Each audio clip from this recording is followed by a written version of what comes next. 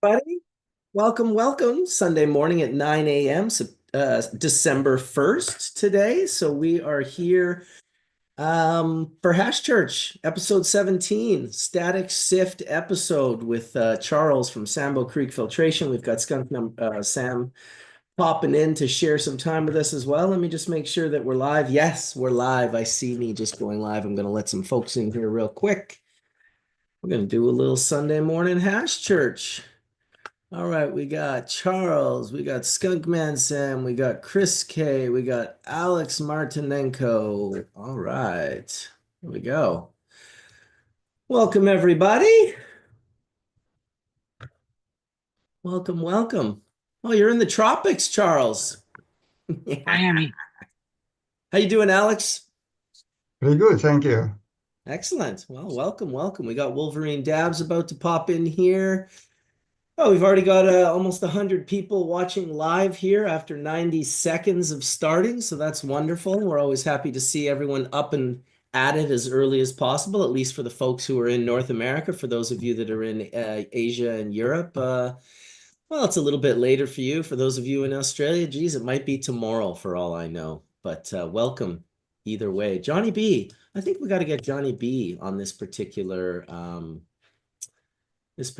show. So I'm just going to send him an invite really quick, and then we'll get into some introductions and some of that stuff. So yeah, today we are going to celebrate hashish in all of its glory. And we're going to focus on static dry sifting. Let's see here. John Burfello, bear with me, everyone. I just want to send John the link so he can come join us this morning. And there we go. Welcome. Look at you, Charles. You're looking pretty good. Likewise, likewise. Yeah, man. Good to see you. Good to see you. I see you got a few folks in, so why don't we just get right into it? We can have you kind of go over and introduce all the folks that you've brought in one by one. You're welcome to let them do an introduction after you tell us a little bit about yourself, and yeah, just give a little brief breakdown on who Charles is, what Charles has been up to, and why's Charles been going to Morocco so much these days?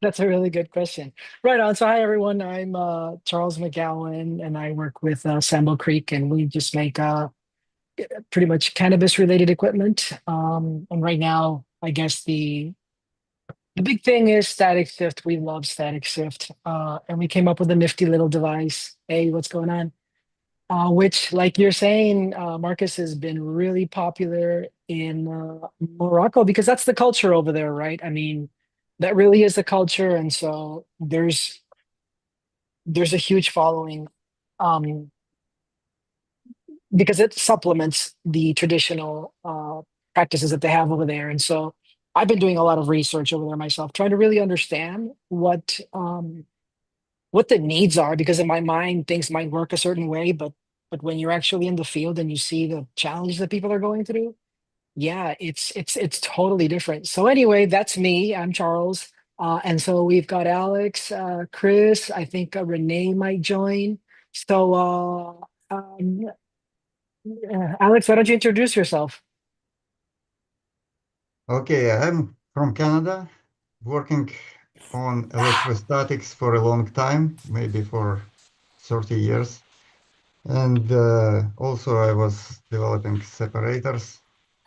So, and 2 years ago, we made a major discovery with Charles that these uh, crystals are electrically charged, and that allows us to use this for building device.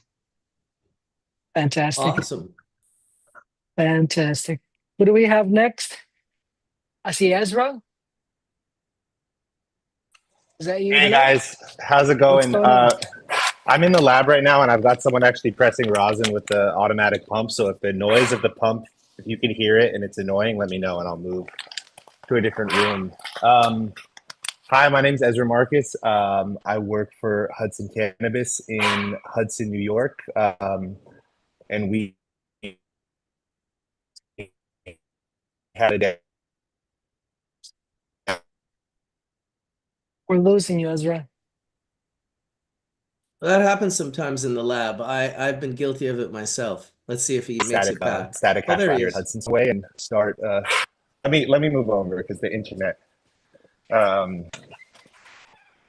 uh, It's awesome. You're grinding on a Sunday, man. Love it. well, we've got MJ BizCon coming up, which is really exciting, but it happened to coincide with a new product launch, and so we're just trying to get all this rosin pressed before Monday, because most of our team's going to be gone. Um, Things in New York have been really exciting. It's growing really fast. We're really lucky to be in this market, and but the pressure's on, man. It's gonna go always onto like headphones shortly. What kind of press are you using, Ezra? we've got the four-way like Osprey setup with the automatic pump that has the button. Oh yeah. The low temp, or sorry, not Osprey, low temp plates. My bad. Yeah. I got what you were saying. I call it Osprey all the time. Yeah. Yeah. And so that's been a whole journey too, pressing dry sift, and we've been figuring out a lot of stuff there. And recently I've been awoken to fresh frozen though. I've been like putting it off for so long because I was so focused on figuring out this dry sift hash system. But some creators out there just make content of their wash process that it got to me. I couldn't help it. Fantastic. And we've got Christoph. Hey. There he is.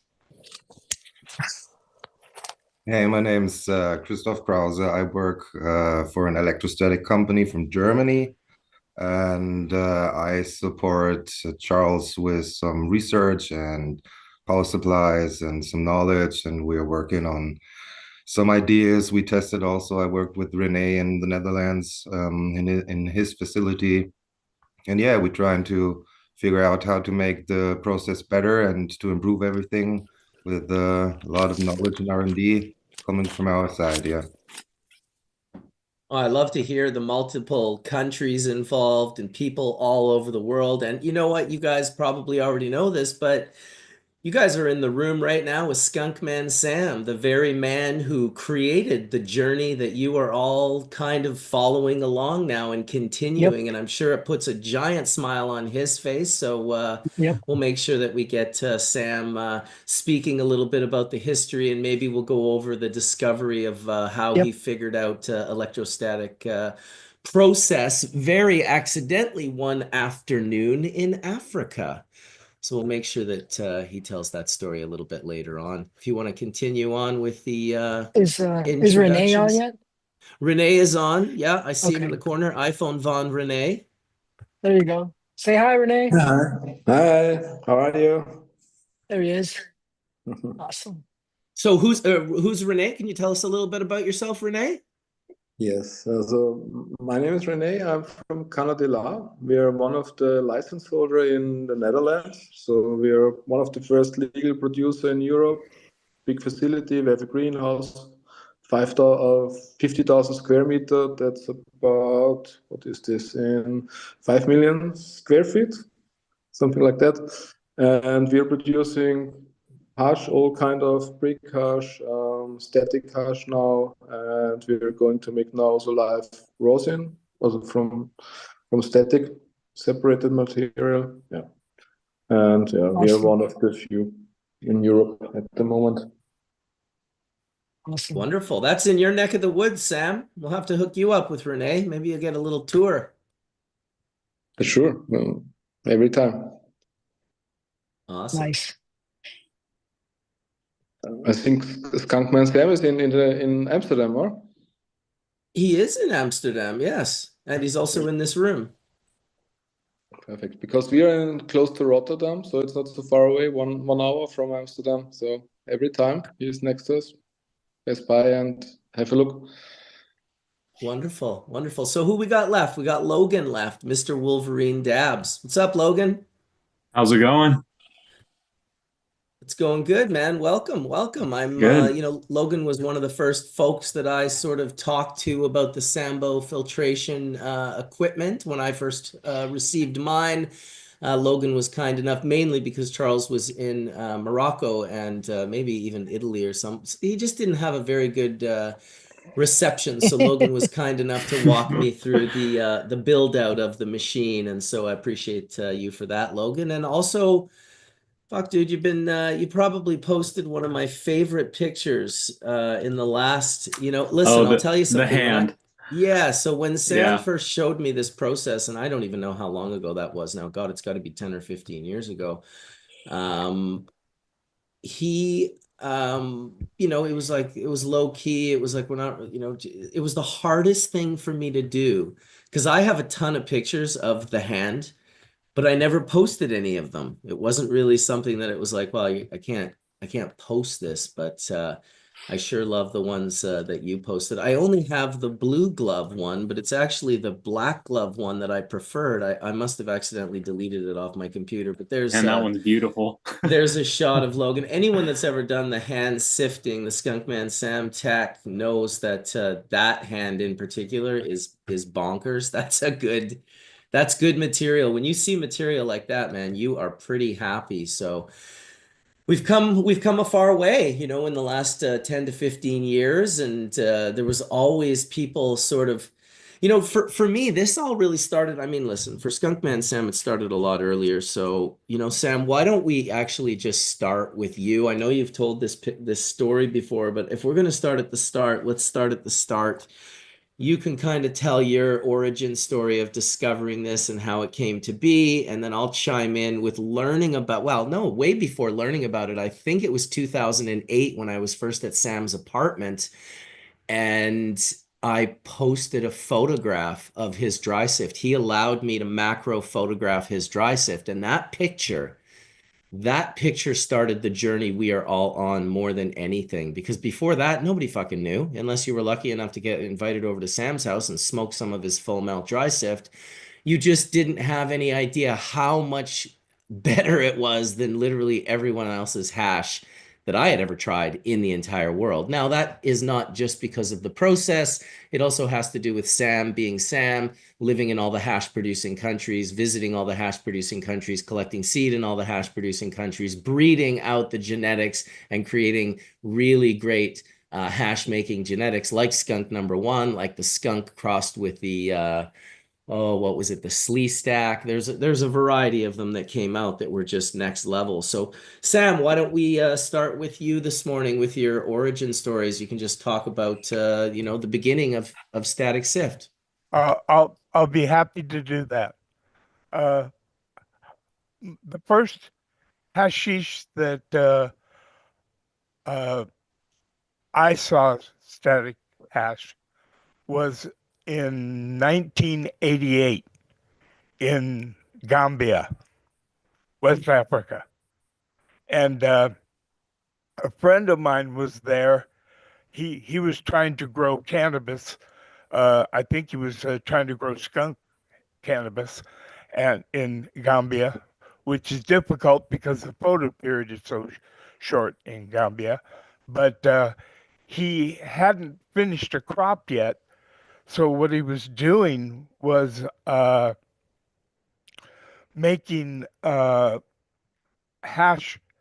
Well, he was dry sifting the local weed that was in Gambia because it wasn't that great or strong, and so he would dry sift it to get rid of everything that was too big, and then dry sift it again to get rid of everything that was too small, and that way he was able to get a fairly potent hash from it.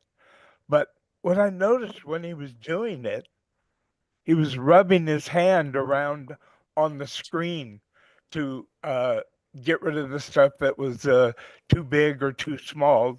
I think it was the small screen he was doing it on. And he didn't notice it, but I noticed that all of the best resin seemed to be sticking the way it does to a glove around his hand. And what he did was he would just brush it down in with the good stuff, and he wasn't trying to really separated out. He was just trying to get rid of the big stuff and the small stuff. But with static tech, it takes it to another level because what you've got is farmer's hash that doesn't have anything too big or anything too small. But the static tech changes that from like 50% THC resin heads. So they might be maybe, I don't know, 30, 40, 50% resin heads in the farmer's hash. I mean, if you clean it up several times with static tech, you can get 99.9% resin heads. And I didn't really mess around it with that much in Gambia.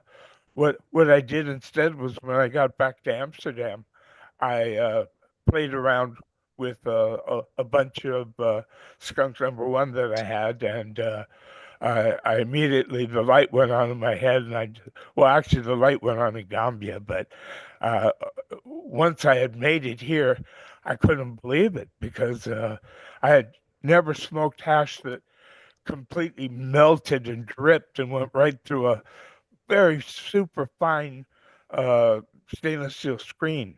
And I realized this truly was something special. And yeah, that's where it went from there in 1988. If it don't bubble, it ain't worth the trouble. So that came about around 1988, 89. I feel like you would have come up with that very soon after watching that dry sift melt down your Ruhr downstem. That's absolutely correct. Okay, so the screen sizes, you figured that out pretty quickly. You understood that, yeah, you could sift with a 200 or whatever, a 180, and you could go. I think I used a 150 to get rid of the stuff that was too big to be a resin head. And I used I think it was a 70 or a 77 to get rid of the stuff that was too small, microns. And yeah, it just took me a week or so to figure it all out. Oh my God, dude, that is just so crazy to think of. Luckily, I had lots of raw material, so you know, which what I would use would be cannabis which had dried for 2 weeks in the dark and then cured for a couple of weeks in a box, a couple of months, excuse me. So I was using raisins rather than wet grapes, and that made it much easier because otherwise the resin heads want to smear when you do this sort of processing. And I eventually figured out ways where I didn't even have to use. Well, I have to use my hand for the static check, but for the processing the branches, the dried branches, I could do it with pharmaceutical particle sizing machines that were rotary sifters, and I could easily create, 100 or more kilos a few hours uh, in a walk-in freezer. Wow. Well, I'll never forget making hash with you and Rob back in the day and just producing. So like you had these 8 foot by 5 foot dry sift screens that you would just lay right down on the ground and pull out a 55-gallon barrel, one of, I don't know how many you had. It must have been 100 of them stacked up against the wall, just full of ground dried flour, and just dump it over the screen and give it a little shimmy shimmy. We had the rakes. I'll never forget. At once, one more thing, something I couldn't really talk about, something I couldn't really share. I was just like, oh my God, I'm having this experience. I'm with Sam and Rob, and we're making hash right now. This is unbelievable. And I'll tell you, the most liked photo, not liked, but the most viewed photo, because people were having a very hard time with it. And it's unfortunate that I can't find the picture of dry sift that I've been looking for, because I have a picture of that process that we did that day. And, you know, it looks just like a little bit of dry sift on a table, but then you can kind of see your feet in the top of the picture. And it's just that you suddenly realize, holy shit, that's like 4,000 or 5,000 grams plus of dry sift sitting on the floor. But the one that really rocked people's minds, and this was back in like, the mid 2000s again, was when you cleaned it all up, and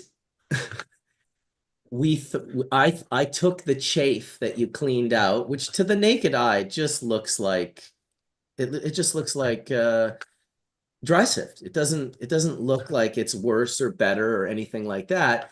And I remember going into your bathroom and dumping it in the toilet and taking a picture of it while I did it. And man, that picture, people, holy fuck, that picture rocked people's minds. They could not wrap their head around it. They were like, I would have smoked that. Like, no problem. Why did you throw that down the toilet? Like, what are you doing? Anyway, I want to show that picture because I did finally find it. So this was making a little bit of dry sift over at Sam's. You can see the feet in the top corner of Sam and Rob. So you can see that's a lot of dry sift. That's like, it might have even been 6,000 or 7,000 grams. I can't remember, but we made it in like five minutes. And you can see also the rake in the top of the picture, the red rake. That's what we were using to move the material over the screen. And of course, you look at that green material and it looks pretty darn spectacular. But then you look at what Sam would turn that into very shortly after with his method, and Yeah, I called that still farmer's hash because agreed. we got rid of stuff that was too big or too small to be good, but it was still to me farmer's hash because because you can make it 99.9% pure, and that's the creme de la creme. Which you absolutely did. I'll never be able to explain to people how special and amazing this thing was. I think it was also even more amazing because it was an actual unicorn that nobody really had in the world. Like if you were lucky and you had some trim bin sift that melted into a liquid, it might be 50% heads, but this was 99.999% heads, to the point where your eye in this picture, you'll be able to see the like 3 capitate stalks immediately. The more pure you make something, the more contamination stands out. It's the most insane thing. I will just put for reference the picture that Sam, or when Sam was mentioning the farmer's grade sift. I always like to show this to people because I think it's so educational. This is what farmer's grade sift looks like.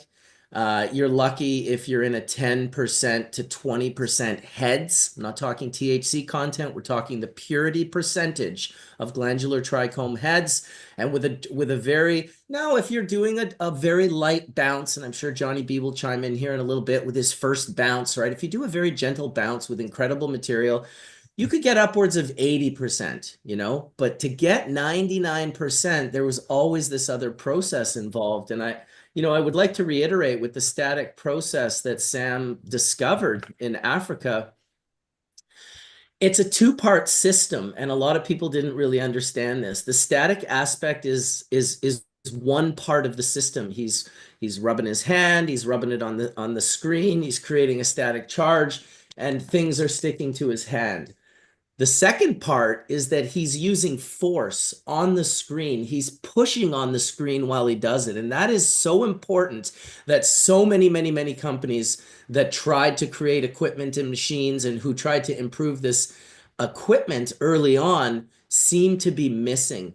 And that was the pushing and the breaking up of the contaminant. Because if you didn't do that, that contaminant would gladly stick to your hand. It would go and stick to all of that material on your hand the same way the heads would.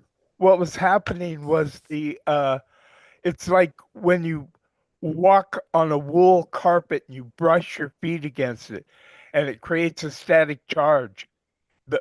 When you put your hands round and round and round on a monofilament screen, then it creates a static charge on your hands that attracts the good and repels the bad.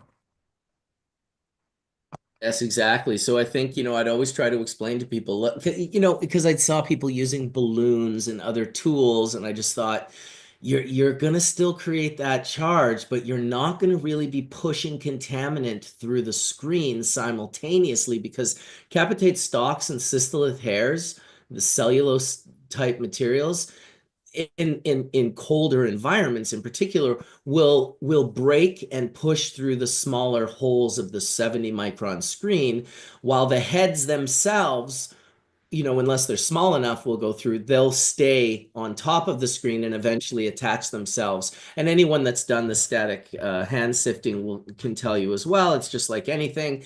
If you're using subpar material, it really doesn't work as well. And I think that's where the Sambo Creeck filtration machine comes in, because with this, for hand sifting, everyone learned, and I think it's the same reason why it didn't spread quite like wildfire, like I kind of thought it would when I first was like, okay, I'll start, we'll put this out here a little bit. We had D420K with the iTunes card he was using to card his material, which was the process that I had figured out, before I was told anything. I mean, the first time Johnny B and I met in Amsterdam, I invited him over to the house very soon after. I'm sure you remember that, Johnny B, the first time we made dry sift together. Fun. We laughed like kids. We dumped it all too. It was like one of the most funnest times coming back on that plane from Amsterdam in 2012. And then I said, I had this sift at home. You're like, bring it over, let's clean it. I'm like, what? I already have it cleaned. It goes, no, no, no. It came over No, here. no. Well, when you showed up, John, when you showed up, you were like, dude, look at this. You were like, this is good dry sift. This is the good dry sift. And I was like, that is not the good dry sift, John. I can tell you that's not the good dry sift. And so we carded his hash, I shit you not, for 45 minutes. Now, I wish you could hear the audio of this video, because this is the actual video of the hash that I cleaned for John.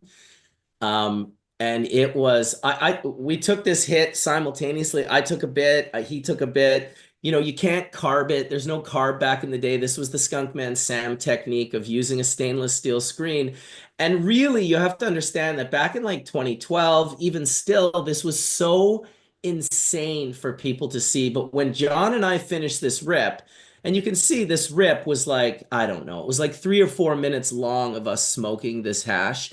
At the end of it, we both like spit out our rip, and you can hear us just laughing. I really wish I could figure out a way to share the audio, because we were literally rolling around on the ground, and I can tell you a light bulb went off in John's head. And John's got to be one of the most fucking craziest people in the most wonderful way that I know. He's such a good dude, but when he attaches himself to something and he's now going to learn it, nobody's going to learn it like John. And he literally spent like the next 10 years just developing his first bounce, playing around with the sift, growing his own plants, and just like, it was, fuck, I bet it was less than 6 months after this that he came to me and said, I'm just gonna turn all my crops into hash from now on. Talk about that a little bit, Johnny B. What a revelation that was for you, as a patient, because above all, you're a patient. That was the biggest thing, is how it helped me with my pain. And before I was like, doing butane, we made glass, made all these crazy things, right? So understand, like for me, when it came to sift, and I go back a little before that, I was using a lot of concentrates to get through what I need for breakthrough pain. So I was the hot dabber. I would hit everything at 710. Everything dabbed me out, because that's what I liked. And really, when SIF came into the play, it was that next level, because it got the flavor. It was able to actually help me with that next level, right? Like, it wasn't just about, and it was the pure, and being able to see that, and then cutting down my plants on the screens and getting that first bounce, and I'm like, whoa, that was even more pure at that point than the carding, right? So that kind of led into the next stages of where we are now. And like, yeah, I got screens everywhere. They're sitting right here, of course, right? I got all kinds of different sets of screens. I was cleaning on the 304. I literally have everybody's screens outside in every different sizes. And I was really learning how the different microns, and I was testing that too on a GC. So I was seeing the same profile, but just different THC levels with the hash and stuff like that. So I did really go down the rabbit hole. Like, because Awesome. now it's kind of like, shit, the little static tech and that little change. And I did the bare hand. And when that happened on my hand, I was like, that was the next level. Yeah, And dude, that's what's up. now Hey, I think Jen Doe lost sound. I think we all have sound. Sound is all working in the Yep, hash church there. sound So work. not sure, Jen Doe, what's going on there. Try and get her to we're getting to that figure next it out. level now. Now there's just so much going on with Sift, and that's what's so great about it. And seeing the advancements and then where it's going now in machines. I can't wait. We've had that shaking machine someone sent me. You've had all these things. Everybody's tried different machines. Are trying to have the static have Sift and the static tech. Wow, it's been a game changer because now everybody can do it at home, and we're getting. Well, I can't wait to hear what we're going to be involved with today's show. I'm very curious on all the new techniques and what's coming out in the future and what we're doing and be able that separation. Well, you're gonna have to come by ATS one of these days soon, Johnny B, and we'll get the Sambo Creek filtration machine going, and we'll make a nice video, the two of us, just like on this journey, right? Like 11, 12 years ago, we started this journey together with the dry sift. I started it a little earlier myself. I started dry sifting in probably the 90s, in the mid 90s. I was pretty much a farmer's grade dry sift guy. This was prior to bubble hash. And, for me, it all started, and I've told the story many times, like bumping into Rob Clark in Amsterdam in 95. I was with my lawyer, John Conroy, at a Thai food restaurant near the Dam Rack, off the Dam Rack in Amsterdam.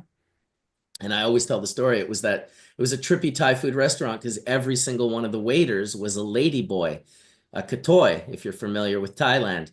And they were super cool. They were like, they would let us puff in the restaurant, which was just like, there weren't that many restaurants in Amsterdam. I mean, of course, the Artiste, Simone's restaurant that we spent a lot of time in that Sam and Rob introduced me to years ago.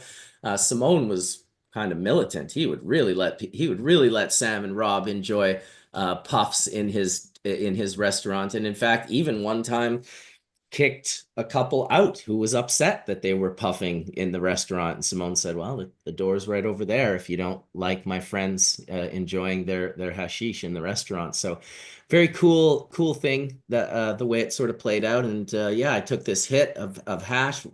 Didn't even get into the restaurant. It was on the stairs on the way into the restaurant. And Rob hit us up with this bowl, and I smoked it, and I watched it bubbling and melting, and it just like disappeared. And he said, if it don't bubble, it ain't worth the trouble. And I was just like, what fucking wizardry is this? And for him, it was probably just come and gone experience. I couldn't stop thinking about that for years until I discovered and created my own full melt resin. I had never seen hash in my life that melted into an oil.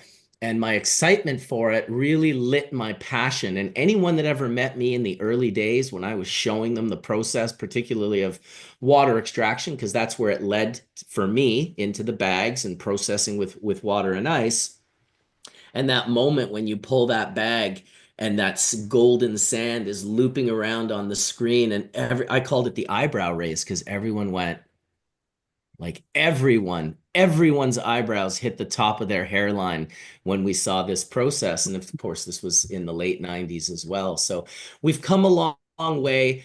Our community is a hilarious community. I think it's because so many neurodivergent people are attracted to cannabis. Yes, I'll say it, neurodivergent. It's just a nice word for our mental illness. We are all mentally ill to a certain degree, and I love the mental illness. Everyone's mentally ill. Let's just start with that. We all have mental health problems. We look to find people with our tribe is really the people who share our mental health problems. And the cannabis community, I've never met more people that are just so all over the board and wild. And it's just been an amazing experience, some good, some bad. But I think it shows, that our community is so out there. We're so fringed out. It's nice to see the legal aspect. It's nice to see that it's good to be in the ethers and floating around and trying to discover things. It's also good to be grounded and have people on your team that are extremely grounded. So it's nice to see that more developing. Back in the day when cannabis was very illegal and prohibition was so hardcore, there was really only, a certain group of people who were willing to risk their freedom and their life. Let's be honest, if you're in the US and you're getting slapped with 10 or 20 years in prison, that's pretty much, life. That's a life sentence, 20 plus years in prison. And people were risking it, and a lot of people were risking it. And now it's more safe for other people to be involved. It's safer for people to come out of the woodwork. People that have been working on these sort of processes that, a lot of us might not understand completely. We're not all scientists. We haven't all delved down the rabbit hole of sort of the proper science of learning about these processes, but we're these sort of neurodivergent folks who are just like in our garages playing around with things and flipping things over and discovering things. I mean, of all places, I don't think anyone in the world would have ever guessed that static sift was birthed in Gambia. Like that's so out there. It's so wild. It's so amazing. We have to one day all end up in Gambia and celebrate it as the birth of static tech. I mean, Holland, Amsterdam, of course, played a huge part in it without Sam being able to grow all those incredible cultivars. It also goes to show that the people who discover things aren't always the people who discover things. You heard it with the light bulb. Oh, so and so didn't invent the light bulb. He stole it from. Well, did he steal it if the other guy didn't really know what he had?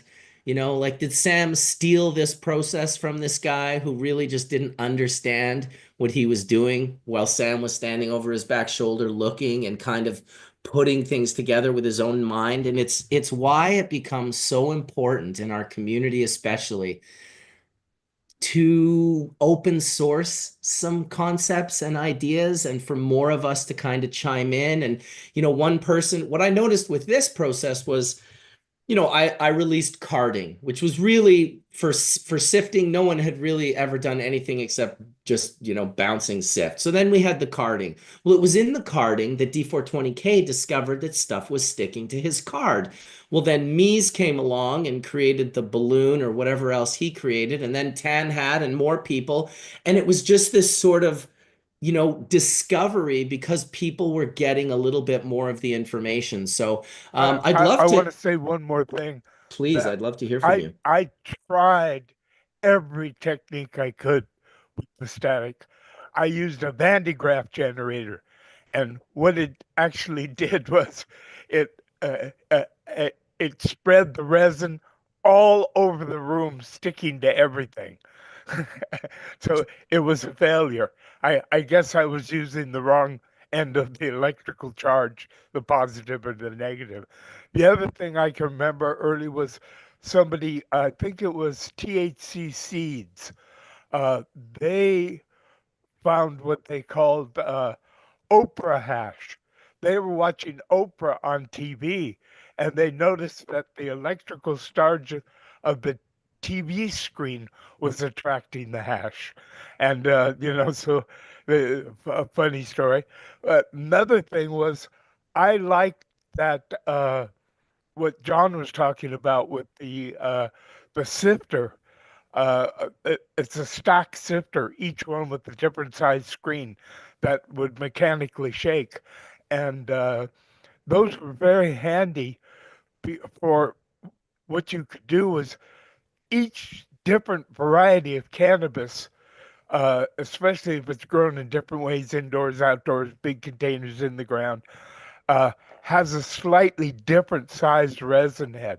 So you could run some dry sift through this shaker that had, all the different micron screens stacked, the biggest at the top and the smallest at the low. And you could tune in exactly what was the best size screen to use for that particular variety. Awesome, dude. Yeah, that generator story is hilarious, dude. I mean, look at even the Sambo filtration. I think one of the things they figured out was we got to encase this thing because I'm telling you, if you left the doors open on the Sambo Creeck filtration plasmatic sifter, you would get a similar effect than you got with that Van de Graaff generator. No, I can't believe how many different ways that I know we tried making sift. I had things vibrating on screens. I put speakers. Oh, I mean, I tried everything. Went down that rabbit hole. So it was kind of fun to start seeing it, like I said, with the sifting, and then that change with static was the game changer. Did you Definitely. try different music? Was there any particular melodies or sounds or like heavy metal music, the bass really pushed the sifting, or what happened? I think that we did even a video on it, just going across the thing, and then we had this other like wand thing. Shit. It was definitely fun seeing how it's evolved and where it is now and the future, right? Like it just like I said, separating all the different gland heads, and those gland heads to have different accuracies, and they all help with different conditions. And that's just my hypothesis, my hallucination of how we're going to start really taking it to that next level, and just the different maturity of that gland head, and what its actually abilities and what it can do with new research and technology. Like we're just scratching the surface. I'm excited to see where this is going to go. Yeah. Here in the Netherlands, when you tried to use a pollinator, for example, to make your farmer's hash, if you tried to do it in the middle of the summer when it was hot and humid, good luck. I mean, the yield was so ridiculously small, and the resin would clump up. I mean, it was just terrible. But a walk-in freezer solved that really good.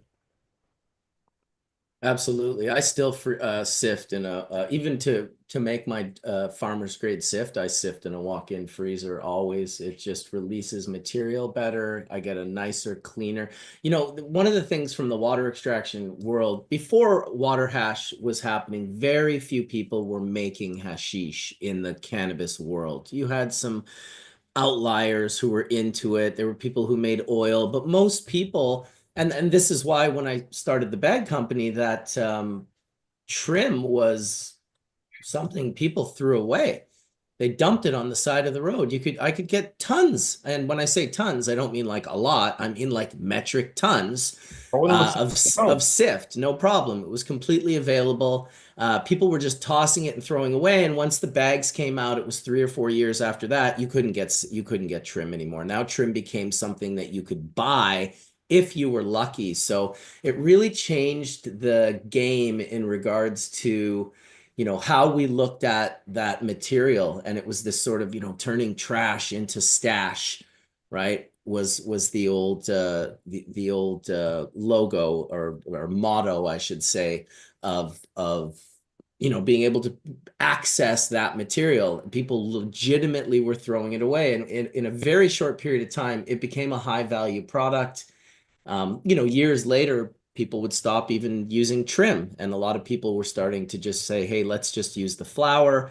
It wasn't too long after that someone was like, why don't we just freeze the flower right when it's off the stalk, and we'll run it that way. So now we were accessing these processes that would preserve volatile organic compounds. Well, the beautiful thing about dry sifting is you don't necessarily have to worry about preserving volatile organic compounds, because you're not putting them into the water. You're not going to be, whatever water solubles are in that material. And I've heard this many times, oh, the water doesn't act as a solvent. Well, it certainly does, because the water would be clear at the end of the process if it didn't act as a solvent. So it's definitely pulling material out of the hash that is not being pulled out from the dry sift material. Yeah, So when we first found varieties that you could dry varieties that you could water sift and minimally affect the terpene profile, like Chitral, that was one of the first ones. A lot of people drifted towards Chitral variety because the resin, after you made water hash, it was practically the same as if you dry sifted it, except for one of the big differences, water sifting, you get a much higher yield of resin than you do from dry sifting. right. Well, from 1988 to 2024, I would love to hear, Charles, from you and your team, the scientists, how you guys figured out and came about creating this piece of equipment, because it certainly isn't what I would say. I mean, maybe to Alex, it is common sense. He's been working in electrostatic for 30 years. To the rest of us, it just isn't. When I first saw the machine, I was like, what the hell is this? This is wild. So I'd love to hear a little bit about that, Charles, from any of your And team. I have a question for Alex, which is, what is it that you were doing 30 years ago with electrostatic? Oh, this was separation of grain mostly. And the assumption was that they are different in conductivity, grain versus garbage. And that was reality because grain polarized and it was sticking to the surface versus all of this kind of What kind of a unnecessary. device was it that was No, it this was wheat grain mostly. So it was separators of, but it could be used for any type of seeds. Basically, I don't want to refer to my previous experience, but real discovery for me was when I first had seen how you guys are doing this sifting on the screen. And then I realized, oh my gosh, there is charging here, right? And the initial assumption was that we need to rub it over nylon screen to get some charge.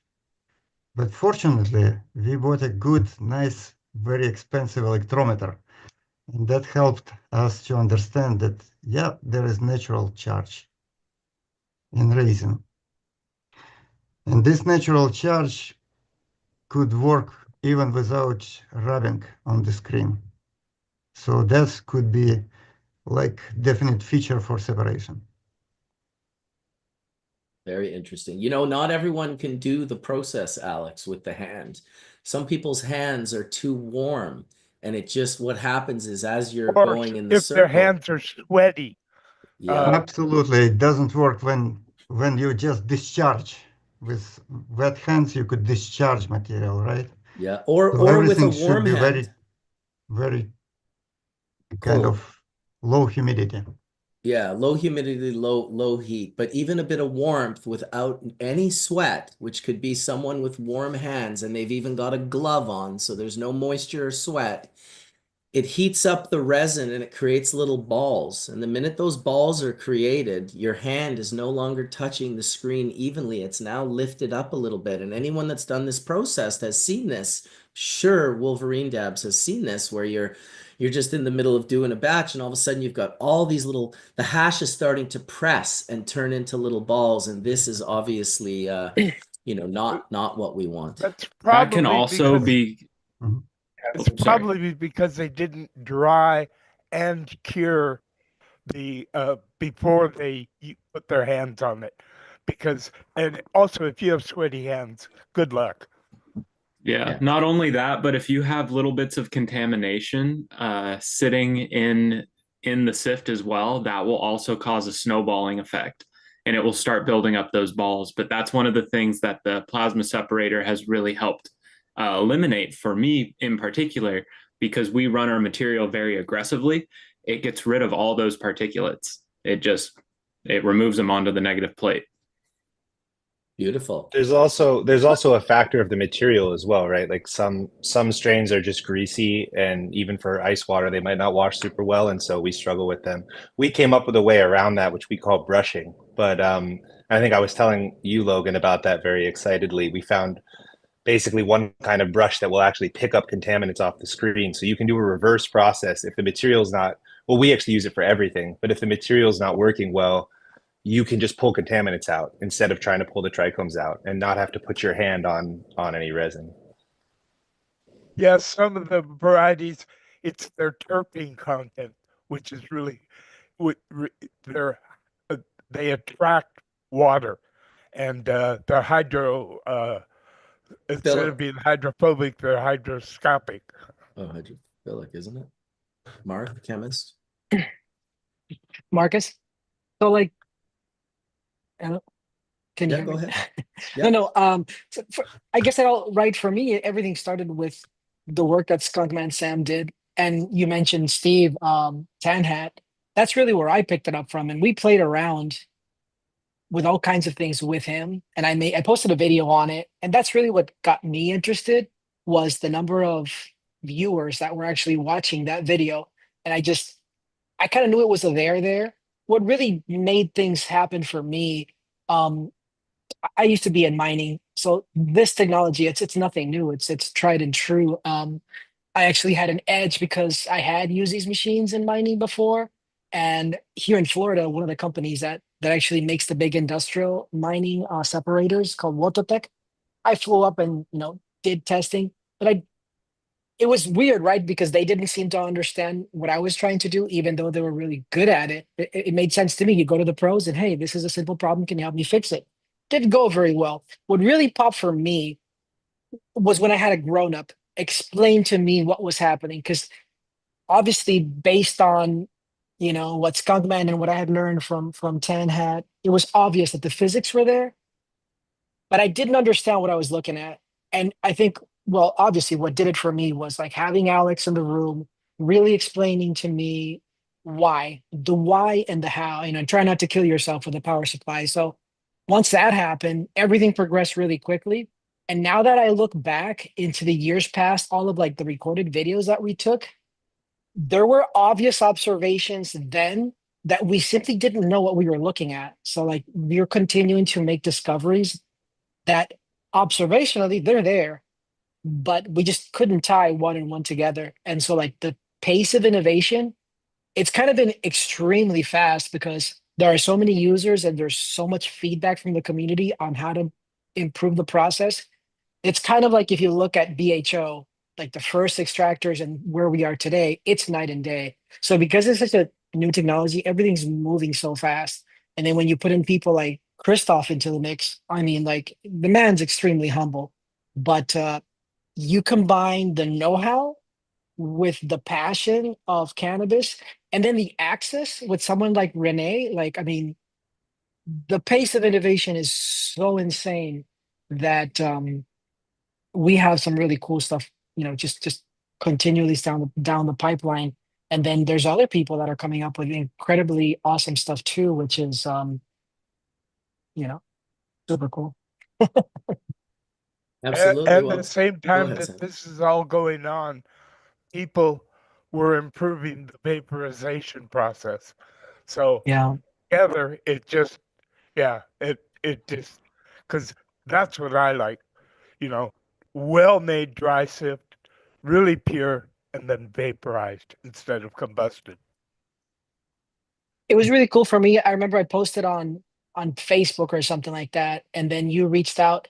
I'll be honest, we had a conversation and I really felt good about what I had done after I spoke with you because I don't know, like I felt like, damn, like this guy is a legend, and just kind of having that, I'm gonna say seal of approval, sort of, but that's at least that's what I took from it. I thought, like kudos, the man was like, approving of what I had done and pushing the industry forward. So for me, that was like a real big morale booster after I had that conversation with you. I guess it was over a year ago or something like that.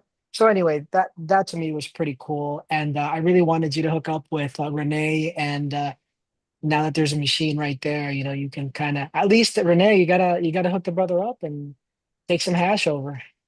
I would be very happy to see him in our facility and to make some hash together. It would really be an honor to me to see him in our facility and to make a good hash in the Netherlands. And maybe we can make also something for the coffee shops, a real legends hash for the coffee shops. Would be really nice to see you here. Some Skunkman Sam static dry sift available in a coffee shop in Amsterdam would be absolutely Epic. bonkers. Oh my God, Epic. dude. I'm flying to Amsterdam. Oh my God. Unfortunately, we're not in Amsterdam because the legal weed supply project is only around in the rural areas like Den Haag and Breda, Tilburg, in these areas. But Okay, you're one of the 10 licenses then. Yeah, we are For one the of the Dutch top. experiment. Yeah, the Dutch weed experiment. Yeah, true. Okay, yes, I've spoken to quite a few of those groups, and And everything that you supply a coffee shop, before it's supplied to a coffee shop, is it lab tested to show that it's not adulterated in any way or contaminated or with pesticides, or is that happening already? Yes, in the legal weed experiment, everything what's going on the market must be tested, every batch. So we test on mycotoxins, pesticides, heavy metals. Yeah, well, that's one of the things consumers, safety has to come first. I absolutely agree with this. I also agree with this. It's Yep. you know, there's a lot of people who I saw this sort of, you know, people like when the legal cannabis thing came out, and you know, you get the legal folks who were really not from the black market in any way, and they'd say things like, "Oh, you know, there's dangerous cannabis out there," and then the cannabis industry would get upset and be like, "We've been smoking this cannabis that hasn't been tested for forever, and it's totally safe and it's fine." I don't know. I still visit grows in the black market to this day, and they are spraying the most heinous shit all over the plants that you could possibly And you got to believe. remember, Marcus, that when the first testing happened in 2008 in California, and a few years later here in the Netherlands, 85% of the cannabis either had dangerous chemical pesticides, insecticides, or microorganisms that were not healthy for you to smoke. It's Sometimes definitely higher go than ahead, Etienne. 85% sometimes there, Sam. Jesus So Christ. yes, I agree because I helped pioneer that testing in California back in '07, '08 when we finally railed it out. And we were absolutely And floored by we how knew it many was people true. were running illegal shit. Yeah, we knew it was true because we had a lab more than 10 years earlier than that time, and we found it when we were testing like the High Times Cannabis Cup stuff. We didn't publicize our results, but we found out what was going on. And it wasn't the pesticides and herbicides that actually instigated it. I got an upper respiratory infection from a mold, and I couldn't see it. And we realized then that we could not see something through our microscopes as well as we thought we were doing with organoleptic testing. We realized we were still failing, and that's what really pushed me to reach out to El Soli and ask them and get rejected, and then find Ethan Russo and find Arno, because it was a journey of frustration initially. I didn't have access to you or your lab, or to say, hey, Sam, how do I start a lab? You know what I'm saying? It was something we Yeah, literally had to start from the ground up, and Steve then D. finding real scientists, real Yeah, coordinators of UVHPLC machines, of gas chromatographs. yeah. And then we were Steve able to take that next step. Steve D'Angelo came over and visited me several years before they opened the Steep Hill Labs, and what he was doing. And I gave him as much advice as I could because freely I gave it to him because I really wanted to protect consumer safety. Well, the big problem with Steep Hill, for those that are watching, is that they wanted to make the science proprietary. And I was like, no, science is open source. Science is replicatable. We're not going to hide behind a veil and now charge everybody just to know the science. So that was something that we push, and one reason why I not only fired Steep Hill once, I fired them twice, because of inaccuracies that they would eventually fix. But it was a learning curve for all of us initially, and it wasn't fun. Yeah, we were lucky because we were fully licensed in the very early 90s. And we were working closely with Dr. Brenneisen in Zurich and Dr. Mashulam and Dr. El Sole, so that we were able to get proper results very quickly. Well, it's definitely important. It is funny how many people in the sort of gray market were like, oh God, we've been smoking weed for a long time. It's totally safe. You don't have to worry about it. It's like, yeah, well, when you get weed up to like $5, $6, $7,000 a pound in the black market, and someone's got a crop coming down with 50 pounds and it's got bugs or it's got mildew or it's got something else that's going to threaten the safety of the sale of that cannabis, you would not believe how many people will take the low road and just be like, well, I'm not a bad person, but I got to pay my mortgage. I got to pay my bills. Like I got to pay my employees. I can't just not sell this crop. And I saw it as well in Jamaica in a big way. And, these were like super conscious people, super conscious growers, but I'd always, whenever I went to a field in Jamaica, I would run or walk around the outer area of the field because that's where they would toss these bottles of these pesticides and fungicides and really bad shit that would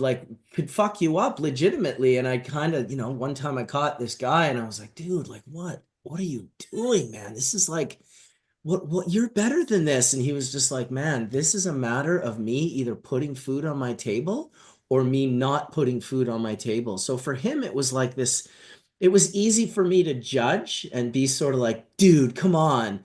But on his side of things, he was like, look, bro, it's either I'm going to feed my family this month or I'm not going to feed my family this month. So I personally love the idea of people being forced. I hate over regulations.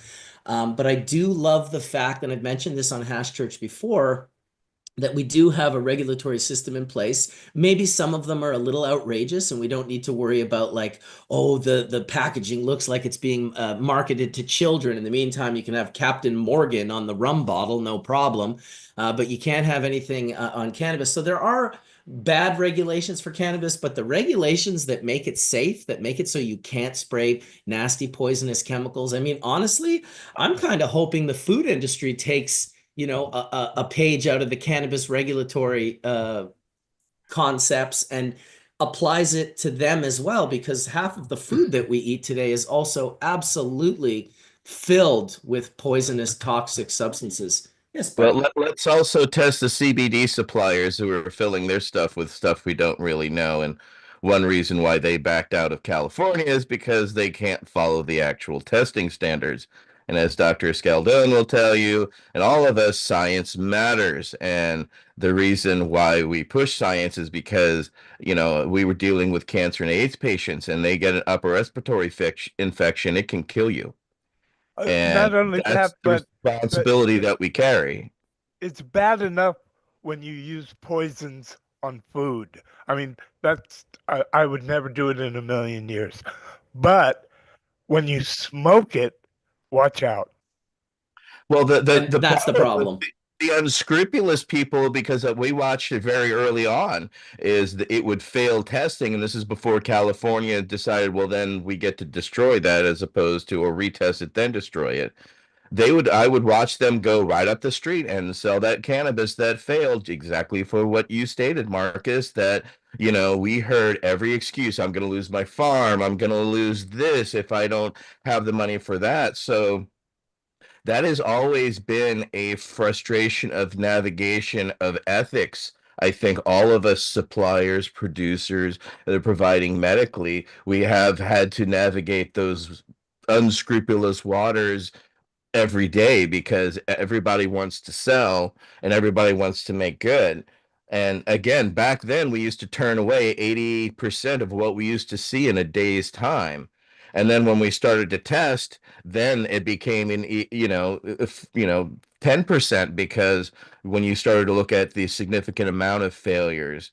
And I'm glad that we started testing and that people have been held to standards that they have to get to, because we know that there is good cannabis and you can grow good cannabis without pesticides and herbicides by doing it.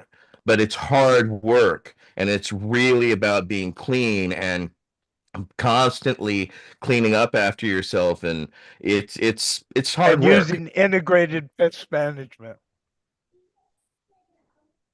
Exactly. Agrees. I got to shout out Grandmaster LED because I've yet to see anything more effective than that UVC light that he has. 5 minutes a day. He's devastating thrip populations. He's devastating mite populations. He's devastating ape. I've never seen a person bring thousands of spider mites into their room with a smile on his face. And the craziest thing is, this wasn't some R&D grow. This was his medical grow. He didn't have an R&D grow. He just had his own grow. He was like, all right, I'm going to stand behind this technology because I know it works and it actually affects mildew as well. So we're moving into the future here with technology and abilities to grow better cannabis. I would love to know, Charles, if you're seeing a big problem with pesticides and herbicides in Morocco, if that's, Oh, yeah. I mean, that's for sure. So, Marcus, we had envisioned to do a conference in Morocco in February. Um, Unfortunately, I went to ANRAC. ANRAC is like the MED or whatever, the regulatory agency, and so basically they were like, no educational conferences aren't allowed, and you're all going to do 8 years time. And we're working on all kinds of crazy things to really help the people out. Like I'm doing research on how they extract the baño process, where they beat it with a stick. So, we're doing, particle range and distribution, understanding why that process is the most effective process and how we can industrialize that process so they can produce better quality resin. I know Jen and her team is working with a plasma static to develop genetics that are amenable to that process to take to places like that. And I was just in Morocco, man, and really we almost got into trouble because I guess there's been like atypical rains in Morocco and I guess flooding in the desert, which was like historic, right? And so there's been a lot of powdery mildew, and we were at an actual farm where I almost got literally held up, um, because the guy that I was rolling with, I guess he sold these guys some seeds, and they were blaming the issue on the seeds. And so the management practices that they have aren't on par. I get it. There's limits to their knowledge and the access that they have, not only to genetics, but you can't exactly go buy beneficial insects, or just the access to technology isn't there. And so what happens is, I've seen the kind of pesticides that they use. It is insane, especially when they start seeing these powdery mildews and all these kinds of things like that. um, the chemicals that they put, and not just that, it's the fertilizers too, right? The soil isn't forgiving, and just they need a lot more education, and they just can't get it. They really can't get it. What they need is genetics, which have that resist mildew, and there's also genes which are susceptible to mildew.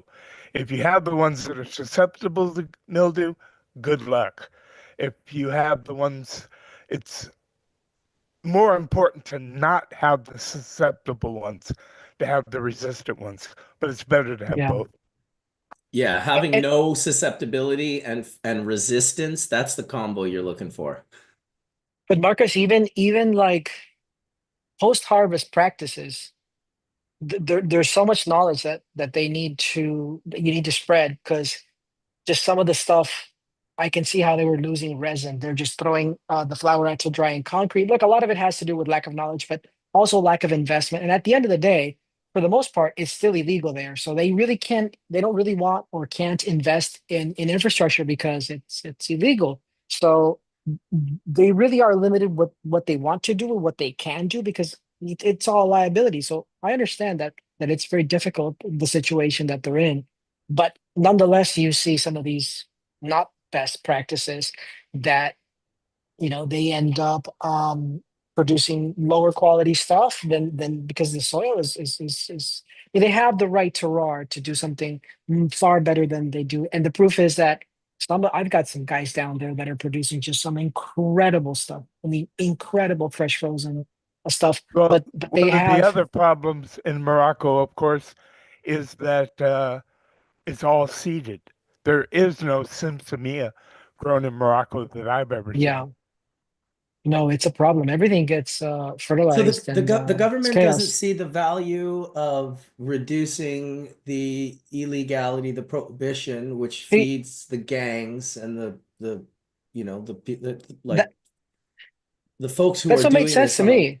yeah, like it just and then the safety of like people are using it. They're the number one exporter of hashish worldwide.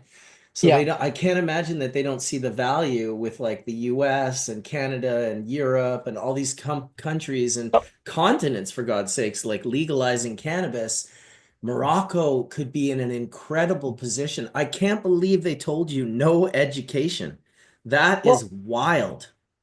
I to me it didn't make sense because the way I saw it was, look, we're not advocating that you do anything illegal.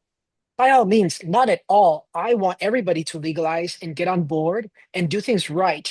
But they see it as you're educating the illegal market how to do business. That's kind of how they see it. So either you legalize or you don't. I don't know that middle path that they want to be treading. Maybe I disagree with it. I mean, it is what it is. But I just think that if you're going to go down that path, they should go down that path. Everybody should legalize, learn best practices, and get their act together. Yeah. Primarily because I just believe that. So if they're obviously the consumption isn't local, so it's going to third parties, to third countries, right? And so if that's the situation, I mean, I look at the price that these local farmers are growing or getting locally. They're getting some real good prices. It just seems like most of the people there are making money. They're making a lot of money. So my concern is there are, I mean, you're driving down the road and there's just farm after farm. It never stops. And there's thousands of people that depend on this industry. So my concern is what happens when the prices in Europe get to like a California type situation where at one point, if the quality in Morocco does not step up, they won't be able to make any money because they won't be able to sell to Europe, or they will just be able to, they'll just be like a lower quality product. They won't be able to compete because it's coming. I mean, look at the size of Renee's operation. I mean, it's insane. And he's just one person, right? What happens when the entirety of Europe organizes and legalizes and you have mass production and prices start to fall? Where does that leave them? My concern is that you can have all of these thousands of little farmers that they're not going to have a living anymore. What else are they going to grow? You know, I saw this a lot in the Peruvian Amazon. The coca farmers, man, when coca was hot, I mean, these people had outboard motors and they had money. Try to grow corn in the Amazon. There is 1,000,000,001 bugs trying to kill you and trying to kill the corn. And then when you harvest the corn, there is no way you're going to get that corn off of that mountain onto the river and to market at a profit. It's impossible. So that's what I'm concerned that's going to happen to those people. And I thought, if I can help, you know, I know great people with the knowledge to help these people. I was going to do a free event. You know, we had already 100 people signed up.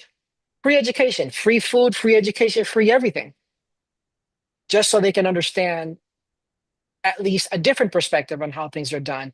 And then they were like, well, you know, you're probably going to do 8 years. You know, you might have your event, but you're not going to get out of the country and you're all going to go to jail. And I was like, Well, yeah, did you I'll ask them if pass. we could get hash in jail? Because that really is a deciding factor. Yeah, no, I don't know. You know what I mean? So like, yeah, it was yeah, it's So a shame. obviously the But government needs more, there needs to be a group of people in Morocco working on sort of promoting these concepts to the government to see that. I mean, yeah, more advocacy. in my dream world, you know, all of these, and it's so weird that cannabis is like this. It's like all the people that were deeply involved, not all of them, but a lot of people that were deeply involved in cannabis have just been sort of pushed to the wayside as legalization comes in. And it seems like it's what they want to do to all these. In a perfect world, I could go to a store and I could go and look at all the Canadian varieties that are grown, but I could also see, you know, wheat, cannabis and hash from California. I could buy hash from Afghanistan or Lebanon or you know, India or Nepal. I always got to show my traditional hashes when I talk about traditional hash. So there's a kilo of Afghan right there, a little bent up because it's so soft. I can just sort of, this is just like the most beautiful, beautiful, like traditional hash. Skunkman Sam wouldn't be interested in it. And the Becca Valley, you know, the old school bags. There's a kilo in that one as well.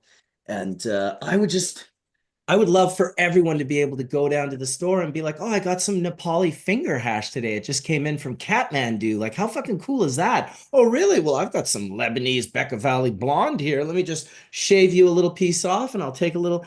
It's the spice, right? It's been traded worldwide for so long that, and once again, for the Dutch experiment, I think it's great that the Dutch are working on doing things, and it's a cool idea for the Dutch to grow all of their cannabis in-house for the market. For hash, Holland, Amsterdam in particular, has always been about go to the Bluebird Cafe and see the 15 to 20 different kinds of hash on the menu, and those hashes are from all over the world.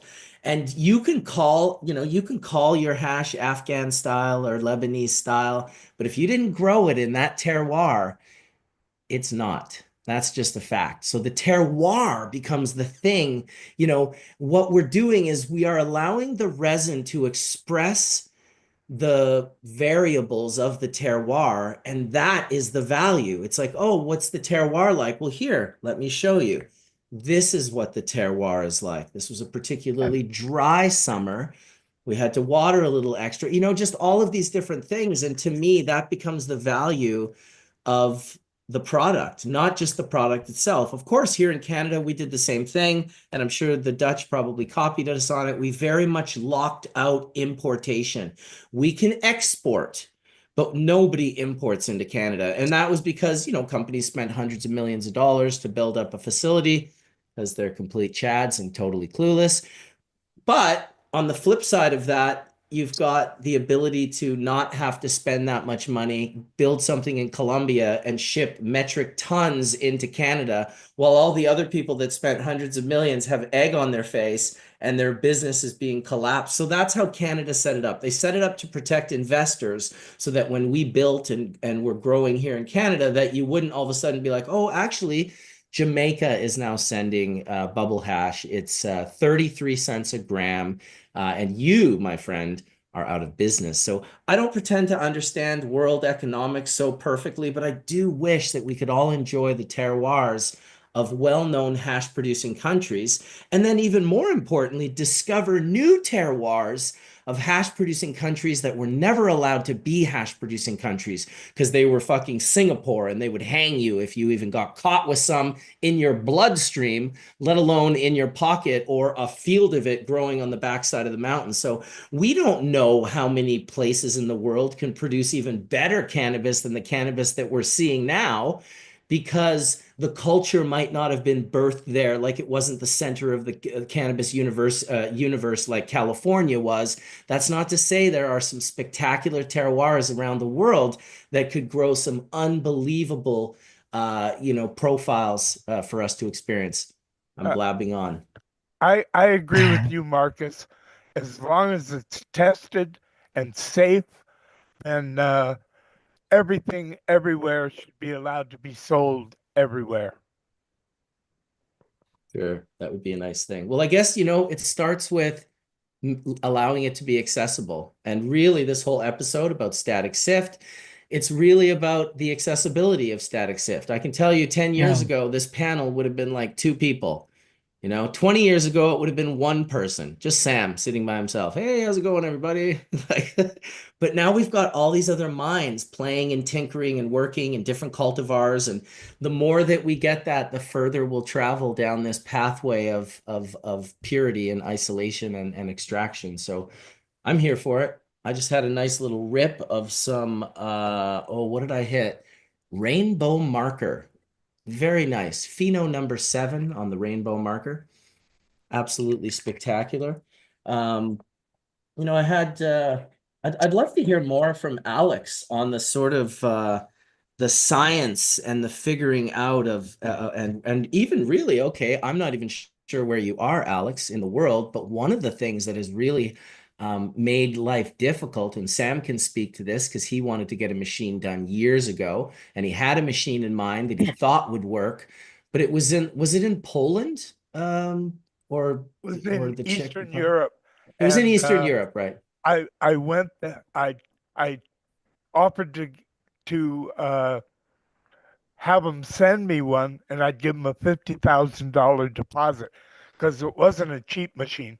It's more like the lines you guys were talking about, working with the mining industry and stuff. But it could do Yeah. huge volumes, huge volumes.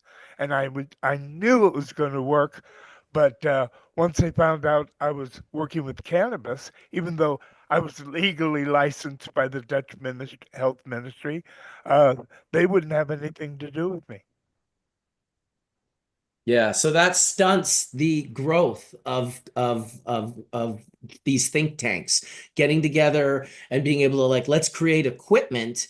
Well, where's all the equipment created? Well, not in cannabis-friendly countries, I can tell you that. Almost exclusively, they are not available in cannabis. Now, Germany, okay, Germany has kind of flipped the script a little bit. It's still slow to go, but at least they're not like maybe pulling people over on the side of the road and taking their blood. I don't know. Maybe they're still doing that, but that's fucking crazy. Holy Christ. There's some madness out there in this world. But no, I'd love to hear from you, Alex, and just in regards to like where you are, is it difficult to find cannabis to work with? Because you can work on these concepts all day long, but if you don't have cannabis to work with, I really He's your appreciate, neighbor. Marcus, that you brought together all people from around the world. I'm here close to you in Eastern Canada, in Halifax, working with a okay, couple yeah, of cannabis companies. that's only like a 98-hour drive. I could be Yeah, there in I could be there in 98 hours. welcome to Halifax. I like it. So, and it's a couple of cannabis companies around, and the problem for us researchers that we could not work in university on with cannabis because that requires special licensing and all of this stupid stuff. So I'm working with industry directly, and I'm glad that I kind of found Charles, who is also interested in the same type of problems. So I guess we are doing great things together. Yeah, I forgot that Absolutely. you were in Canada and that you had access to Canadian LPs. It is, listen, our system here is completely facockled in the worst of ways. Yet, I I will agree. also say, as facockled as it is, we have incredible access to cannabis. You know, you can literally like go to the store and just buy like some of the top hash and live hash rosin that you could really find anywhere on the planet. It's just available to random people to walk into stores. You can grow your own plants. You can, the whole legalization of cannabis to me, how it really sort of hit prohibition hard was that how cops always busted us was with their nose. And once cannabis became legal recreationally and medicinally, it pulled that ability. They were no longer able to be like, hey, I smell cannabis. Like, pull over there. I'm ripping through your car. It was like, yeah, I have a legal cannabis license. I'm allowed to have cannabis. There's my cannabis in the back seat. That's what you can smell. So having the ability to be taken away from the police to search and seize, personally, that was the first big one that I felt when I got my cannabis license back in, geez, I don't know, 2014 or something. I think Johnny B walked me down to the his pain specialist doctor and was like, dude, if you got pain, like just let's get you a license. Like you can grow 98 plants. So we're very lucky in Canada. Not so lucky. I have manufacturing partners who have worked at, they're Chinese. They've worked out of China their whole life. They're also my partners at ATS, which was formerly known as Embark, which is an LP here in Canada. Really great guys, really smart guys, and they've been doing manufacturing for a very long time. So like anything that exists already, they can make it even beefier and better, but they can also, more importantly, just from our ideas and concepts from paper to CAD, just develop equipment that we can be testing, in a short period later. But the problem is cannabis is so fucking illegal in China. So illegal in China. So illegal, in fact, that the Chinese government made an announcement in Canada that they requested that their Canadian citizens, the Chinese Canadian citizens, did not indulge in the cannabis market in any way, shape, or form. That was from the government of China sending a message to Chinese Canadians in Canada, you better not be fucking smoking weed while you're there. It's That's how okay. much. They You know just what? go to This is good. Oklahoma and work on the slave farms. This is good just because it will protect us from copying of machinery. Did they send a Well, message on TikTok? my partners are less interested in copying. They're more like they make incredible quality equipment. So if you ever want that equipment made in the most insane beefcake way, they have like lasers that do all they're robotic lasers that do all of their welding. So like the welding, it's just beyond what a human being can do. It's absolutely bonkers. But yes. It is good because if they did have cannabis in China, I suspect, well, everything pretty much comes from there now as it is. I'm sure all of our computers and most of our clothes and who knows what else, but quite a few things. I want to give a shout out to Wade and Jen Doe and Dr. Mark Chaldone. They've all three have come into the room since we've been blabbering on for an hour and a half. So I wanted to make sure that we said hello to them. How you doing, Mark? Oh, doing well, doing well. Still, really enjoyed the conversation with Roger last week. That was so cool. And it inspired me to dust off the Puffco and get it out. Dude, I went and found that old pen. I saw that. Yeah. So dude, why is the internet so full of like just nasty people? I find it. I just put. Listen, I haven't touched this pen. It might be even 5 years, but at least 2 or 3. So I pull it out of this glass hand blown cup that I've got in my cupboard, and I pull it out, and I'm like, "There's no way that it's gonna work." I don't even turn it on. I've left it on, and I push the cloud button, and it lights up, and I'm like, what the fuck? So I post this, and then people are like, what's the big deal? Like, I have stuff that I haven't used in years, and I just charge it up and it works. And I'm like, okay, yes, maybe you missed the part where I did not charge it up. It's been sitting for like, dude, honestly, I don't know if I've ever charged this unit in the 10 years that I've owned it. I don't ever remember charging. It still has the original charge from Roger. Dude, I don't know. I'm not trying to make shit up, but I'm telling you, like, this thing sat in my truck for years, and I absolutely did not have a truck charger for it, and it just worked. I had every other unit. I would have been given trippy sticks and those trippy sticks. I went through hundreds of them. I'd fully charge them, leave it on, and like 3 days later, it would be completely dead. So and everyone's just like, what's the big deal? Like, I have electronics that I don't use for years, and then I just charge them up and they work. I'm like, right, but you're missing the part where I did not fucking charge this thing up. So anyway, I was blown away that it still works. I'm now timing it from today till the next time I haven't turned it off. So when it's on, if anyone understands how batteries work, the battery can release its power. Yeah. Right? It's still on. The fact that it doesn't have an auto shut off really shows how old it is too. How old it is, yeah. But those things were ahead of their time, and it was great to give him an episode to tell his story because it's great. It's a great story out there, right?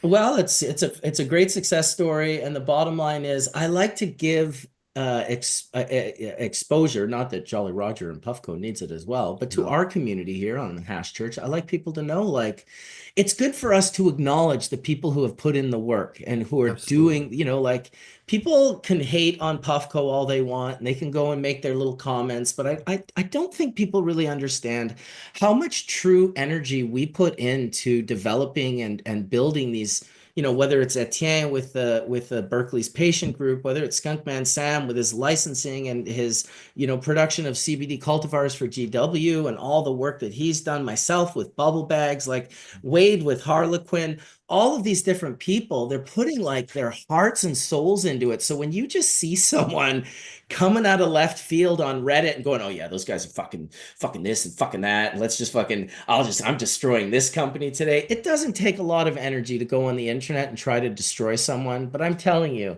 whether you believe it or not, there is a karmic debt associated with you trying to destroy good people and the hard work that they're putting in. My suggestion would be flip that shit around, try to be more empathetic. Sometimes we don't, I've always said it to my wife, I can be nice to 10,000 people. And one person that hits me on the wrong day and I'm a bit of a dick and I was in the wrong and I shouldn't have said it the way I said it, that's the guy that's going to spend the next 7 years on Reddit trying to destroy my company. Absolutely, 100%. So the other moral of this story is when you are in the wrong and you've done something that isn't, ideal from a human or customer service perspective, apologize. That's easy. Make it right. It was just pent up anger. I don't know, maybe people are jealous on what they've done, but holy shit, it's been what, 10 years now since they came out with that. And Marcus, I got to just thank you again. This church, the Hash Church, has been so great for just bringing us back together. I mean, I had completely, Roger and I had not talked in years, and since we've exchanged texts and we're going to try to hook up, and it's just, yeah, it's so cool because the people obviously behind the products, not necessarily the products, is what makes it cool. But Marcus, so I wanted to go back to something that you had said earlier, and I just want to make sure that I understand this. So you had said the word cellulose, and I remember early on in a Hash Church episode when we had this discussion, and I think Sam agreed with me that we went to the pioneering work of Paul Malberg, right? And so he was like what, right? Sam, like one of two federal lab. There was the lab in Mississippi where El Soli was, but then Malberg also had a license. And within about 10 years, he published about 20 papers on the accumulation of cannabinoids in the trichome and did the most extensive studying on what the makeup of the trichome was, where the enzymatic machinery was that was actually making these cannabinoids, how the cannabinoid and terpene biosynthetic pathways intersected. And his work is all available on the internet. So it's just a wonderful body of work, like Meshulam, to just read and to understand the guy and how he thought of things. Can I But if you task you remember, with posting that in Hash Church, some of those studies, some of his work? yeah, there's Marcus, there's actually a website. I think he was at the University of Indiana, and I believe the university itself has an archive of accessible papers, PDFs, and links to his stuff. So I'll see if I can dig that up. I have that somewhere. Thank But you. I want to go back just to the point of cellulose. So what Malberg found was that the trichome is basically just a protuberance from the waxy cuticle of the plant itself. And that waxy cuticle is not made of cellulose. It's made of fats, waxes, and lipids. And so when the trichome develops biosynthetically on the plant, you're actually developing basically an envelope of fat, right? Because all these molecules are fat soluble. You were talking about water soluble before in terms of losing terpenes that you would lose in a water extraction versus a dry sift. And I'll talk about that in just a second. At least volatile organic compounds, maybe not Yeah. terpenes, volatile Well, organic and compounds. 'Cause most something smells in the water. Right. Most terpenes have very, very limited water solubility, but they are slightly soluble to the tune of about, 1 to about 2 milligrams in a liter. So you can imagine a 2 liter bottle of Pepsi, or just imagine that. So there'd be 2 milligrams of stuff in that 2 liter. That's not a lot of stuff, but certainly enough to flavor and fragrance the water. Now, other terpenes like camphor have a much higher degree of water solubility, but most of the terpenes that are in cannabis aren't very water soluble, but you will basically saturate to the point where the water turns cloudy, and what you're looking at in that cloudy water is actually what a chemist would call an emulsion, right? Because you're starting to emulsify the oil layer within the water itself. And certainly water, depending on where you live, certainly has a capacity to basically dissolve some of that stuff or emulsify it, if you will. But so remember, I think when you were talking about pushing heads through the screens, and I'm pretty sure that any cellulosic material, well, first of all, cellulose is just a broad term for just high molecular weight polymer of glucose, right? And so like the fibers of the plant and the bast fiber itself is mostly just cellulose. But in and around the trichome, it's mostly fats, waxes, and lipids. You could actually feel like a very granular kind of fat that cannabis plants make if you just do just a lot of just solvent extractions, and you'll see, like, especially if you use ethanol or any kind of alcohol, you'll start to see this stuff kind of crash out. When you winterize an ethanol extraction, it all crashes out and everything, but it really depends on the chemical makeups of everything else that's in there. But the last thing I just wanted to say is that, it's funny because again, what you're distinguishing when you get the heads. So when you're talking about the television screen and just the developing of a static charge, most of the time, so the reason why a static charge develops in the first place is because you have two heterogeneous materials that are next to each other. And often in the homogeneous material, the positive charges and the minus charges are equally balanced. But when you put two different materials together, that's when you create this imbalance, and that's where you get that static charge. So I was thinking, God, what would be actually the physical phenomena of why heads would be attracted? And so it's pretty easy to think about because, like with the television screen, it's basically positively charged. So it attracts negatively charged dust particles, and that's why you get the static discharge every once in a while. So what in the trichome is negatively charged? Well, if you look at the fats and waxes that are making up the head itself, those all have basically a charged group, right? They're basically, it's not quite a liposome, Mark. It's more like a micelle.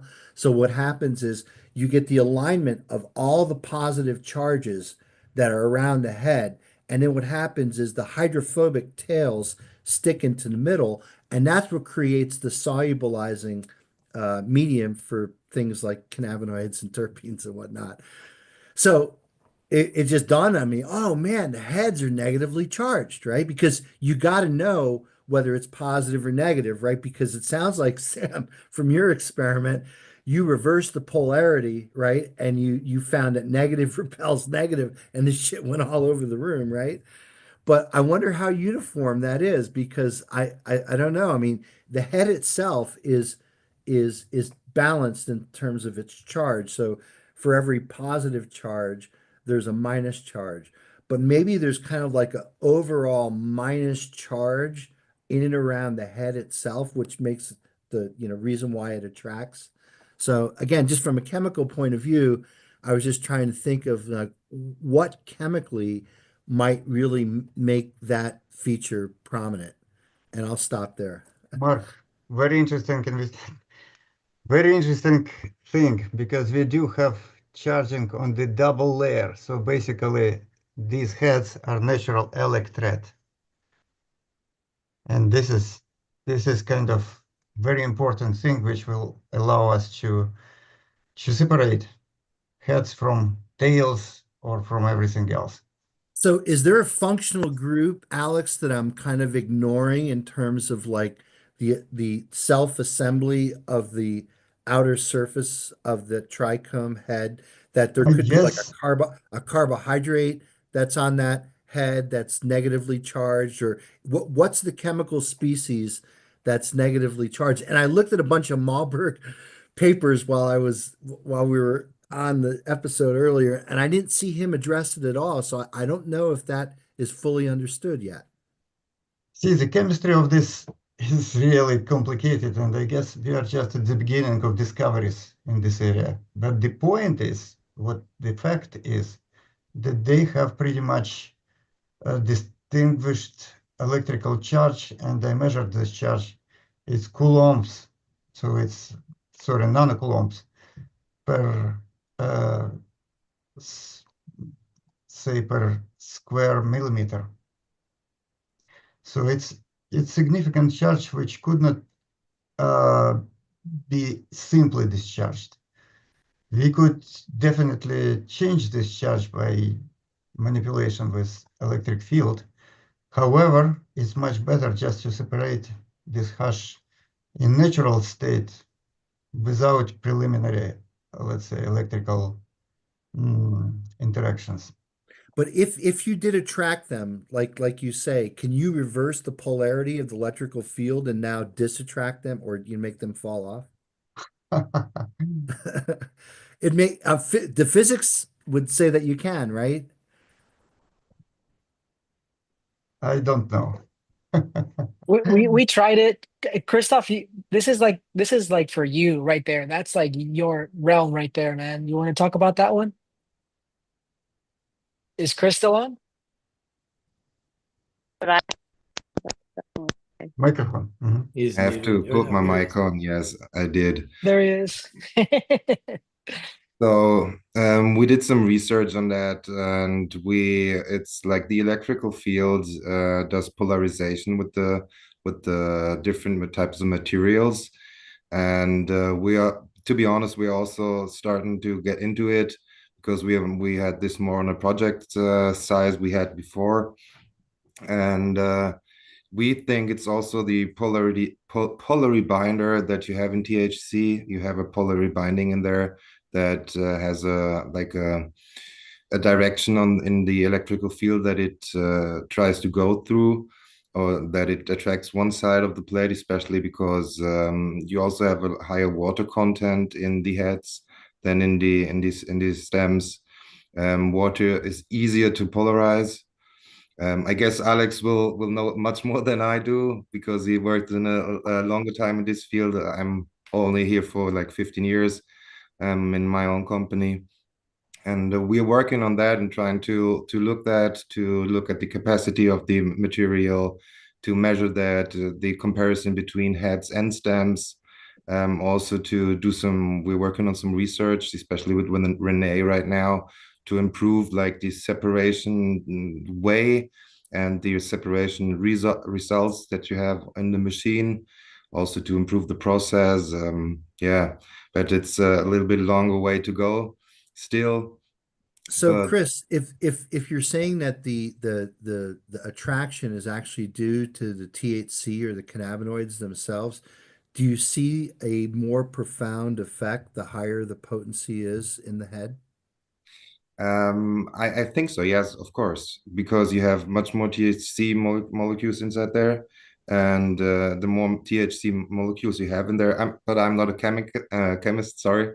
Well, I am. Yeah, that helps. I'm a That chemist. helps. Do you have a chemistry question? Perfect. Here's the question. Yeah.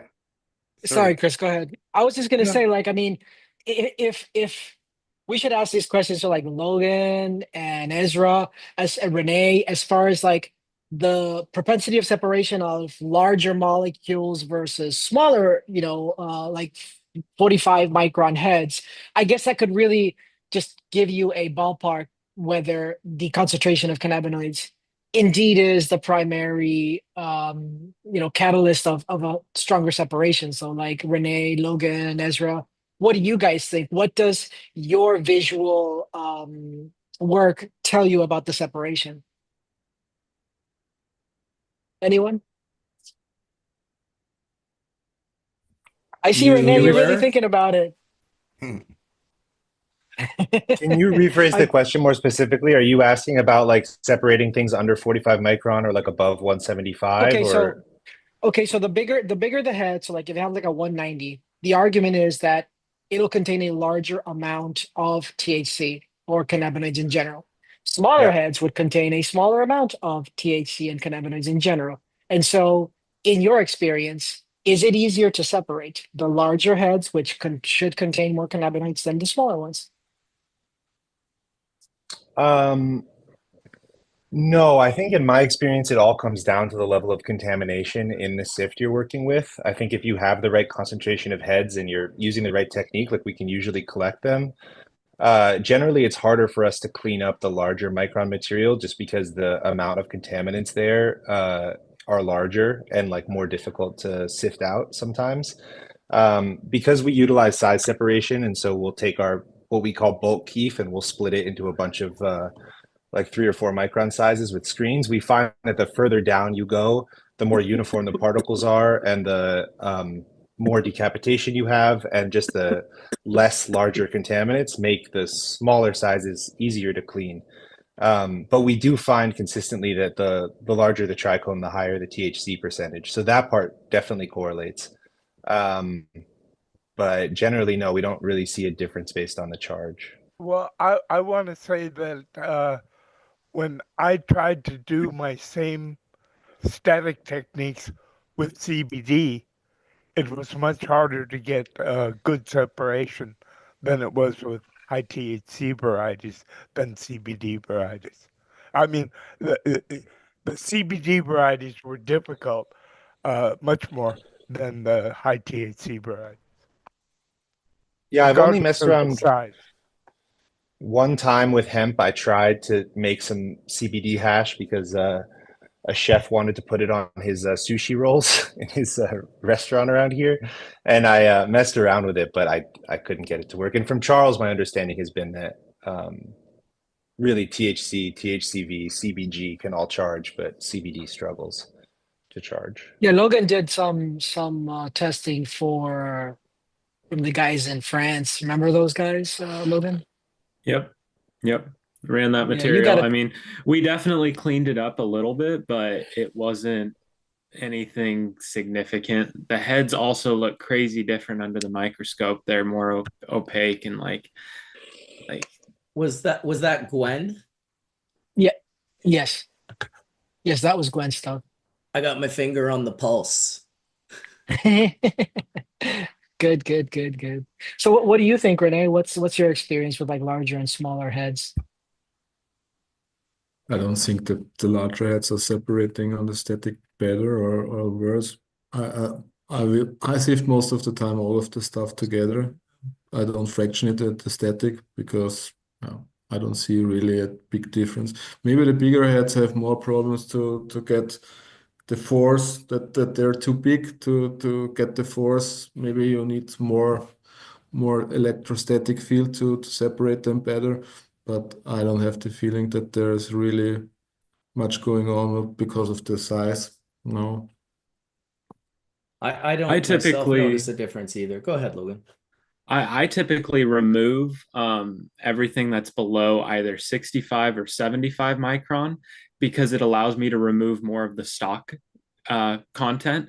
Once I've removed the stock content, however, it is a little bit more difficult, I've found, to remove those smaller heads from the bulk majority of the stock. But that's just my personal experience with it. So I have Oh, you're chopping out a bit. Does anyone else hear her coming through a little choppy? Yeah. She's very choppy. There's a click every time you talk. I don't know what it is. Maybe we just have to make sure the rest of us are muted. Sometimes that causes The headphones. Yeah, but we can all mute ourselves. Well, let's try that. It's your headphones microphone. Try pulling out your earbuds. Live troubleshooting with Etienne Fontaine on Hash Church 5.0. I do this all the time with the VAC with Hell yeah, internet. you do. Okay. No, your headphone jack. Sorry, Jen. I think we can hear you better now. Can you hear me now? Yes. Yay. Awesome. Sure. Welcome, Jen. Hi, thanks guys. So I actually have a lot I kind of want to like chime in on, but as far as this goes, I want to take it back to what Mark was saying as far as like that head, right? And what it's actually constructed with. And then I want to consider that maybe it's not THC or any type of like specific cannabinoid that is inside the head, but more so the volume of liquid that is contained in that head, and also the ratio between the actual head versus the liquid inside. So when we get down to these lower microns, like the 45s, we're going to have a different concentration of actual just liquid in that head. And therefore the balance of it, that head is too thick, and it's acting as an insulator for that liquid. And just the sheer volume of liquid. So like CBD, my theory on that is that, yes, it has all of its components inside the head, but it's the actual liquid. Because when we think about like static electricity, like where did this come from? Where did this start? Who discovered it? Lightning. Lightning is static electricity. So liquid is able to charge even when it's not in large concentrations. But if you have a very thick insulator, the thicker heads, those are not going to charge that liquid enough to overcome that the opposite charge of the head itself. So that way, like when we're doing the static tech, you're noticing you're not picking up a whole ton of like broken heads, because if it was the actual head that was being attracted or charged in a certain way, then why wouldn't we also pick up broken heads with the full heads? So my theory, after all of the research that I've been doing and also just years of going through all this, but finally like focusing on the details scientifically of the sift, now that I've got this opportunity on this farm, I think it's just the actual volume versus, you know, the ratio of the volume of liquid contained in the head and also the thickness of the head on whether it's going to allow that charge to be able to come through. Make sense? I like it. It's interesting. I will say this, that like my 25 micron hash, bubble hash in particular, like when I make a 25 micron head, it's like 70+% THC. Like it is a definitely like high cannabinoid. Because THCA or THC? THCA. Sorry, Mark. Thank you for fixing that. The narrative from a very early day was that 25 micron heads were immature and not fully formed. Whereas I think that is not so much the case these days, where people realize the potency of a head that small. In particular, if you go to places like Australia, the Australians very early on, you know, even when the bags only had 3 or 4 bags, I was always like, oh, the 73, but my Australian friends were like, no, dude, the 25. And I'd be like, what? The 25? What are you talking about? And I remember the first time the Mullen Madman from Mullumbimby sent me the Mullumbimby Madness bubble hash he made with his bubble bags. It was all 25 micron bubble, but it was the first time I'd seen full melt 25 micron bubble. I'd never, So at the, you know, here would be my theory on that. So you said that it's a higher percentage in THCA. That's why yeah. I don't know that it's the actual percentage of the cannabinoids as much as the liquid those cannabinoids are able to hold.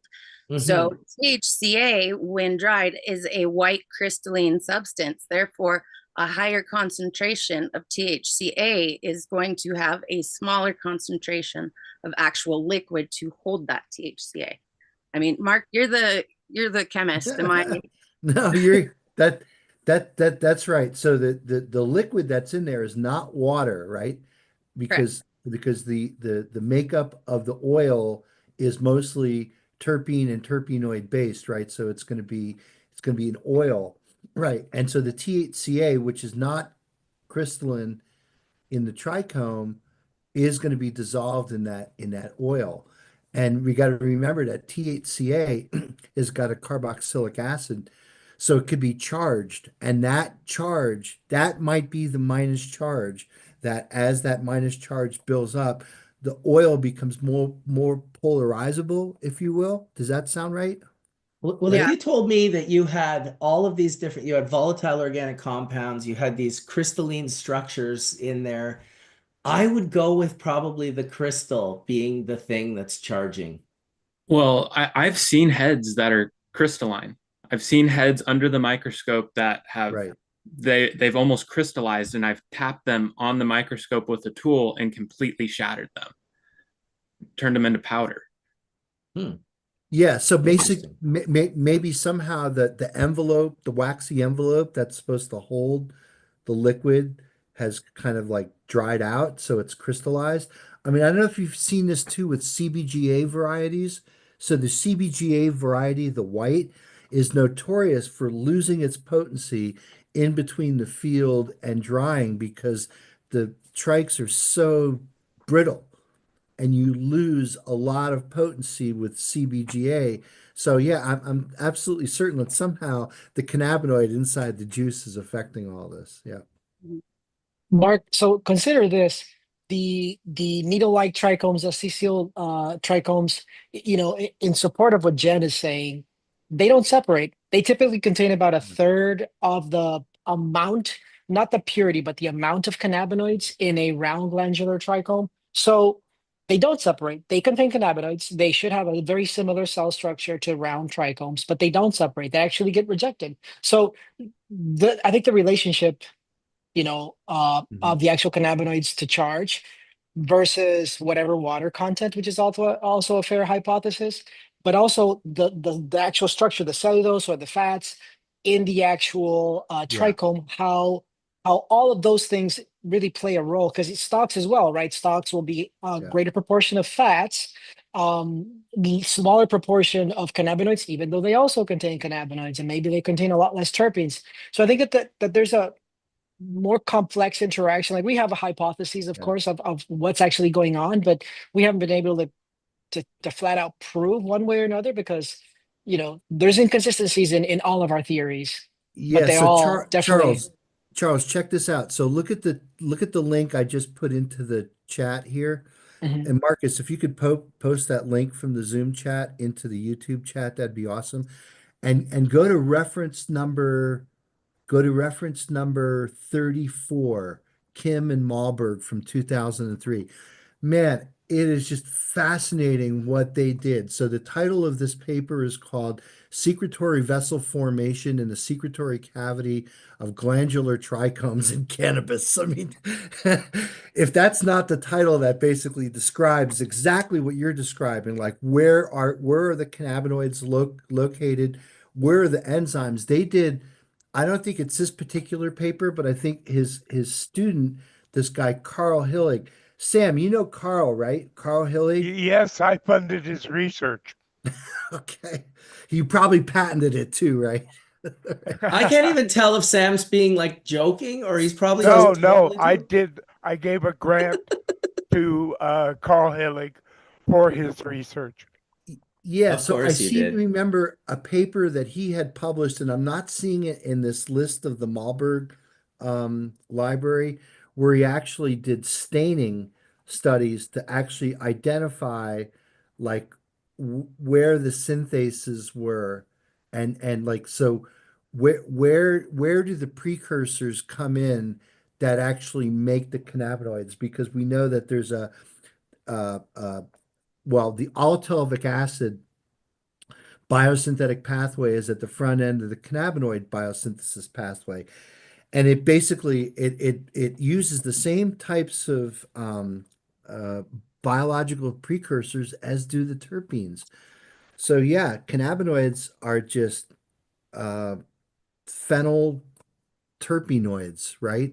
Malberg and Kim also were taking many really small micro pipettes and sucking out of living uh, terpene cannabinoid heads. Their work was fucking amazing. And it's so like I know Meshulam often gets cited and now Roger Adams, but this work, particularly for hash makers, Marcus, I believe like if there's the science to hash making course, like if there's ever like a course, I believe that like most of these papers are going to be the seminal papers that guide, okay, what is a trichome? How are trichomes made? What's in the trichome? I mean, all this work that Paul Marburg did was absolutely very foundational and extremely important. And I'm glad that you funded it, Sam. Well, I love moving cannabis science forward, and Carl couldn't do the work without funding, so I gave it to him. And it's funny because besides Malberg having a license, and besides Dr. Osole having a license, there was also Weeblin at the Maryland Weed Institute. But it wasn't weed meaning pot, but weeds meaning like agricultural weeds. And so there was a third license out there. So can I Well, add something about go the ahead. terp? Yes, please, Jen. Okay, so to play back into what we were just talking about, right? So the liquid in there, I'm not talking just water, right? The terpenes actually, I think, play a larger role than we actually realize, and not just because of, you know, the contents of them, but like I wish Horatio was still around. Like, rest in peace, Horatio. But when we think back to Horatio talking about the limonene extraction and how he's able to use a lot of these, so a lot of the terpenes that we're using are very solvent. And so in the plant, as those mature, I feel like those are actually starting to break down that trichome head from the inside, right? So it's starting to almost dissolve some of it or whatnot. So the liquid in there is not just the water, and it could have everything to do with, like, as far as maturity goes, the level to which those terpenes were able to start processing, let's say, like basically eating itself from the inside out, right? And so that is now going to affect the thickness of your head and whatnot as well. So yeah, like I think there's a lot going on inside there, but when I say liquid, I'm not talking just water. And like with THCA, I'm thinking things that can actually convert to a solid material, whereas like terpene fractions, we're not able to necessarily solidify those in a certain process the same way we are with THCA, CBD, CBG, CBN. You know, I've yet to see a powderized terpene, which tells me that even though it's not just water, like, so that's kind of where my thoughts are as far as what is working inside the head and how is that being affected, right? Does that make sense? Yeah, I do know that when you dried cannabis and cured it, it was Static Tech worked way better than with fresh, still gooey resin, which was really, really hard for me to work with. You can freeze it and do other things, but with Static Tech and dry sifting, curing, and that probably lowered the monoterpene levels. And yeah, like you say, Horatio's work with Lamlene, he was using it as a solvent, the way that people were using BHO. Yep. Yeah, so we have to think of like why it does that inside the, like what it is actually doing to the container that is in, because it is a solvent, and if you can dissolve in a higher concentration, you can break down that trichome head. Then in these smaller, very nature precise, you know, it's basically going to a certain point before it dissolves completely. So with the dried cured heads, we're getting that outside shell that is now protecting it. But like if we think of like a peanut butter M&M, right? You got the peanut butter, then you got the chocolate, and then you got the hard shell, right? So like within that, there's like softness levels until you get to that hard shell. So I feel like that's kind of what happens when we're working with the dried, is that it is able to callus in a way that it's no longer the percentage, and the percentage of those solvents in there is not able to break through that outer barrier, because nature designed it in a certain way to where they're not just going to dissolve and then melt, right? But where we are now collecting that in such a high volume, we are able to dissolve that as a solvent. So it's going to come right. down I mean, to the ratio those of everything's and the weights and the volume of this versus that versus the solids versus the liquids, you know? So those membranes are no match for some solvents. You're absolutely right, Jen. And it's so interesting you bring up Horatio, you know, just to get historical for a second. Horatio is the reason why I'm here, right? Right. Well, Right, I got Bubbleman? you on a Horatio. long time ago too, Mark. Horatio was the guy who basically, or who said, you got to come in here and set Tony straight on terpenes. I was out mowing my grass He, one he day. he would hit me up and be like, I got this friend, Dr. Mark. I think he'd be great for Hash Church. I'm trying to get him on. I'm like, dude, for sure, man, bring him on. So yeah, Well, I remember that. Mark, do you remember the first time we talked? That was Ye- when, what was it, 11 years ago, when Yeah, I was talking about the crystallization of my yeah, water hash, which that's now we right. do that today, and we would name that Piatella, right?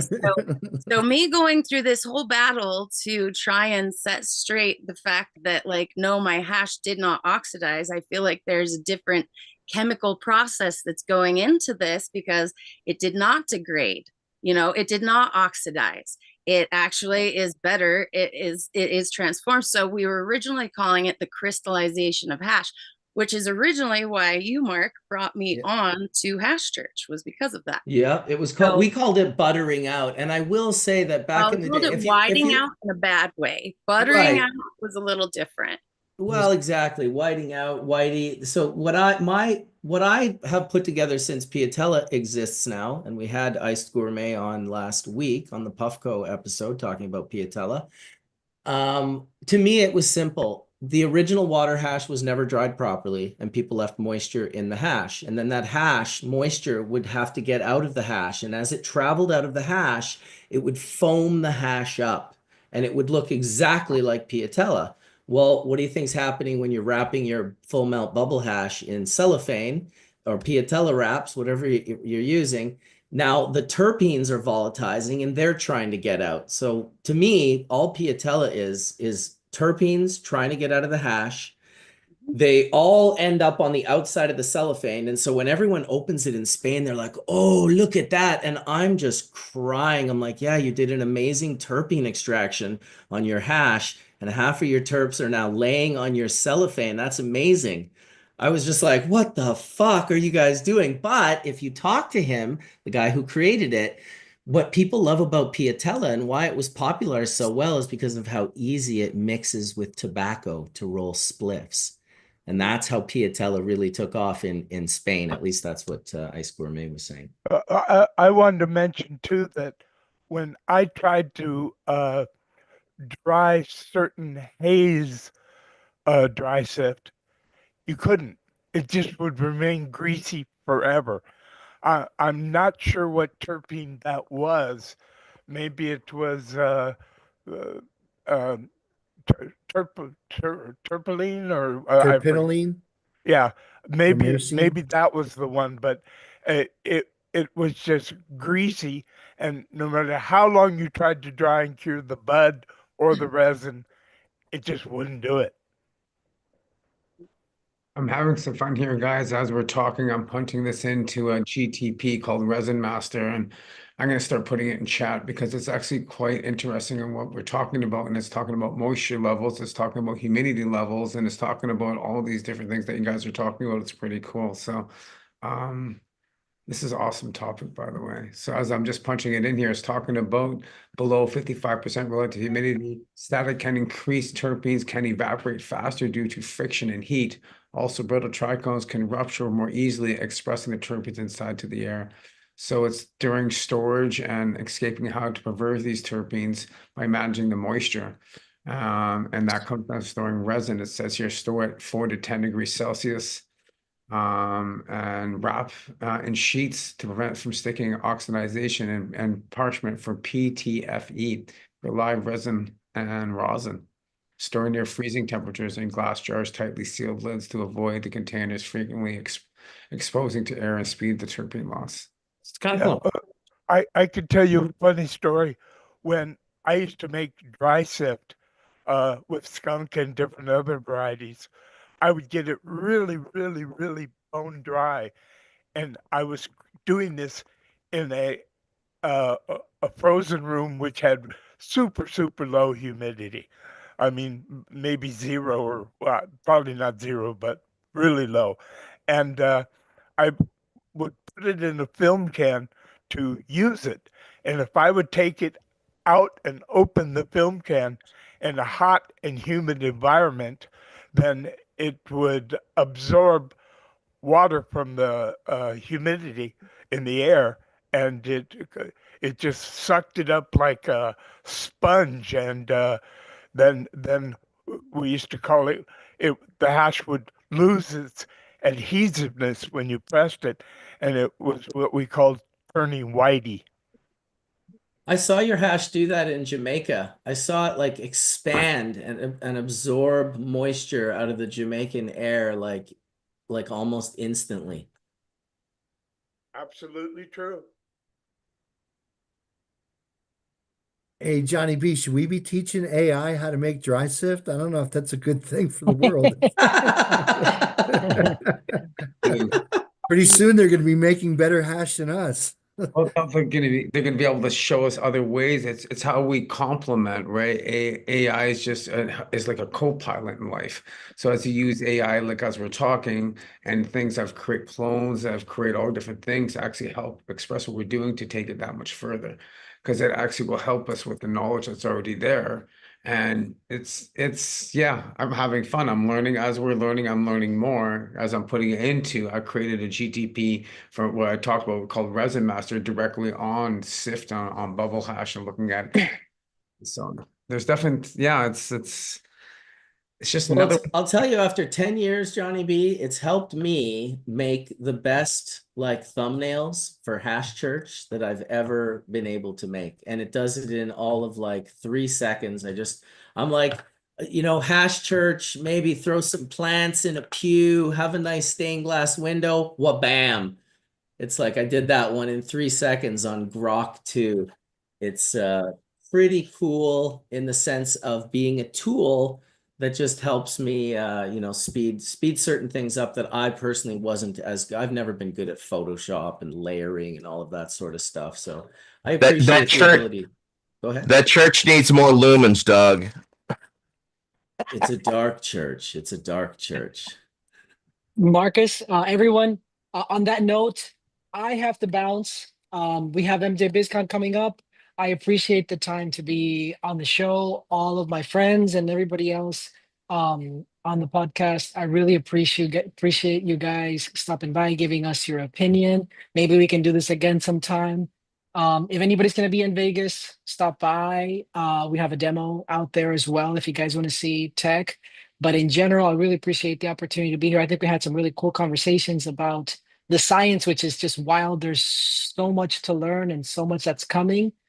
Man, I'm super excited. I'm really looking forward to all of the cool stuff we're going to come up with and all of the wild things other people are going to come up with too. I think it's going to be for the better of the industry. And again, I appreciate the opportunity to come on. Where are you located? I'm in Miami, Florida. I'm right near the Miami. beach. Yeah. Yep. What's your booth number, Charles? I think it's 4238 or 238. I think so. Well, I I'll have no put idea. your website information and your contact info in the description of the Awesome. video, so that'll be Thank on you. there afterwards. And when you say Yeah.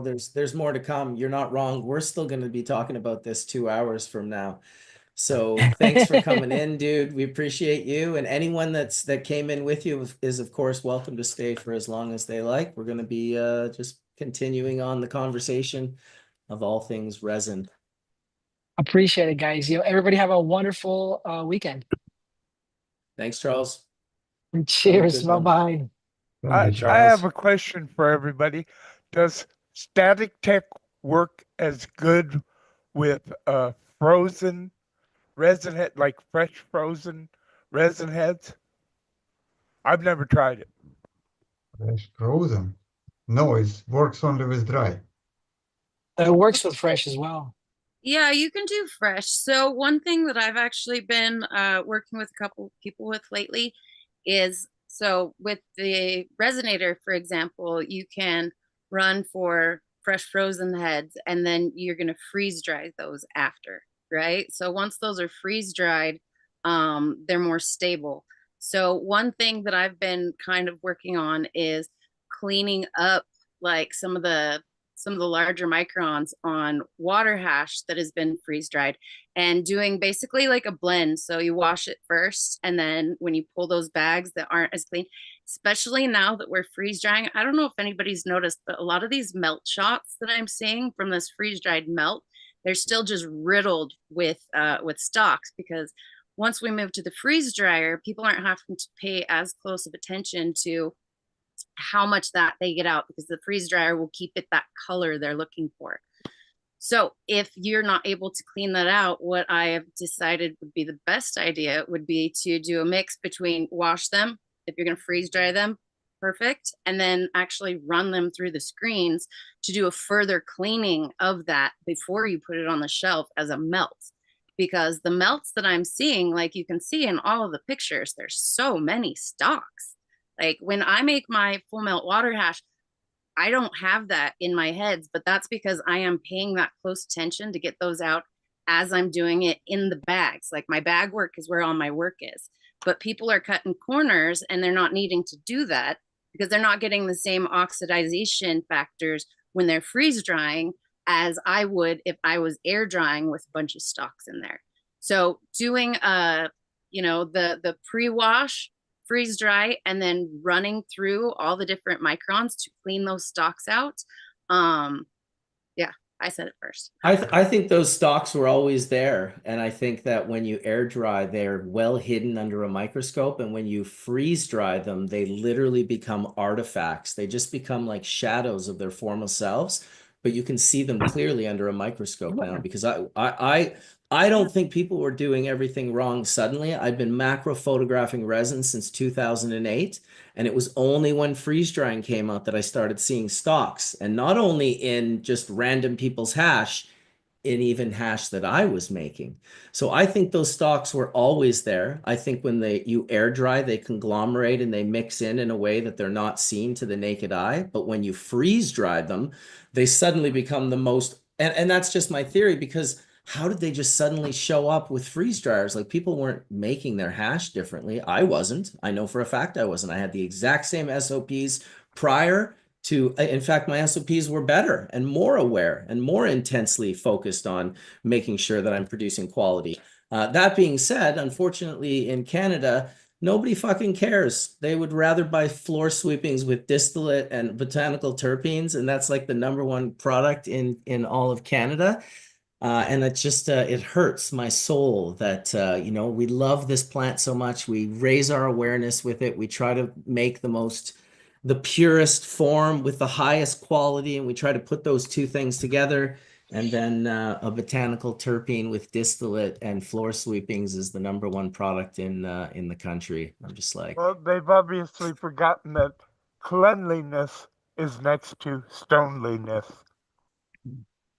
Well, amen. And even though like techniques haven't changed, I think it's just a lot easier to see in the air dried. Like for my full melt, the 6-star, I do a lot of bag work on that. So it's not just a simple run it, rinse it, dry it. Like there's a lot of attention and care that I have to put in to make sure that there are no stalks in there. And I know everybody's seen macro pictures of my final product, and I'm only talking about just the absolute 6-star, right? Because obviously there's still stuff showing up in my 5-star, whether it be the thickness of the heads, creating it to not melt, or some of those stalks that wouldn't detach. But for the most part, I think that like literally the freeze dryer just takes out the need to have to remove those as much. And like you're saying, people don't fucking care. Like, do you remember when I guess what hash was a thing? Like, where did that go? Like, I was told my hash needs to be stable and needs to stay looking like sugar in order for it to be that top tier.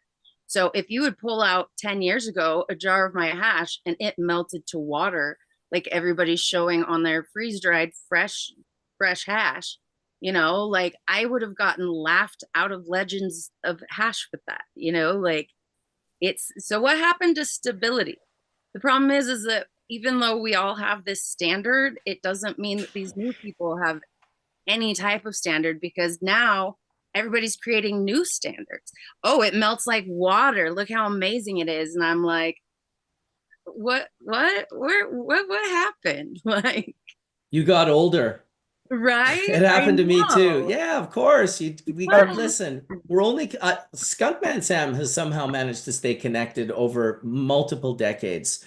But it seems like I feel myself. I mean, I see that happening. I mean, listen, when I started Well, first I showed people the wrong way and the hash was wet. So we had to deal with that for like 3 years. Everyone rubbing up their hash all wet and it whiting out and being like, no, no, no, like it's got that funky smell. Like the moisture, we got to get the moisture out. And then, trying to get to that point with air drying and then Fletch discovering freeze drying and sharing that with everyone. And it's just yeah, it's and then Piatella, and then there'll be more things in the future that are probably like I'll be like, oh, like what? Like even like hitting super fresh frozen material. Like if I can hit some of Skunkman Sam's properly cured flour and then sifted to pure heads, the smoothness and potency of that is second to nothing. And when I hit fresh frozen, the monoterpenes are so caustic. They're just like, oh, they grab me by my throat right away.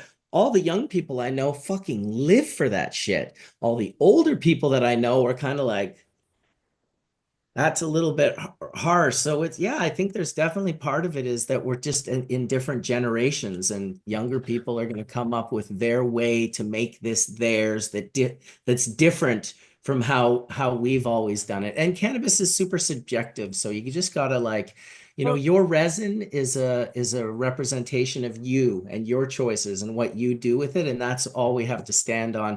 Don't go to Instagram for any reality check when it comes to making hash, because that's just full of like fuck boys galore that are just flexing for all that. Look at I made a gram. Look at this. It's like, okay, boy, we're over here making Maybe hundreds of one of the kilos. solutions is, if you can't get the stems out, is to make rosin out of it. And that's exactly what it is, because you have that additional filtration. So why spend the extra time and steps in the bags like I do when you don't have to? Because now you can just take fucking 25 micron bags, stuff it in there, and that's doing all that work for you.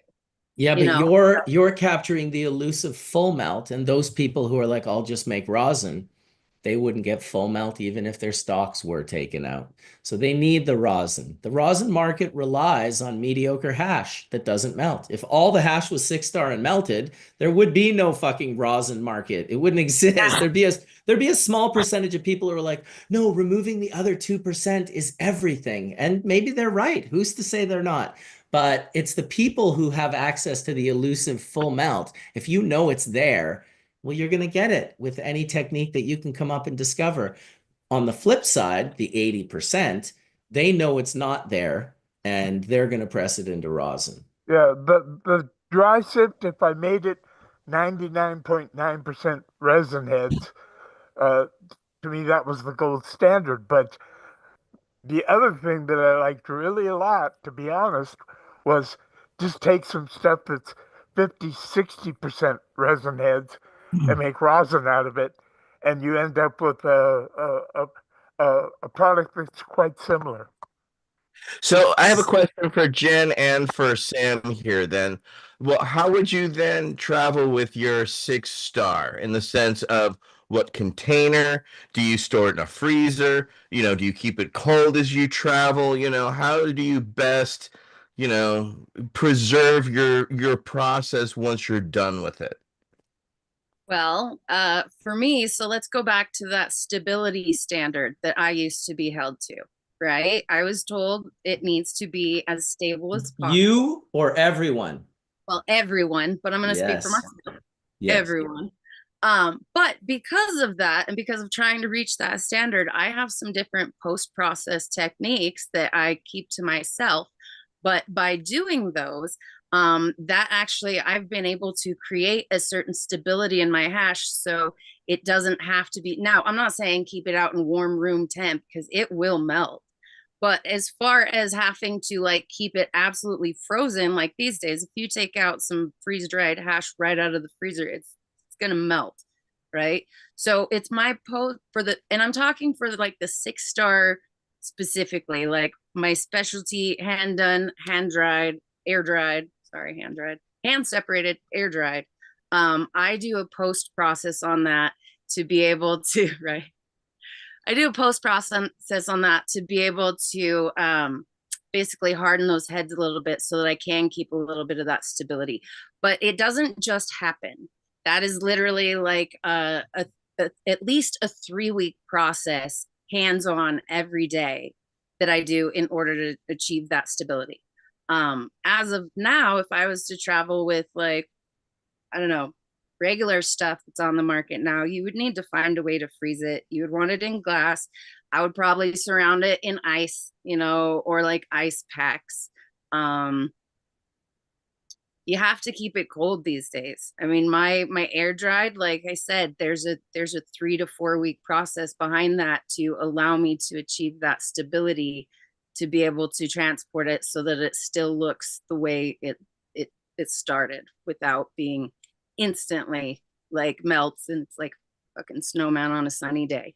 So Hey Jen, by the way, you've been teaching your tech and knowledge on Instagram, and your Instagram got shut down. And I know you just restarted a new Instagram. Can you shout out your IG so everybody knows how to find you on Instagram again? yes, thank you. Because yes, that was tragic. No, it was not the algorithm. I will not say that again. But Jendo 420.1. So JENNDOE 420.1.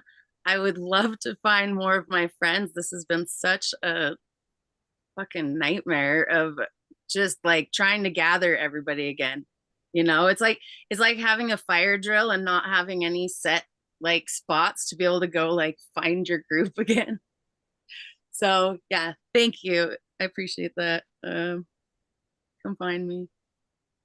And if it disappears again, because I'm still kind of like on the end of dealing with this little group of people that has made it their mission to try and make me disappear. If it deletes again, then next time it'll be Jendo 420.2. So I've had a lot of luck. I just checked on Instagram and I actually followed your new account already. I must have seen it from like Hashfight or from Charles. But I've had a lot of luck I had to like dig in the settings on my Instagram, but I changed my account type to a personal blog.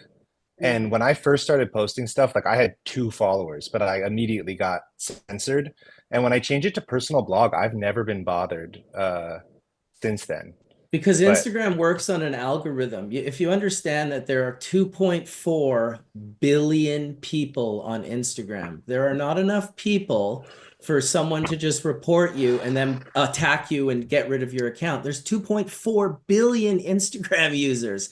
So if you and yes, people can make life more difficult, but like you just said, Ezra, if you figure out that sweet spot and you make sure you don't say certain. My friend Thomas, he's also had this nightmare, Jen, and he's 1,000% sure that it's people. And I'm like, yes, it's people, but really it's people that are getting you into the algorithm you don't want to be in. And you can get yourself out of that algorithm by very specifically changing what you do. So we have products at Grandmaster LED called Tarantula. There's the Tarantula Borg and the Tarantula Voyager. So he made a post the other day putting the lights, just lights, on sale. No talk of cannabis whatsoever.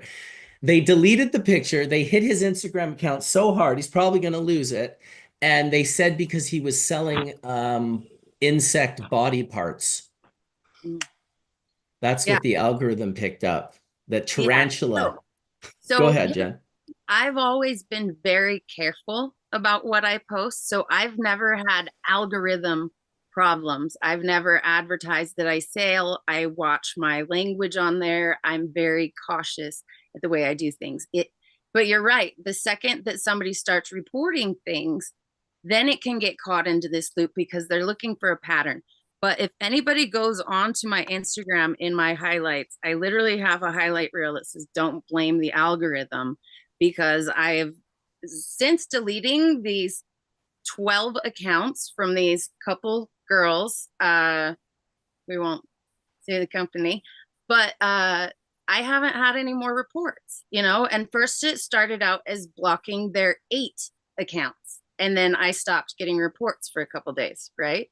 And then I'm on the new one and I start getting reports again, and I was like, what the hell? And everybody's like, oh, it's because you same IP address, this and that. No, now you're on this list.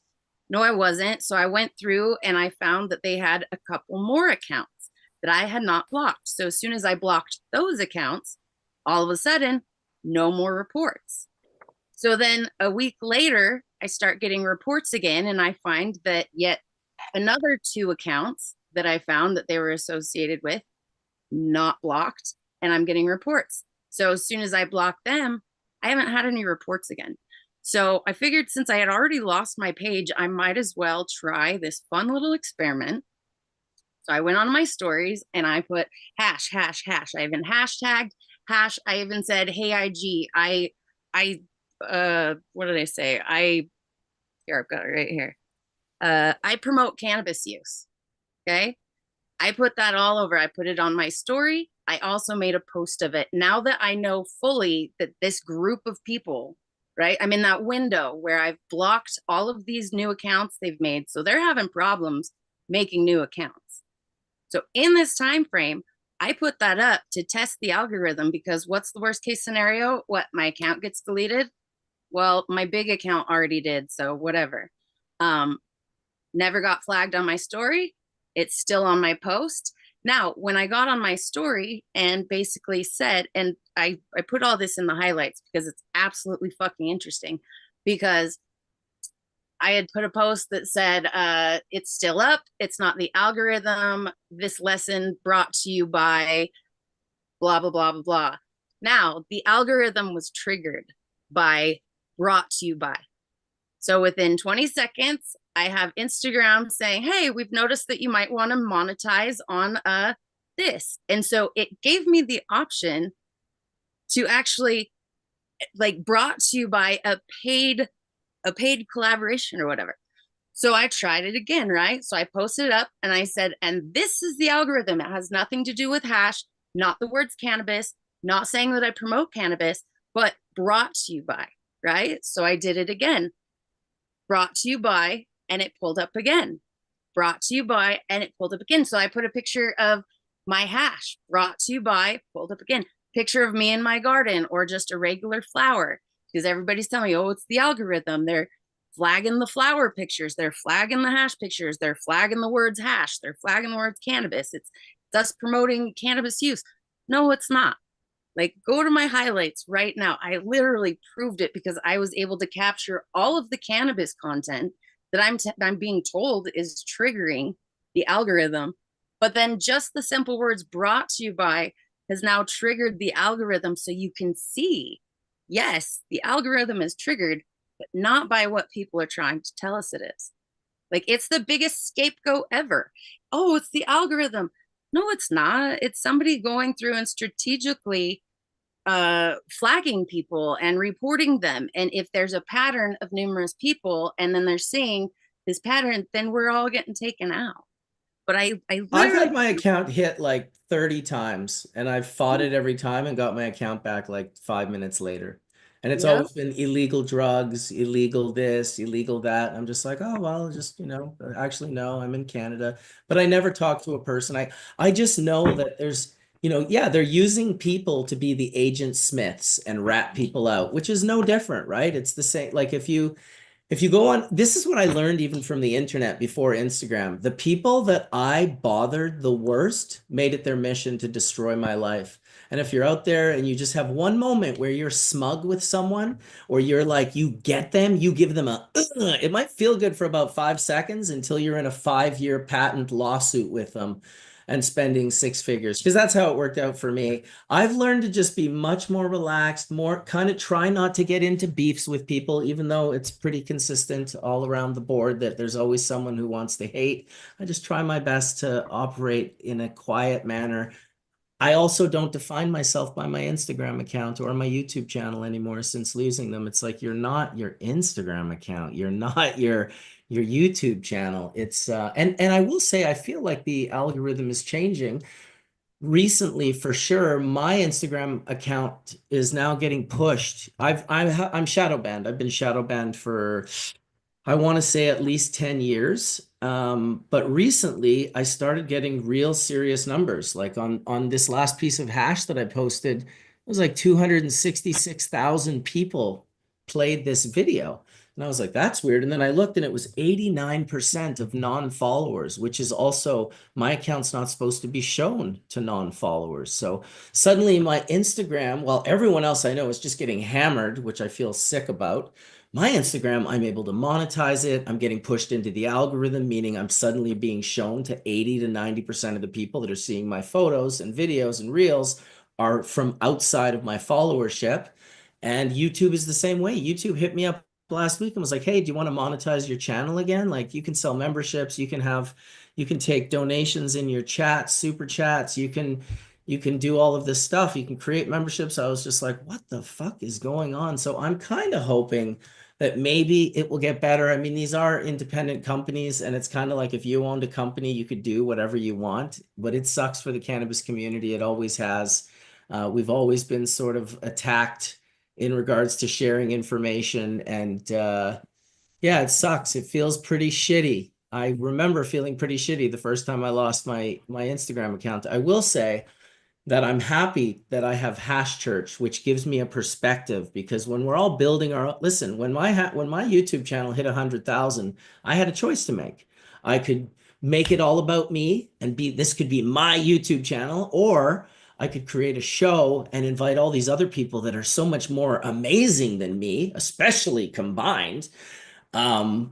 And I could do that. And that's really was the birth of Hash Church. That's why Hash Church. So really, when the YouTube channel went down, I wasn't hurt for my own personal reasons, like the way I was with my Instagram, because when that went down, I was like, woe is me. Holy shit, I had 120,000 followers. They're all gone. This fucking blows. But for YouTube, it was more like this internal pain that I had for the audience and for the panelists and for the people that had put all of their time and blood and sweat and tears into sitting in here for thousands of hours and making these shows that we do. I felt bad that those were gone. So it is what it is. It's difficult. I guess we all just gotta sort of hopefully, make moves in a way that figures out a way to make this better. Maybe AI.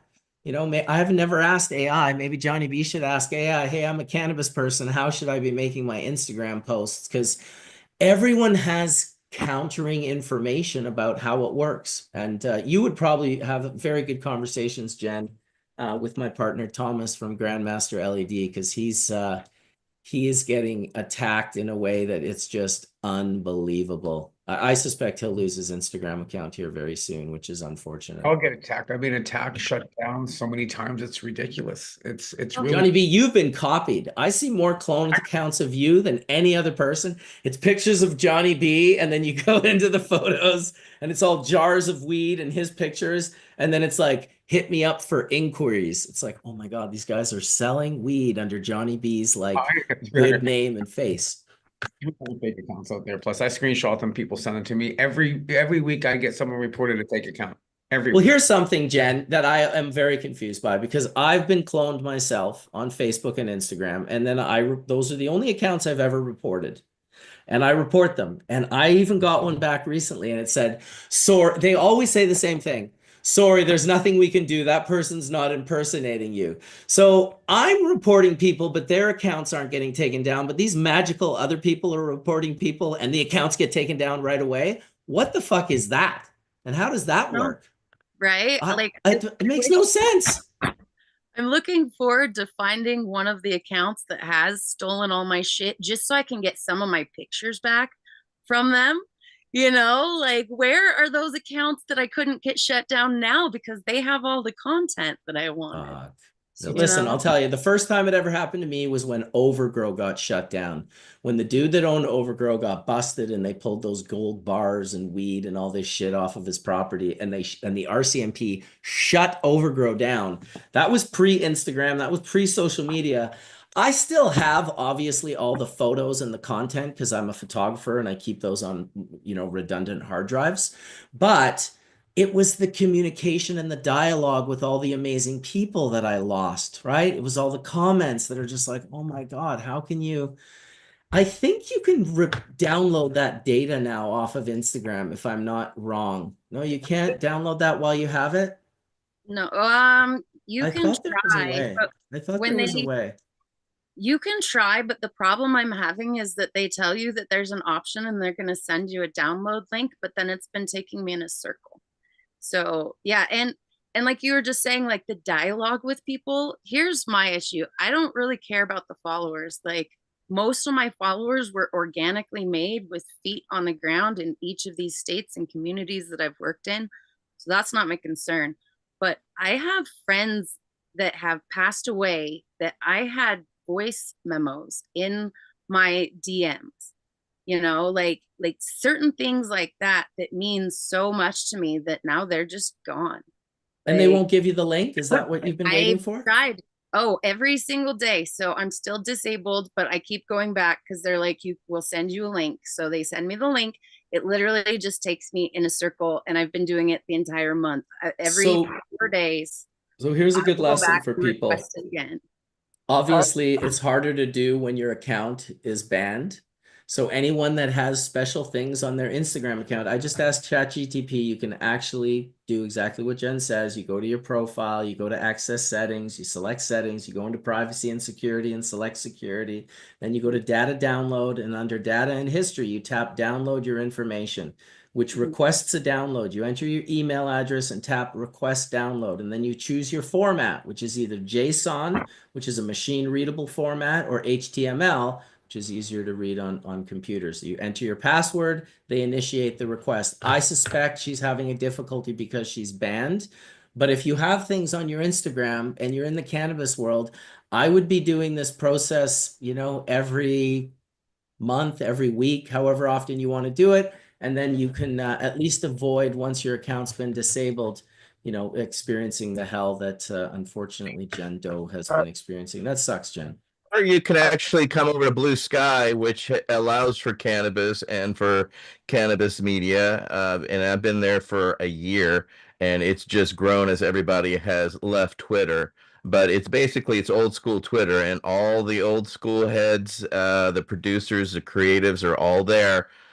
And they don't gig you for cannabis because I have my Veterans Action Council. I've got my Cannabis Embassy and Berkeley Patients Group have shown pictures, names, everything. No issues. So recommend, as opposed to being stuck in the meta headache that Jen and everybody is try something new and different. It's also protected, and there's no AI that surfs your shit, and you can block people outright. The only problem I have with it is that there's 20 million people on it, and there's 2.4 billion on Instagram. That's the problem. Yeah, It gates us into this small little chamber of people that are just like, fuck. Twitter, on the other hand, it does have 600 million monthly users, so it's still rocking. So I believe I was asked, how do I keep my products stable? And so I wanted to get back to that. Sorry, Sam. Which is, first of all, it depends really a lot. Once you get it dry and you stick it in a freezer, it's stable forever, or for a really long time. I've never kept it more than about 25, 30 years, but it was practically exactly the same. But when you want to take it someplace else, first of all, it depends on how hygroscopic the terpenes in the dry sift resin is. Because some of it, you can't take it anywhere that's hot and moist at all. If you take it to someplace like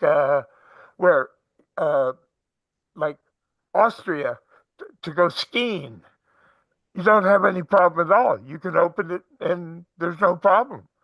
But you take it to some hot, humid little Jamaican island, and if it's got the right hygroscopic terpenes, there's nothing you can do. Well, we still smoked it. Oh, yeah, we smoked it quick. That was the solution. So, Marcus, what was that kind of that portable box that you were showing us? Is that like a little portable refrigerator freezer? What is that? You know what? You can find them for sale as makeup fridges. They're little mini coolers. They're makeup fridges. They come in all sorts of different size. They plug into the wall when you arrive, but they have like a 2 to 6 hour battery depending on the model. This one is my buddy. He sells it under the Baller Fridge. So you can find him on Instagram. He's a pretty good dude. And yeah, it's just it's a nice little way to carry. Listen, I am more interested these days. If it's traditional style hash, I'm all about curing it out and leaving it for a long time. And if it's about like, okay, properly dried and made resin, that resin I just want to preserve. I don't want to cure it. I want it to be preserved because when I get it, I'm like, it's exactly how I love it. And for that stuff, I keep it as cold as possible while I'm using it and then just kind of pull it out. I should shout other out Andrew. suggestion I have is keep it in small containers so that when you open one of the little containers, all the rest of it is still fine because I could keep like I used to keep a lot in little plastic film cans, for like film came in, little rolls of film. And as long as I didn't expose it to it didn't matter how hot it got or any of that kind of shit.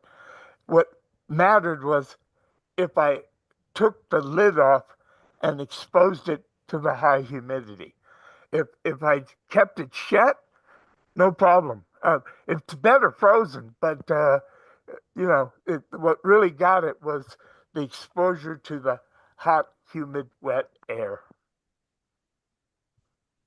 Yeah, makes sense. Very smart. I wanted to shout out Andrew Cotter, the engineer at Whistler Technologies. He grew this up in Squamish outdoors, just in his backyard, and then processed it. And I don't even know the cultivar. It's very orangey smelling, but it's beautiful full melt bubble. And unfortunately, when he gave it to me, I let it grease up a little bit, but I like it. It's pretty nice. It's very hard. You definitely have to use a tool, like even at room temperature, you got to use a tool to that heats up a little bit that gets into it. But very lovely resin. What is everyone smoking today, by the way? Maybe I'll smoke some of that right now. We Can have I a do a little dab little break. shout out real quick and like Please, just of show off absolutely you can. and just show off? Hold on, where did you guys go?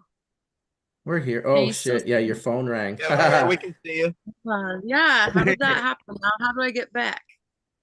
Is it an iPhone? No, I'm on my laptop. Oh, you're on your laptop. Well, you should be able to find it under Zoom. It'll be in one of your browsers, maybe, or on its own separate. Oh All right, my well, I'm puffing this anyway. We So see anyone you that wants to just join. fine, Jen. So Okay, if you can see me, I just can't see you. Okay, so this is like the coolest little contraption. So this is done by Puff Wizard Labs. We did a little collaboration on it. But basically, it is the best little tool that I've found to be able to smoke old school hash, right? So this little post, you just take a piece of a temple ball or something, you put it on that post, and then you light it until it is smoldering. And then once you do that, you throw this lid on here and you've got like this awesome way to like just bypass the whole needle in a cup and shit that we used to do. And yeah, it's pretty fucking great. So what are they called here, Johnny B? What we have those, but they're different. They're like the hash kettles or something. Hash kettles. Yeah. Hash kettles. That's super cool. No, those are the best way to smoke old school hash out of the like anything like that. I like the post on that one. It's a little different. The hash kettle. Oh no, I thought Johnny was holding one up. That is cool looking though with the straw. I like that. Bottoms up. This is yeah. So the other thing is, so what I've noticed is like ratios with this, right? Because if it's too melty, it won't hold that ember. So it's a little harder to get it to work. So what I've been doing is taking a lot of my meltier stuff and I'll actually just combine it with a certain percentage of uncleaned keef. And so that'll keep that stability so I can get that ember. Solventless Mind actually the other day kind of figured out another tech with it with a lot of our meltier stuff. So whether we're going with like those really insanely melty temple balls or even just like a full melt product, is you can actually just torch this post like you would a quartz nail, And then when it's hot, you drop your dab on there and then just instantly cap it, and it's just acting like the old nail and don't. Nice. Now it works both ways. Yeah, so it's super versatile. I think we're also going to be ordering for these collaborated ones with me. I think we're going to be ordering like a kind of like a quartz, like almost like an old school nail. Like this one's just designed with those 3 little holes on, or 3 little balls on it, so that it just like holds your temple ball up, so you can get some airflow around it, and it just sort of like holds it. But yeah, you can heat that shit up and just hit it like for all the melty stuff as well. So, but this is great in the lab. I can load a piece of temple ball on there and just, oh my God, I get so high because it doesn't stop. It's not like a Puffco where it turns off, right? So it just keeps going. But super easy, super portable. Absolutely love this. Very cool. Who makes that again? It's Puff Wizard Labs. I put the link in my bio on my IG. And we're keeping them really affordable. So they're like, I think they're like $40 online is all, not shipped. Yeah, so Puff Wizard Labs, but I put the link to buy it on my IG. So see, in a perfect world, you could stick a quarter of traditional hash in there and sell it for $80. Right? Exactly. That's what the goal is, kind of to be able to.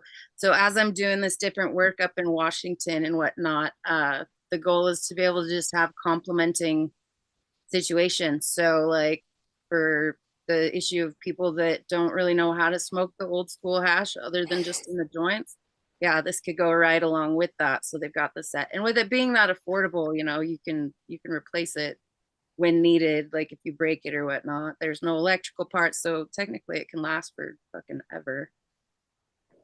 Yep, just don't drop it.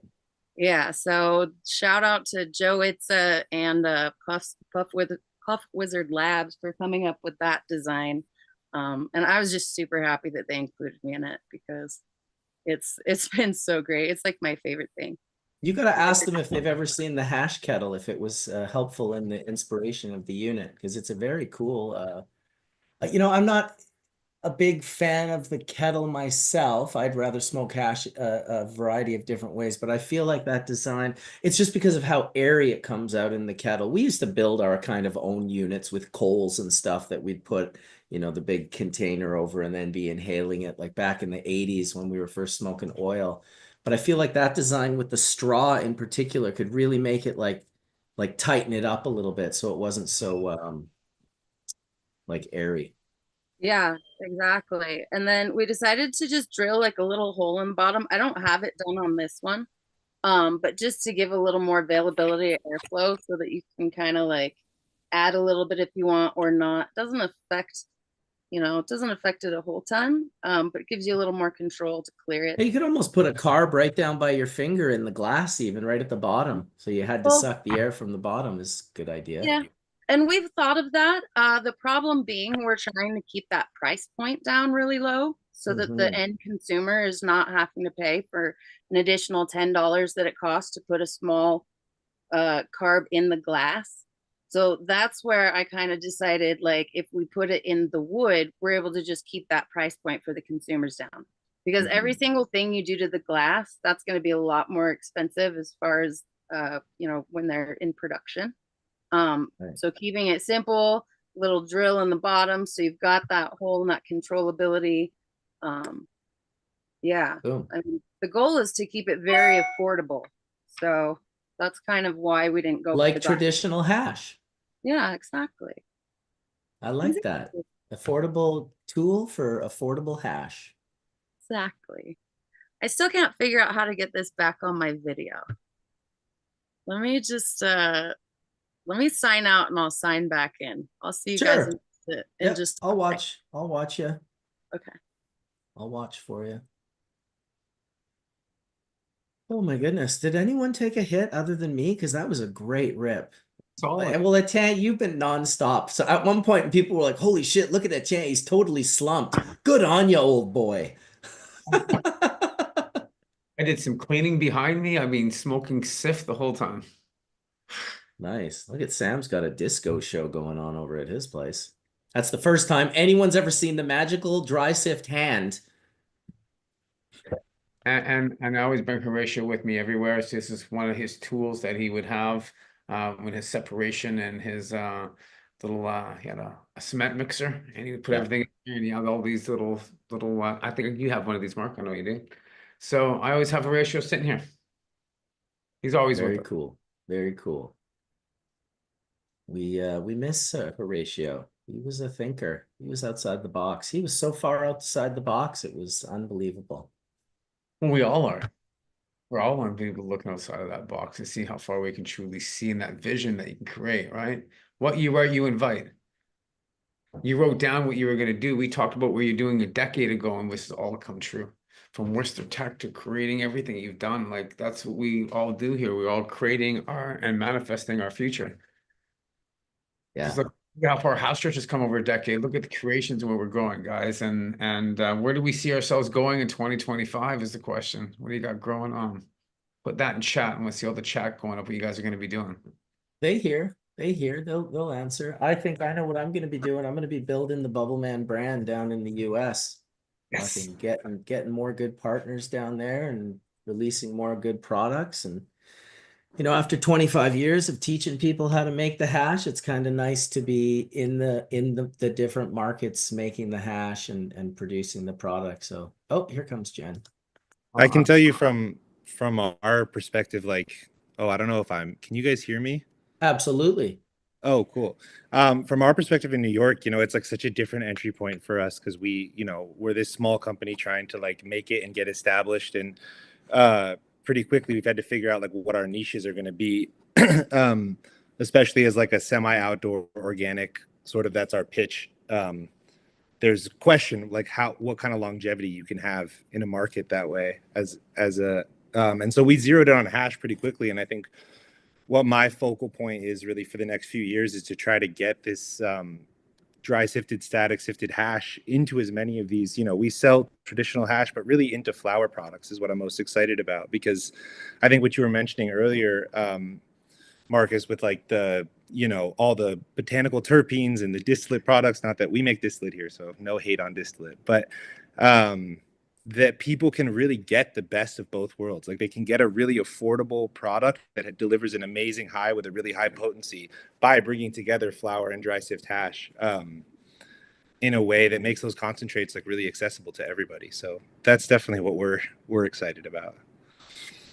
Hell yeah. Yeah. Making it all available is definitely listen, I'm not shitting on distillate in the sense, I guess I'm just shitting on the concept of, and I shouldn't even shit on that, because the bottom line is it's just victims of circumstance. It's like, yeah, if you can't afford it, you're going to find value products. That's what you're No, going but to it's search for. it's genuinely frustrating. Like we put out as Hudson Cannabis infused joint that doesn't use any added terpenes, and we're like so excited. We're smoking these things like this is amazing.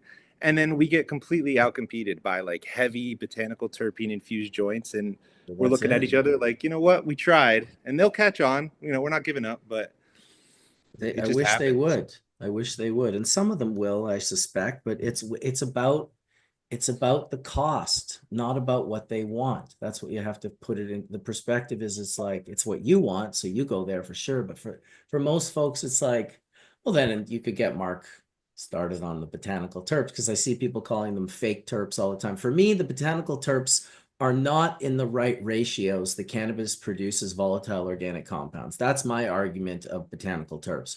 But when people say they're fake terps, it's like, no, they're like literally the same molecule as the molecule in cannabis, but it's the ratios that they're being produced in by cannabis.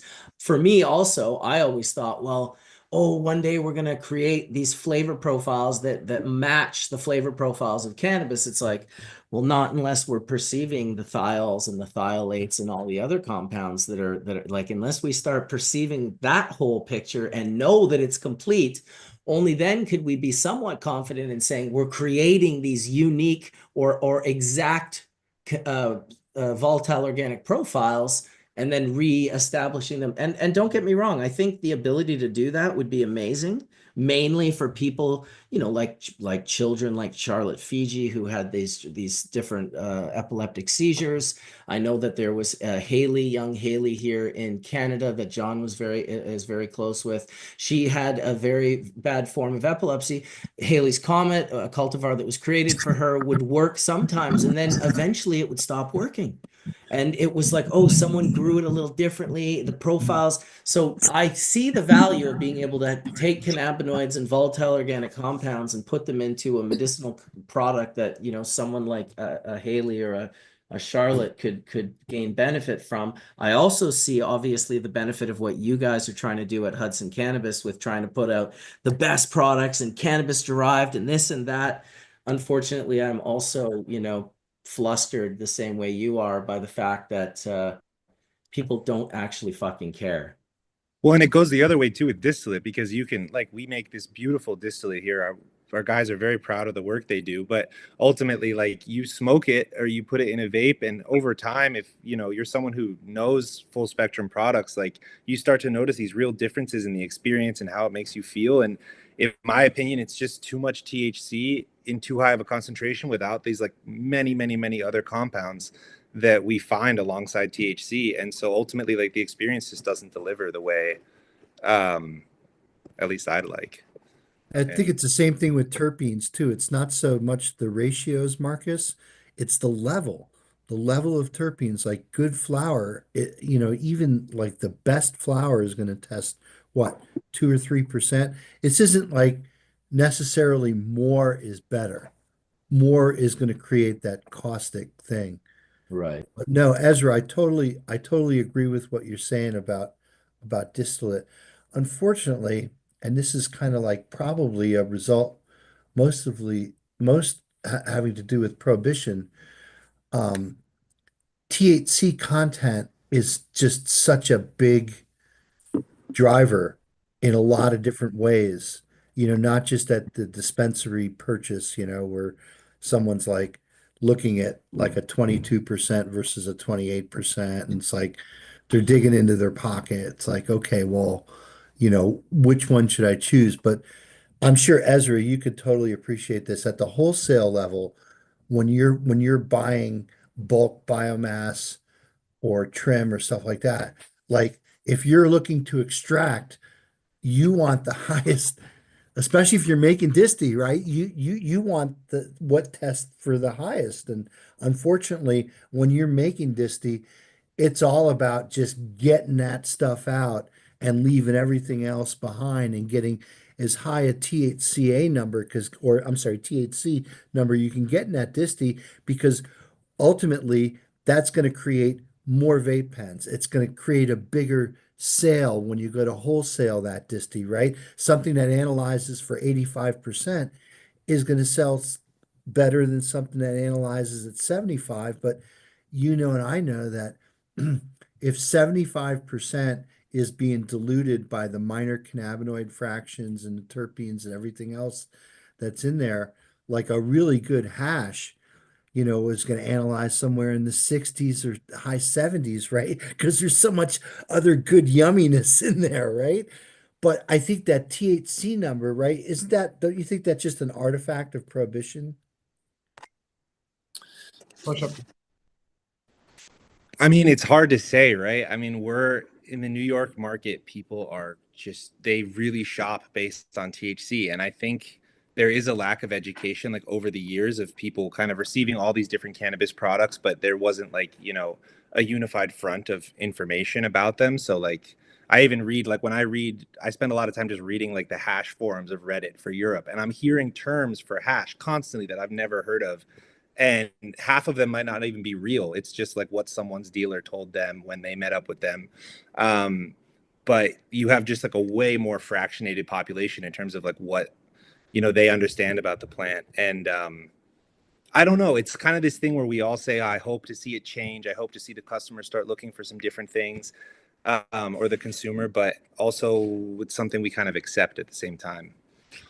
Well, I and it have also, no problems yeah. with I have no problems with people wanting high THC values. But I would hope that would also have the proper terpene profile with those high THC values to create the effects that the people want. Then, I mean, if it's 25% THC, but with the right terpenes in the right ratios, it just means they can smoke half as much and still achieve what they're after. I think you're absolutely right, Sam. Like in an inhaled product where that's how you're experiencing it, as though you're experiencing the flower or the hash itself.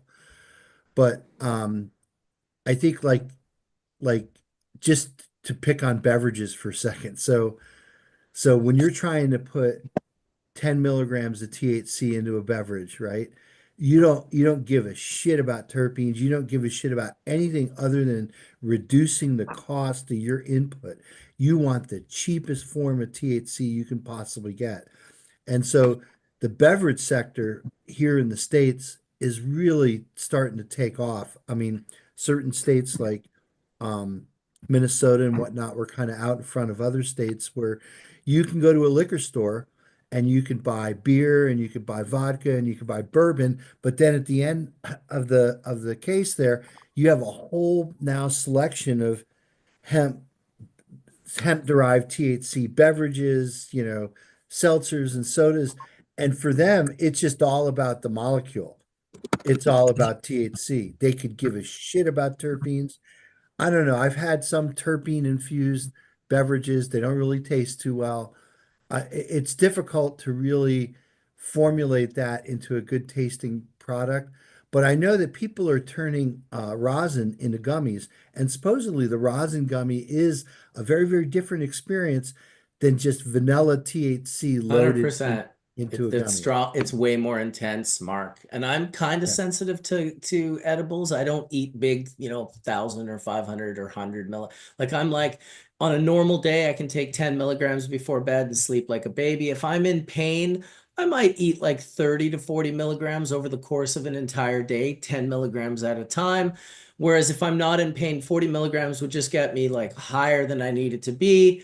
And with distillate, I need about twice as much, and it's a different feeling than I get from live hash rosin. The trick with live hash rosin is you actually need to use um what are they called? Like a sensory scientist, like a food scientist that knows how to pair the terpenes or the volatile organic compounds with the flavor profiles of whatever, the edible is that you're making, whether it be a gummy or whatnot. So some stuff fits together better and some just does not fit together at all.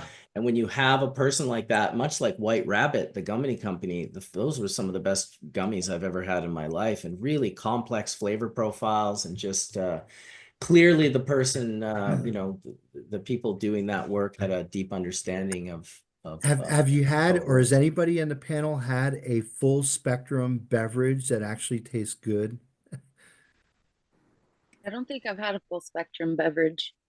And I think that I think these THC levels everybody's looking for is because if we think about it, like that's the illegal component in cannabis. So now everybody sees that as like the shining star because that's the thing that's illegal. So that's what they're going for, right? Well, I don't know, Jen. It's kind of like a double jeopardy because if you think about just hemp in general, like CBD, so you could now chemically convert CBD into THC and do that underneath a roof of a building that has a cannabis canning line. And so now what you're converting what you take into your building is totally legal by the US law. And what goes out of the building in a 10 milligram drink that's like 12 ounces, that's like 0.029% THC. So it hardly qualifies on the radar as being, even close to being, outside that 0.3% or less THC number. But still you can get loaded. And even a cannabis user like me, Jen, I could drink two of those beverages and I totally feel it. I mean, it's just 10 milligrams of a, But of a but single Mark, cannabinoid. isn't the effects different? Because when you're taking things orally, you're getting high on 11 hydroxy, not THC. No, actually, Sam, that's not. So these things are nano-emulsified. So Yeah, basically I'm gonna. there's a nano emulsion that basically keeps that from going I think it gets absorbed through the oral sublingual, or maybe it does go through the tract, but it, Sam, I'm telling you, I was super skeptical about this whole nano business. I thought it was all just a bunch of spin and bullshit, but it really works. There's a rapid onset of activity. If I pour like a 12-ounce seltzer out that's got 10 milligrams, by the time I'm halfway through that glass, I could feel it. And again, I'm dabbing all day long. So it's like very hard to think, again, that this is basically legal under the hemp law. And so what people are doing, again, because CBD is cratered to down to, I don't know, like 450 a kilo or 400 a kilo, you could convert that into THC. Hopefully you're doing it in a way that, minimizes the byproduct formation. But if you're getting something like 85 or 90% THC, you're putting that right into a beverage, diluting it back down, and now what leaves the building is totally hemp. So it's, yeah, I mean, I don't know how the cannabis market is going to compete when you could convert CBD into THC for a whole lot Gonna cheaper. compete with dry sifting. That's the way. Well, Well, yeah, Does exactly. anybody prefer 11 hydroxy over THC? It's more potent. Fuck, dude. It's like a It's fucking nightmare. Are you kidding me, dude? Yeah, it's more potent. It's like fucking, I'll just smoke more dabs if I want to get more high. I prefer it. I use it as an oral consumption, as a medicine when I'm hurting, when I need to sleep. But do I enjoy it as a recreational drug? Oh, not so much. Well, this for big beverage, Marcus, this is just another ingredient. They're already formulating ingredients. They're making lots of sodas, lots of seltzers. Oh, now we can basically add hemp-derived THC. For them, it's just another ingredient, which is why it's such a play for big beverage. That's why all the big beverage companies are interested in this market. And this market is unbelievably large. It's taking off like you would not believe. In the most cannabis unfriendly states, you could buy these beverages. So And it's they're large labs too, and people, small manufacturers can't afford that. no. However, this is for a limited time only, because the new bill, that's the new hemp bill, new farm bill that's being written, is going to close these loops, and they're looking to actively close them. So keep Well, your you got eye to out. remember, ATN, the Farm Bill's regulation ends at harvest. So once that plant is deemed as hemp, what happens to that CBD is not covered in the Farm Bill specifically, right? Now, if they put some kind of like rider or extender in there saying, oh, by the way, you can't convert CBD into THC or other psychoactive substances, but where they've dropped the bill, where they've dropped the ball here is the FDA, right? The FDA is supposed to regulate after harvest. And right now, man, this market is so fucking big, ATN. And I can tell you that there's deep pockets behind it, because I see warehouses that are 3 pallet racks high with full, forklifts, and you only do that when you have a lot of money. So Big Beverage has got a lot of money. They got the canning lines. All they need now is the psychoactive ingredient, which they can make by chemical conversion underneath the same roof. Put that into a nano emulsion, and bam, you got cannabis drinks, you know? So, Oh, through their distribution centers, which they have the distribution already set and centered. So, right, anybody attempting to compete with that is in for are going to a be snuffed reality out. check. Yeah. Yeah. Yeah. You have to Sure. either join, or like other people, you're going to have to pretty much commit to these people for in perpetuity for distribution, That's and right. they can negotiate those types of realities against you, because who's going to stop them? Nobody. No, Exactly. and if you look at Canada, the companies that give the biggest money, it wasn't pharma, it wasn't tobacco, it was drink, it was beverage Big companies. Beverage, It was right? Constellation Brands gave Canopy like $4 billion US, which I believe was $5 billion Yeah. Canadian. Yeah, we carry Pabst, Pabst Blue Ribbon, we carry their seltzers right now in our dispensaries. And I know you can go down to Total Bev and Mo and buy it for probably $2 to $3 cheaper there, at the store than it is at the regulated dispensary. How do So they taste, ATN? Do they taste good? I don't know. I've never tried them. I don't do drinks, so I mean, I'm a hash person. So, but people that we keep reordering, some people must like them. People must like They them. have that nanotechnology. Whereas, remember, 5-10 years ago, you just got that layer of oil right off the Yeah. top. It was mixed Now well, right? Yeah. consumers say they taste like a regular beverage, and they feel like they're able to get a consistent dosage depending on how much Right. they imbibe, which is considerably also different than the technology we had, which is where these companies have food laboratories. They can actually do these sort of things and test them. Whereas just getting a laboratory up and running is almost what, $1 million, quite a few $1 million just to get a lab up and going, right, Mark? Well, for a testing lab, it's more like 2 million because you need the equipment, but you also need a healthy chunk of money in the bank for that runway by the time you get up to full capacity. And I'm sure Ezra will also say this on the production side. You need money to basically make that runway as smooth as you possibly can till you're up at full production capacity. So yeah, yep, money. I would actually say to that point, I mean, it's a little bit different topic than what you guys are talking about, but one thing that's allowed me to like exist and be here as in the cannabis industry has been dry sifting and static sifting. And what I found is that, I was already working for this company, and I basically heard a little bit about static through the years. And I was lucky enough to get an opportunity to start trying to figure it out basically in an empty room. And absolutely agree. Like once you get to a point where you have a process and you have a goal in mind and you want to launch a product, you need a certain amount of money to like realize that and get it to store shelves. But luckily we were able to really like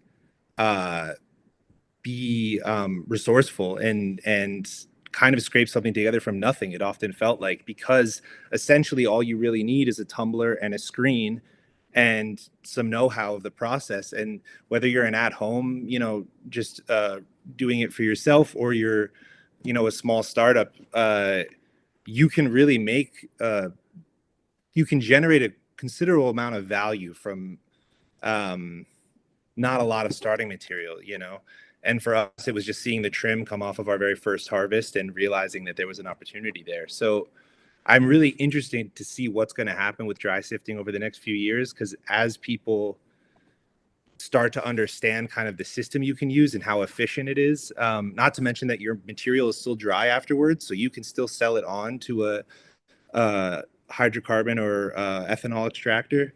I'm hoping it allows some people to get their foot in the door in a way where, as the industry becomes more inaccessible to people. That's exactly what I used to tell people. They would say, but dry sifting, the yield is so small. And I would say, well, after you're done doing the dry sifting, extract the rest of the cannabinoids and terpenes and get value out of them. And static really changes that, and we're still working on, again, like really pulling it together with duct tape. We don't have a proper freezer yet to run our, Keef Thief. We love Keef Thief, but we don't have a freezer for their big machine. So we tumble it like 50 degrees with a really low humidity. And the way we get around not having a freezer is we just beat the crap out of the material. We've actually drawn our run times down quite a lot to beat it up a little less, but you're doing static. So if you've got your right tools and you've got your right methods, you can really harvest the trichomes back out of the material. And yeah, you can get it done for sure. Hey, shout out to D420K in the house, dude. How fucking the dry sift general himself just popped in. Can I hear a bong rip? Woo. No, you got to unmute yourself. Sorry, this stupid Zoom auto mute. There you are.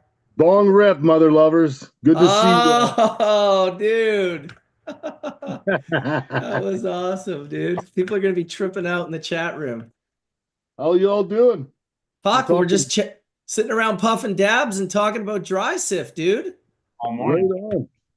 Right on. I've got. Fuck. Let me see this.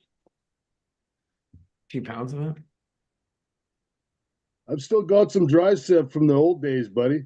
Oh my God, look how red that is. That's awesome. See if I can get a better shot of it. Oh no, it kind of went gold actually. It just looks Is red from is the it jar. still terpene rich? Oh Because no, not at all, not at all, Sam. It's okay, not. that's what I was gonna suspect. It's just really old tasting hash is what But is it it 10 years old? Oh yeah, this is out of the jar that we that when you come up to do a film, to do a video, this is one of the jars that still has some left in it. Oh my God, dude. When I come to Vancouver next time, I'll bring some and we'll just sesh it up to see what you think. Anyways, Hell yeah, dude. Gets you really high, but I like my rosins a lot these days, right? Like it's my favorite actually, but still the OG Kush, all that sort of stuff. And I'm just wondering about the dry sifting like what's the topic we're talking on dry sift here? Are we talking about being able to get it, being able to make it? What's the main subject? I mean, shit, we went pretty deep. Dr. Mark We're talking about making it, storing it, traveling with it, all the above. So a lot of static information, a lot of people in the room right now. We got let's see. Well, we had Charles earlier, but we have like Ezra and Chris K and Wolverine Dabs and Renee in Holland, and they're sort of all part of the Sambo filtration, that sort of commercial machine that makes static dry sift now. So Wolverine Dabs has lots of information. Logan, who's in the room here, he's been making dry sift with that and some other techniques. So just kind of all these different people have kept the conversation going. They're sort of, novelly creating new things and kind of trying to just, figure out exactly. We still don't really know why or how it works, but a lot of the people in the room right now are kind of part, and you've been a big part of the conversation, dude, with the iTunes card, the carding with the iTunes card. People are like, hey, wait a minute. Wait, was that you guys? I was watching that YouTube video like 10 years ago. Yeah, I didn't understand hash at all. Then I watched your bubble video. I tried to make bubble hash. I couldn't do any of it. But I remember watching that video over and over, trying to just figure out before I understood anything about it what a trichome was, like what the science was. That's so cool. How about the guy that introduced us, dog? Like I know I did the card method, but I didn't realize what I was doing and what I had found out. And then there was that guy Mies McCalman off of YouTube that showed with a bigger case, like a video game case, and parchment paper on it, and that changed the game completely. Like it did give you grams at a time of brushing off the thing if instead of 0.2, 0.3 of a gram every time with the card. And then there was the black glove. Correct. And the balloon. No, that was all a part of it. And if you think about it, D, the same way you didn't really kind of quite understand, it was your sharing what you didn't understand that allows me to kind of figure it out and then share with you back. And Sam told his origin story earlier today on this episode of how he discovered static tech in the first place. And the guy doing it, he wasn't exactly doing it correct. You'll have to go back to listen to the story, but he didn't know what he was doing. Sam was standing over his shoulders and he knew what he was doing. So there's this pattern here with these complex, complex but yet simple understandings and discoveries that are often, it takes one person to do it publicly so another person can see it and be like, oh shit, I think I see what he's doing there. And then it continues on. So obviously D420K was a big part of static sifting becoming becoming discovered, really. Very proud to be part of that. And I'm going to dive into a bong rip here if everybody wants to have a little bong rip, mother lovers. I'm doing it. I'm loaded and ready to go. Yeah, hey, Johnny. How you, brother? Jen Doe, Mark. Hi. I miss you. I miss all of you guys. Man, how's everything going for you? Crazy. Jen. Yeah. Oh, shit. For me, life is freaking wild, man. Never a dull day. I was going to say, Jen, oh my God, Jen could write a book on the question D420K just answered. We'll be crying. We'll be laughing. We'll be angry. We'll be celebrating. Go ahead, Jen. Yeah, no, you just nailed it. Thank you. That sums it up. Yeah. Well, you still got a smile on your face, so that's a good thing. Good for you. Good to see it. Thank you. There's always a silver lining, and no matter how small it is, I always seem to just find it. So, yeah. Yep. From snake venom treatments in the jungles of Mexico to damn near frozen to death in the mountains or not the mountains, in the woods of Maine to God. Did I ever tell you that I smoked king cobra snake venom? No, in a let's chillum? hear it. No, of course you did. It's a psychedelic downer. Huh. It's sort of like a dispersonalization drug.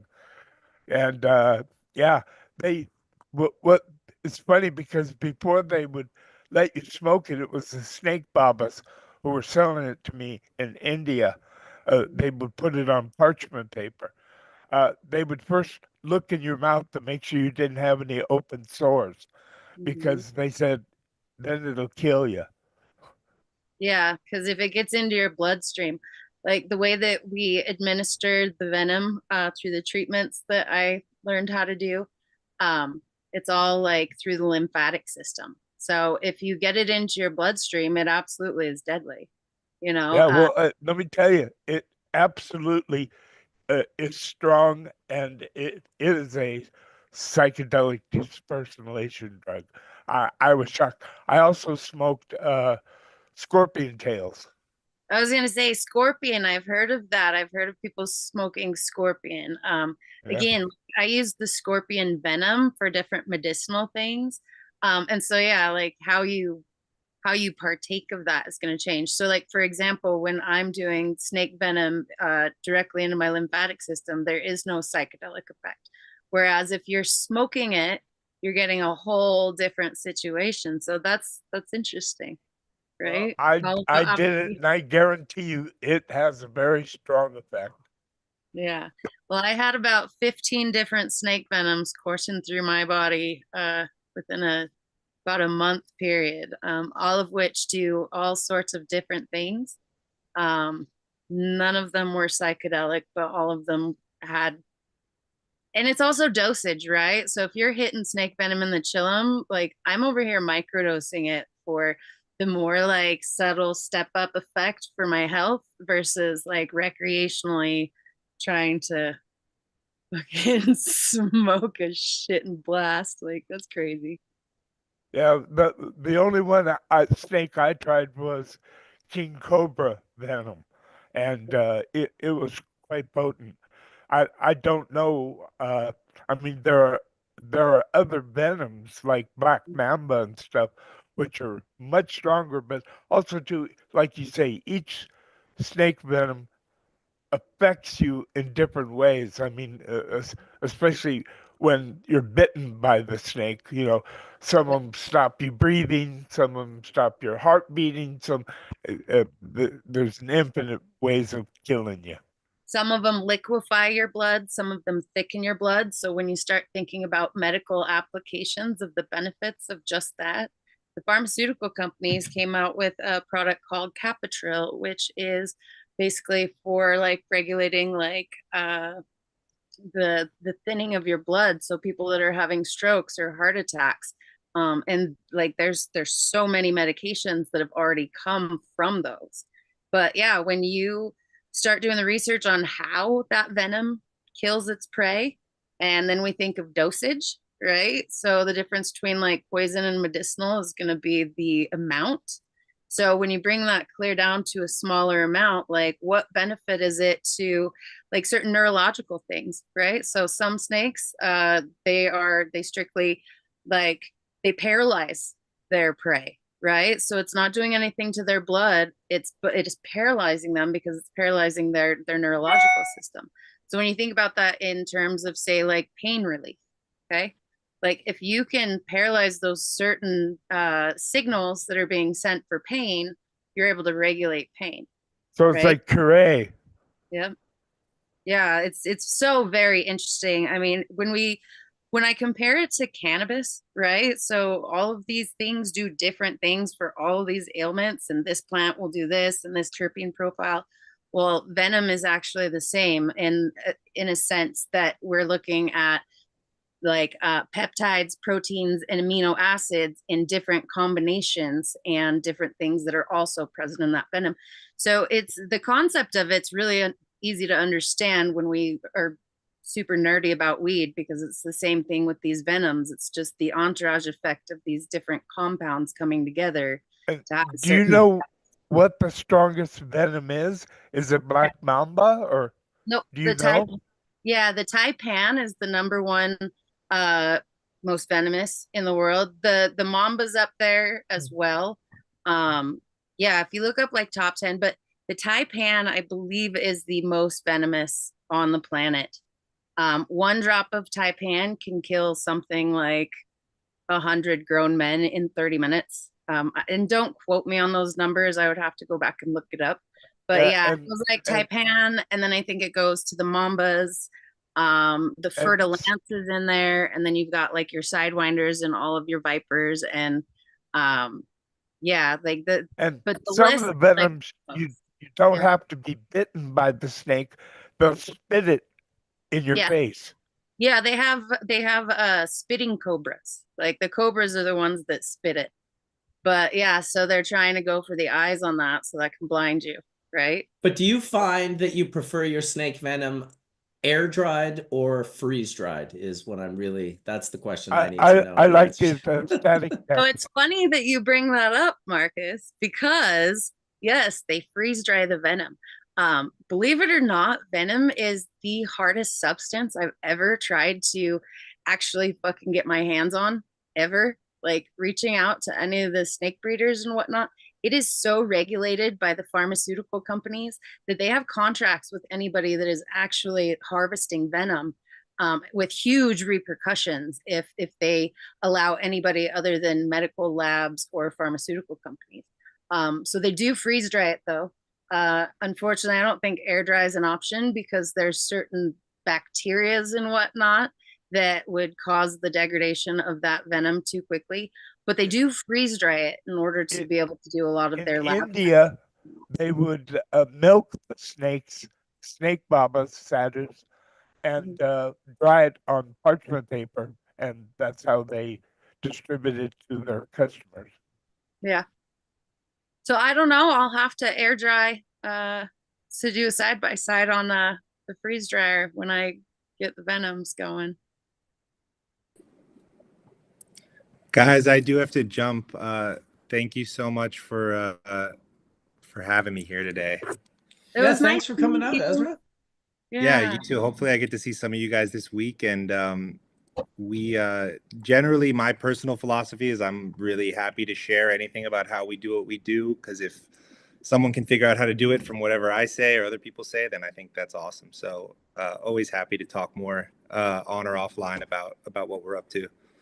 Awesome, dude. We'll really appreciate you coming on and sharing, and wish you the best of luck. And I'm sure we'll have you back on another day. I always appreciate people who come in from the lab on a Sunday.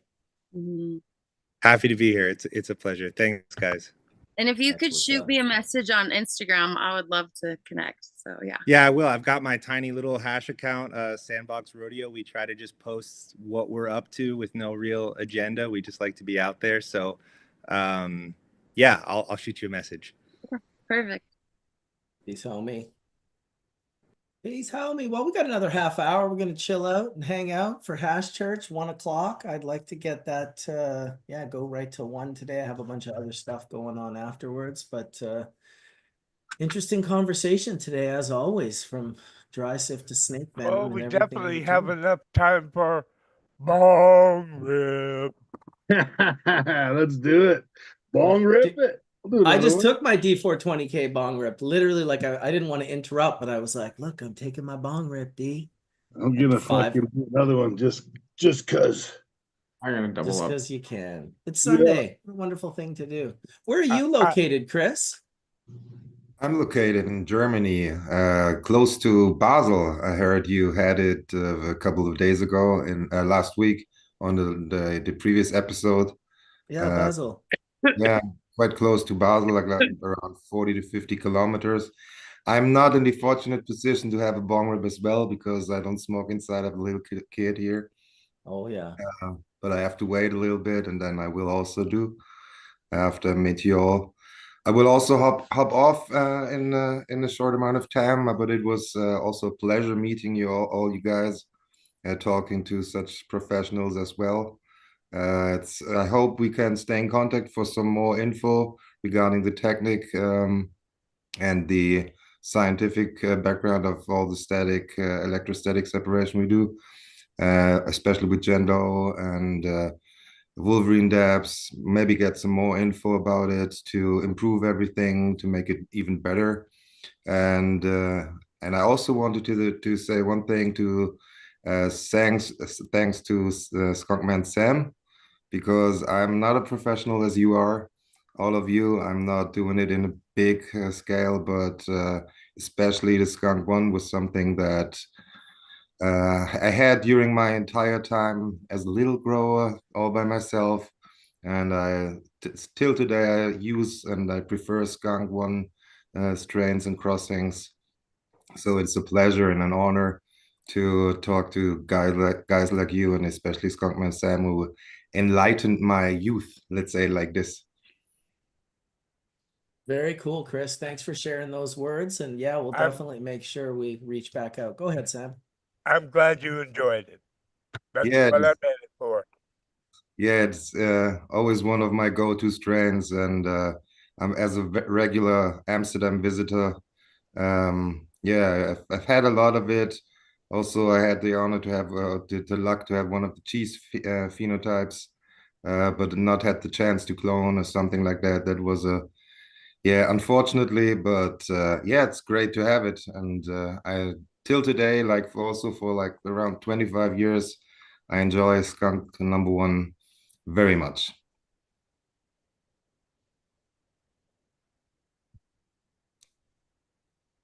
Well, we'll make sure that I'm going to make sure Charles reaches out and gets me all of your guys' names and phone numbers and emails. I like to keep that for under all the panelists that have ever been on Hash Church. I just like to make sure I have those contacts, and so we'll be reaching out and staying in touch for sure. And I've also got a machine from Sambo Creeck Filtration. Once we really start working with it and playing with it, I'll definitely be in touch as well. Yeah, funny. I stood in front of you last year at the Spanibus. Maybe we can recreate that again, and then I will talk to you. Well, the Terps Army, I guess, in testing or judging. I don't know what you did there. Okay, yeah, we threw a Legends of Hashish party in Barcelona last year, and we did it at in conjunction with Terps Army. Lorenzo's been a friend for many years. He was kind of an original bubble ambassador that just blew up and just he's doing so great now with his shop in Holland and his shop in Barcelona. And yeah, that's cool that I'll tell you my idea for this year, and this is, I mentioned this to Jolly Roger and the Puffco people, that what I'd really love to do is find the shop or the private club, because I've asked David and he explained, look, I could never do that to my clients. They're members of the private club, and what it was to have no tobacco for the entire Spanibus. To have one spot in Barcelona during Spanibus, and I'm going to try and figure this out with some other companies that want to be involved, where we basically figure out a way to make it so the members are okay with it, and just create like maybe 4 or 5 days where it's the place to go and have dabs and not have your throat be destroyed from burning paper and glue and tobacco. Remember one time we had it where the venue was divided and there was tobacco allowed at one area and not the other area. That was a step in the right direction. Right, but you understand that was La Calada, and they did that just for you and me. They like closed off half of their place and made it smoke free. And so do you remember also when we went there, they had the silver tray with all the full melt hashes and dry sifts? Oh, absolutely. Oh my God. That was amazing, dude. Yeah, no, it was a step in the right direction. It was inspirational. Every year, including this year at Terps Army, I was dying every day that I left. My clothes stunk so badly and it's like I'm not trying to like, censor tobacco all everywhere in Spain, but if we just could have one place where we could gather and we could talk and I have to go home because I'm going to die soon from being in here and breathing in the secondhand smoke. I just think it would be cool. So anyone that also thinks it would be cool, reach out to me at bcbubbleman@icloud.com and we'll figure out a way to make that happen. And Getting shout them out to La Colada. Go back ahead, Jen. on, it's going to be quite the challenge. It will be, but you know what, Jen? I like a good challenge. I'm not gonna lie. I like doing things that are hard, and it's We did it Well, for years. We did it for years at Legends in Amsterdam. There was no tobacco products allowed ever. yeah. I don't well, even know if we let people smoke joints. and just like I enjoy as a smoker having my own little smoking section, I think when that whole situation is flip-flopped around, there should be a no smoking tobacco section. Us tobacco smokers want our little section, just give me a little corner on the goddamn patio with a little thing. I mean, at the very least, they should have that segregated for non-smokers as well. Europe's just hard. Spliffs, all spliffs. They don't like us pure It's folk. well, that's it. It's not, you can't say no cigarettes. It really has to be like Oh, no spliff. tobacco because it's all Yeah. spliffs. It's oh my goodness. I mean, if Make it I have a cigarette and then I have a joint and I'm smoking them at the same time, I call it my deconstructed spliff, but I still somehow get poo-pooed on for that cigarette. And I'm like, so let me get this straight.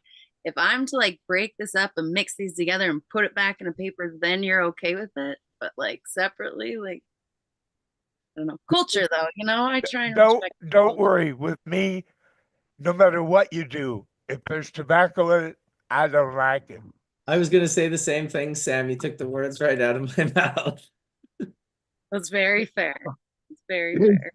Sam, did you build a machine of static tech and that sort of stuff? And is it on the market now? No, I found one that would work, but as I described earlier in the show, the company that was making it was Eastern Europe, and they had very strong anti-cannabis laws.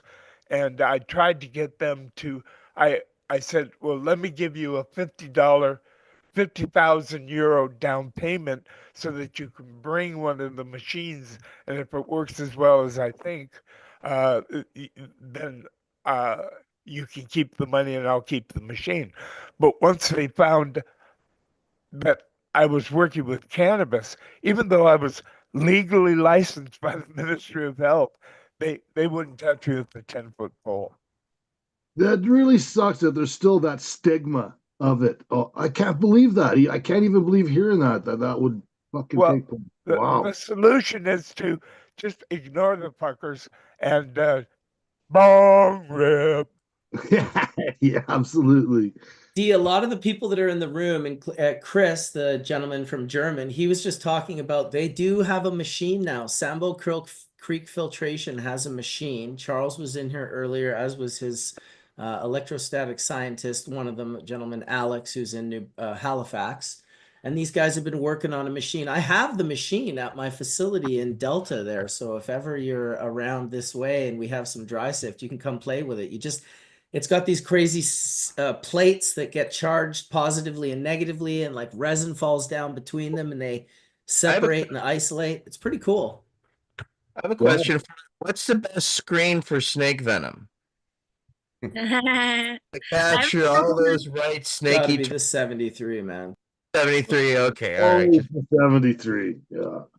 It's really hard to say, I mean, we're working with such small volume. I haven't broken it down to like the molecular level, but I feel like we're gonna need like a fucking 5 micron to work with the small, right? Because they don't have as much girth as the only micron is the dilation of the snake tubes of teeth, right? So that's the only delivery methodology currently available. Yeah. Oh, inhalation. I'll pull out my screens and see if I can separate it. But I'm going for the entourage effect. So it's like, the same concept of RSO. I want to keep as much in there as possible. So I don't think we'll be refining this down on screens anytime soon. I've never tried to vaporize snake venom either. I combusted it in a chillum.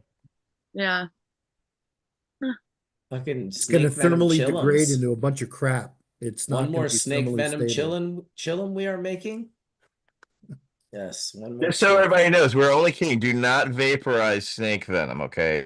This is not for professionals only. Do not do it.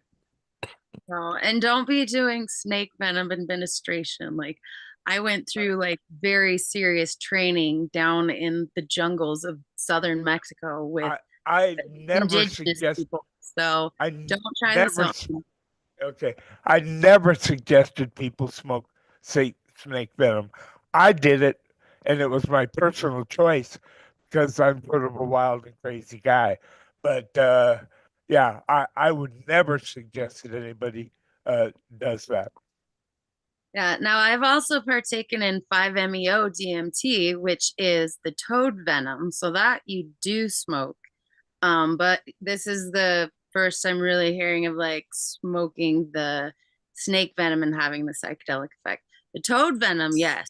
So that's why it doesn't surprise me that there is the potential for snake venom as well. I would say it's more of a depersonalization drug than a true psychedelic. Yeah, well, I mean, the toad, that's a whole nother book. Like, I'll write a whole nother book on that one. But two different applications, two different reasons. Definitely don't want to. There's tryptamines in toad venom. I don't think there's any tryptamines in snake venom.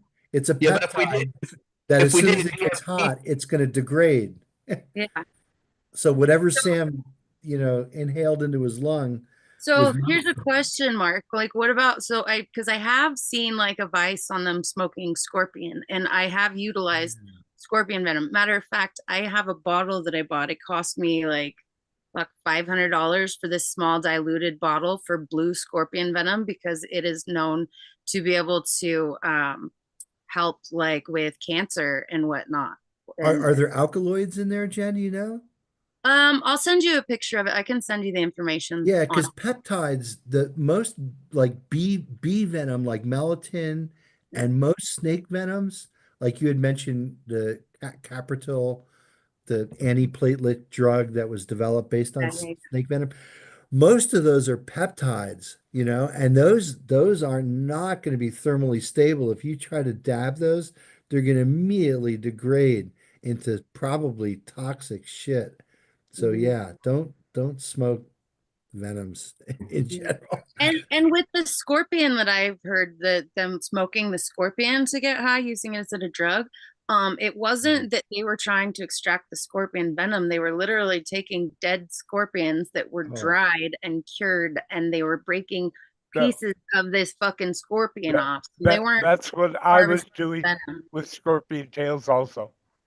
Yeah, but they don't harvest the venom from them because scorpions put out such a small amount of venom that did you know that scorpion is like just the scorpion venom alone is like the highest priced fucking product on the fucking planet because it comes like one little drop at a time.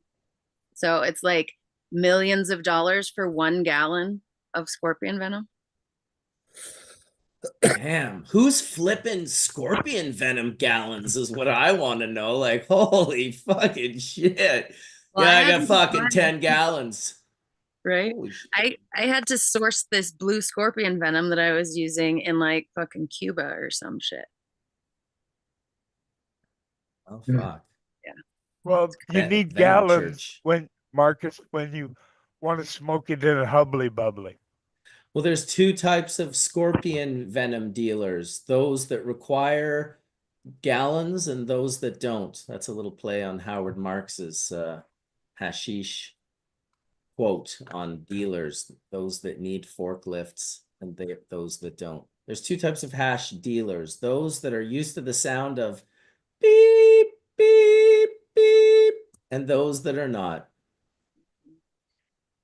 So, Yep. Sam, There it is. what was the effects of smoking the snake venom? Because yeah, I'm kind of like wondering if maybe they didn't slip you a little something else in that chillum too. No, I saw the milk, the king cobra.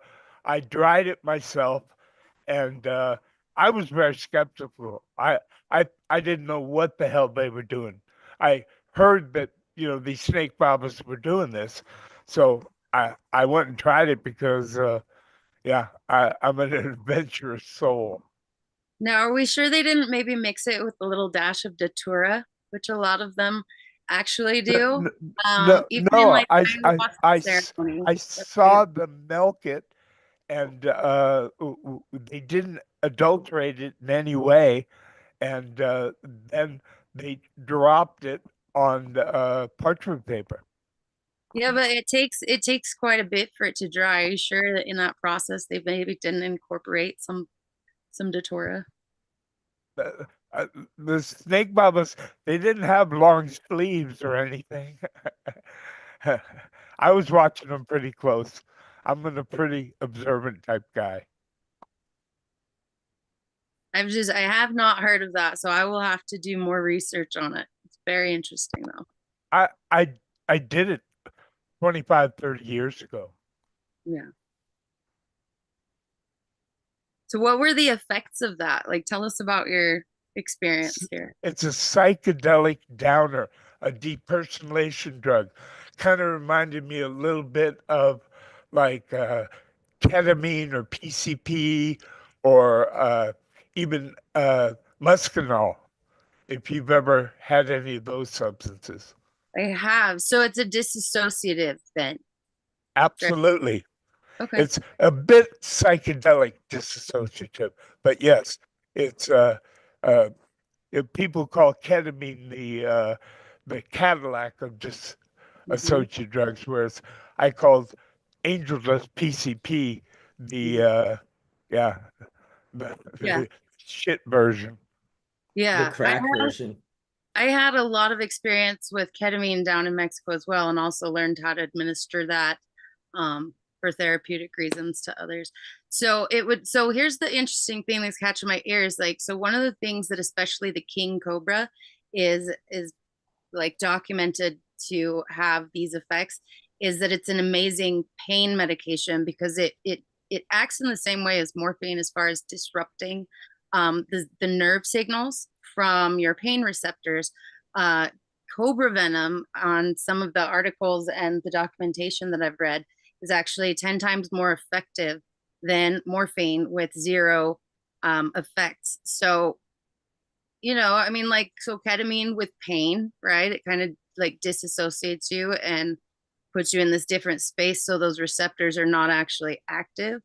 So yeah, how would that correlate to like snake venom if you're actually administering it a certain way? Like, so I'm not saying it's not possible, but I would. Well, when I smoked it, I smoked it in Goa, and I didn't think it was going to work, but it did. Well, you know what?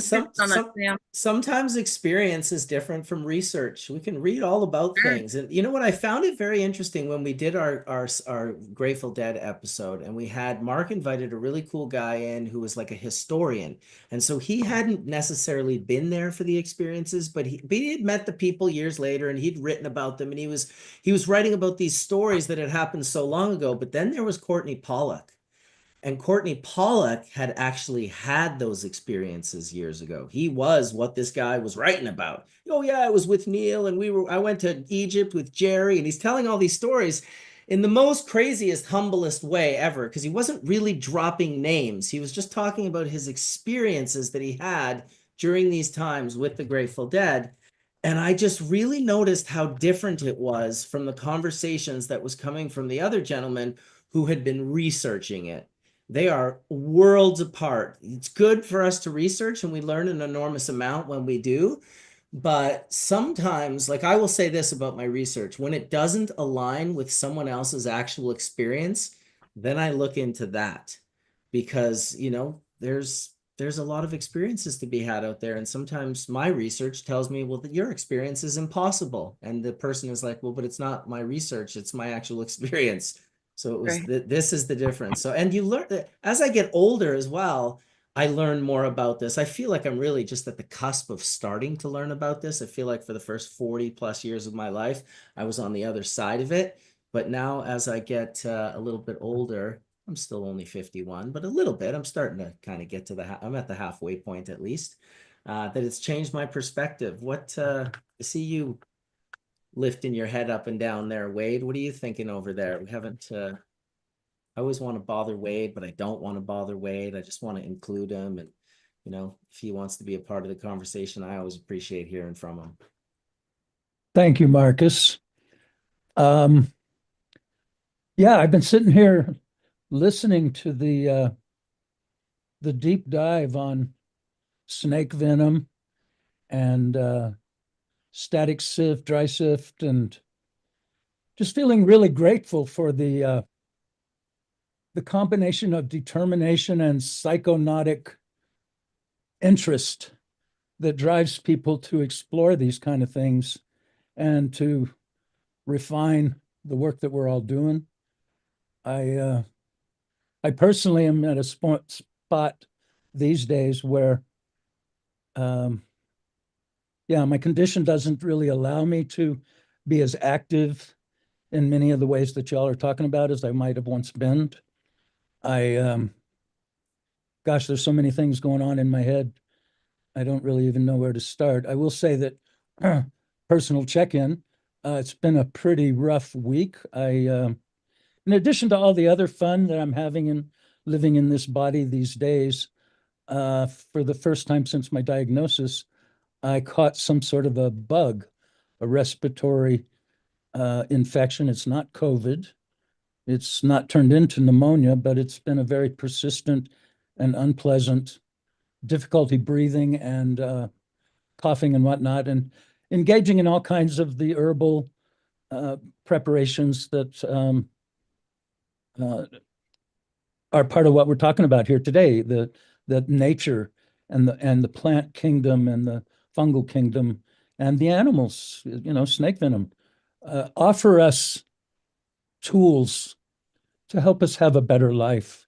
And it's really about learning about that. And it takes folks like who we are here today with, the willingness to explore, to learn and take chances, but to do it with consideration and care, and make sure you don't hurt yourself or others. And one thing I wanted to share with y'all is a picture back when Steep Hill first opened their new facility in Berkeley. I was invited to that event and left the farm up here and went down back to the Bay Area. And among the reasons that I went is I wanted to renew my acquaintance with the Reverend Dr. Cameron, and also renew my acquaintance with Fred Gardner. And both of those fellows were there, and we spent some time hanging out, sharing some food and conversation about this and that. But after that, while there was still a big crowd, I went outside into the crowd, and there was an awful lot of suits and shiny shoes and big watches running around in the room. And I had gone down there thinking I'd run into a bunch of farmers. Well, that was not what was happening. But over in the corner, there was a family. They were not well dressed, no shiny shoes, no big watches, but they were gathered around a wheelchair. And in that wheelchair was the first catastrophically ill young person I ever met. And I won't share his name because he's a success story in my life. When I met him, I asked him what they were doing there. And they were hoping that there was somebody there who was growing AC/DC. And I said, well, I grow AC/DC, but it doesn't do well in our environment up here in Nevada County at my elevation. And long story short, made short, in the interest of time.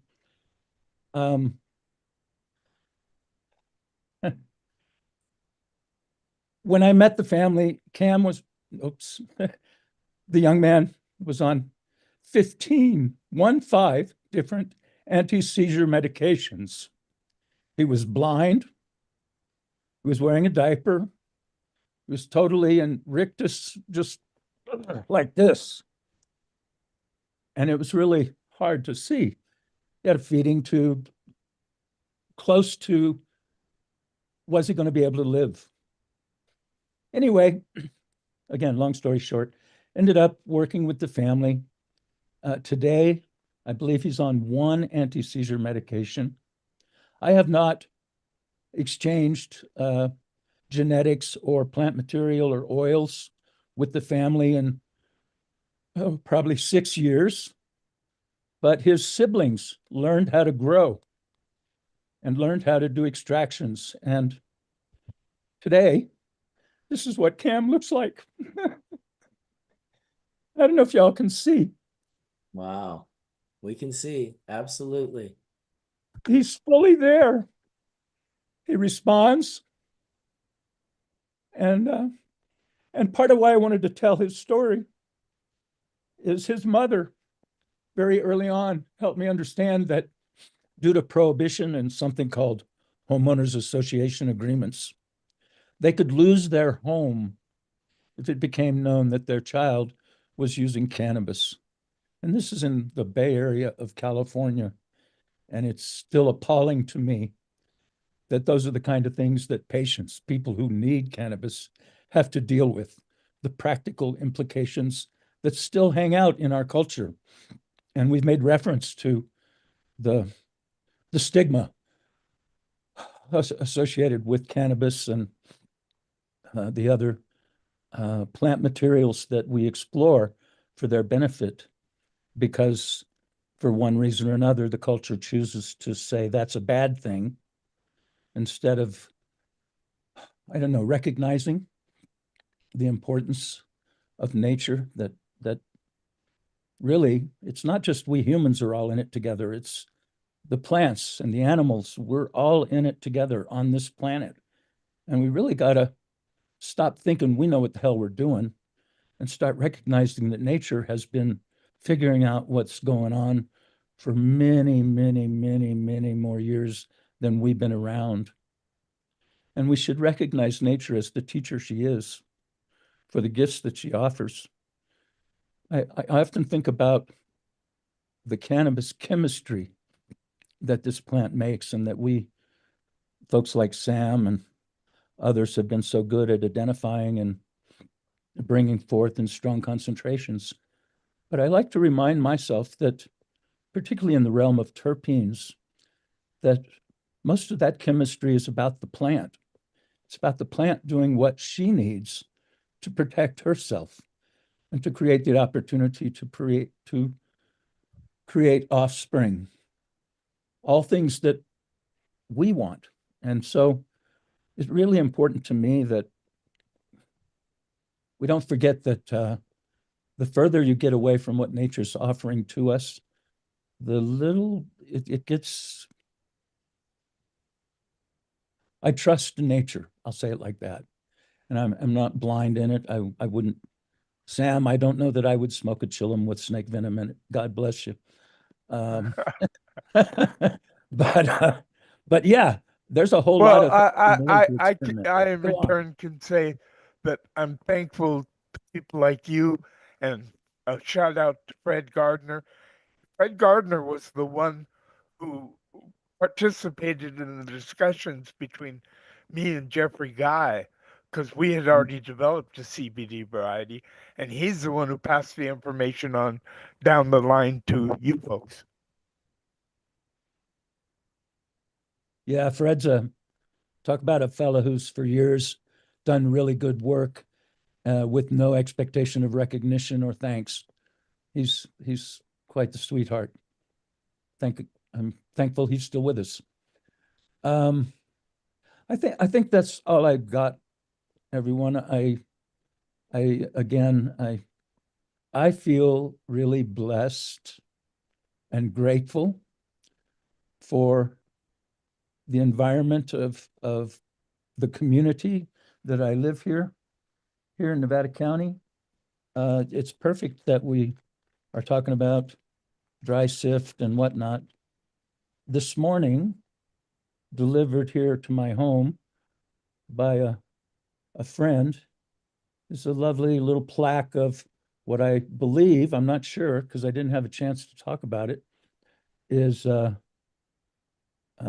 blueberry muffin, dry sifted and hand pressed into a nice, feels like maybe a 10-gram heart. Yeah, that that way looks someone nice. enjoy smoking. Because, and part of what happened for me, and part of why this conversation is so interesting, the same person a couple of weeks ago handed me a little piece of this, what I think is the same thing. And when I got home from that event, I smoked it, and I sent him a text message and told him that it had been a long time since I had experienced psychedelia as a result of consuming hashish.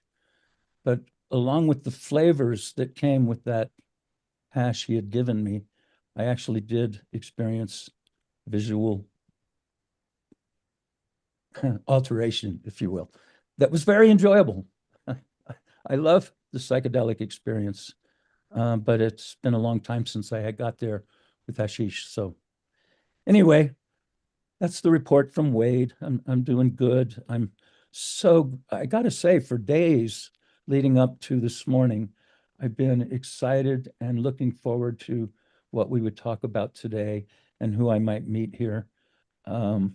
Again, Marcus, thank you for bringing this crew together. All of y'all who showed up and have contributed your thoughts or your expertise or your, I just, as a patient and as someone who used to be pretty active in this work, I'm really grateful that there's still people doing it, because God knows there's so much that needs to be done. There's people that, well, like I said, that young man that I showed you his picture is one example of folks that I know that have benefited greatly from cannabis, but they can't tell their stories for whatever reason. And yeah, don't do what you're doing for the work, for the recognition. Those of you that are in business, I really hope that you can succeed, particularly here in California. It looks like a total mess and nightmare for anyone who's trying to do it legally. And yeah, that's the last thing I want to say. Again, part of prohibition. Some of the persons who have, over the last few years, so generously provided me with high quality products, some of them have a license and a permit, some of them don't. But to a person, most of those folks, the ones with a license and a permit, could lose their license and permit because of the way in which they are providing me the medicine that I need, because it wouldn't be legal in a dispensary. And so there'd be a threat to their permit. And so I can't talk about it. And it just seems totally distorted and weird that I can't openly talk about some of the most beautiful people I know making some incredible products because they might lose their license that they put so much time, effort, and money into securing and holding on to. That's wrong. They're trying to do it right by the rules. It's fucked up as those, pardon my language, but those are messed up rules. They're trying to do it. And 201, I don't know any of them that are flourishing. I know a couple of them that are surviving. Their head is above water. They're current on their taxes and all that, but there's no gravy in it, that's for sure. And meantime, there's way too many folks who have dropped out or quit because it's just impossible for those persons. That's the end of the report from Nevada City, California, and Wade in his beautiful recliner on a Sunday morning at Hash Church. And I love that picture you shared earlier, Marcus, with all those rows of upright buds in front of a stained glass window. That's a very evocative picture. Thank you. Right on, Wade. I will send you that picture so you can have it for your own use. Very powerful words, as always. Incredible story about the young gentleman. That's the kind of work that you want to do in life. Just one of those, and I don't say just one of those, but really just one person like that is that's enough of a reason to do the work, and that's kind of the most bold, noticeably, like, it's there's people that use cannabis medicinally in a variety of ways, but a person like that gentleman who was just at the most extreme end of being incapable of probably really doing anything. I mean, rigor mortis, just, oh my goodness, it's a heart-wrenching story. So I'm really glad you shared it, and we appreciate it, and anything we can do to help in those experiences. And I hear what you're saying too about the not being able to talk about it. And when I got my job at Embark and we got a license, all of a sudden there was all these different rules and regulations. You have to be careful what you do and it was wrong. You could just tell. It was just like, this isn't helping anyone. This is some weird fear and scarcity, demonic based shit that has nothing to do with love and abundance and community and family and building. It's just tearing things down. It just sets a bad seed. It's like spraying the whole experience with a poison before you even get started, which of course is no surprise how they run the agricultural community. So I see, and the vision I'm aligned with you in a lot of the ways, in most of the ways that you think in particular. So I do always appreciate you closing us out on Hash Church with powerful, profound words that we can really think about for at least the rest of the day, if not the rest of the week or the rest of the month, or even better, forever. Let's keep it at the top of our minds. I want to thank Sambo Filtration, Charles and Alex and Chris and Logan and Jen Doe and Renee and all the group of people that came in to talk about static dry sift today. Obviously, thanks Skunkman Sam for just once again birthing the whole fucking thing for everyone. Thank you, Johnny B. Always a pleasure to see you in the room, my friend. And Dr. Mark, always good when you share your chemistry knowledge with us. We appreciate it. Etienne, you as well, for all the amazing work that you've done over the years. Just a quick one. Tomorrow is the DEA hearings, so you can go to the DEA. It's the first hearing for rescheduling. So just FYI, it starts. Are they going to let you speak, Etienne? We have filed our motions. We all just got our denials on on Wednesday, which is literally one day before. And so the clock actually starts for 30 days. We can appeal. So we already appealed last week. So, but it didn't arrive at the court because we had to mail it in. So I anticipate our Veterans Action Council will be ruled on first thing and tossed, or will be allowed to participate. We wouldn't speak tomorrow. The hearings have been moved into February or March at this time. So we're trying to get Michael Crowitz in there to be our representative. Wade and I are for the VAC, but we won't know until tomorrow at 9 a.m. Eastern Standard Time to hear what the judge has to say. It's just going to be a hearing. It's not the entire thing, as stated. They're going to read through all 40,000 comments plus the 25 people who have been decided. And there's multiple lawsuits. There's collusion between the DEA and Kevin Sabet, and people are now suing for that data information. So sorry, not trying to hog your exit here, Marcus, but just wanted to give that brief update because this is a big blip in the United States happening tomorrow. So keep your eye out. No, that's a huge one. We're glad that you shared that, Etienne, as always, going that extra level for the Hash Church community. They appreciate it. I want to thank D420K for coming in today, man. It's fucking good to see you, dude. I hope you come back again next Sunday and fucking hang out with us and puff some bowls with us again. Oh, you're muted. Oh, can you guys hear him? Oh, there he is. I work like a dog, buddy. Like, I hope any Sunday that I can come in, I will.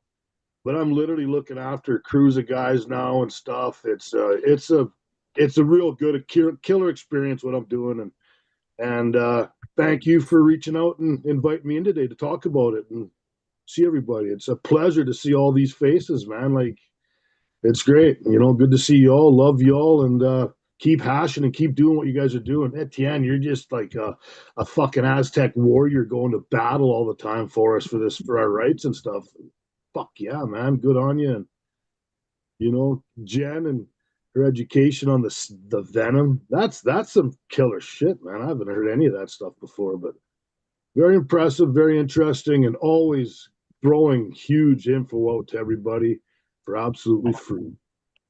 Awesome. Long rip, mother Yes. lovers. You guys have a good night or a good day, and I will see you guys soon again. You can count on it when I get the Long chance. rip, mother lovers. And Jen, I want to get you back as well. It was awesome listening to you today. You shared such great information. We always appreciate your perspective, and you're always doing amazing things. And you know, it's crazy. I know you've been through some crazy shit in the last few years, but I swear that stuff just like builds you up, gets you stronger, gets you prepared for you know, the work that you're clearly here to do. Yeah, for sure.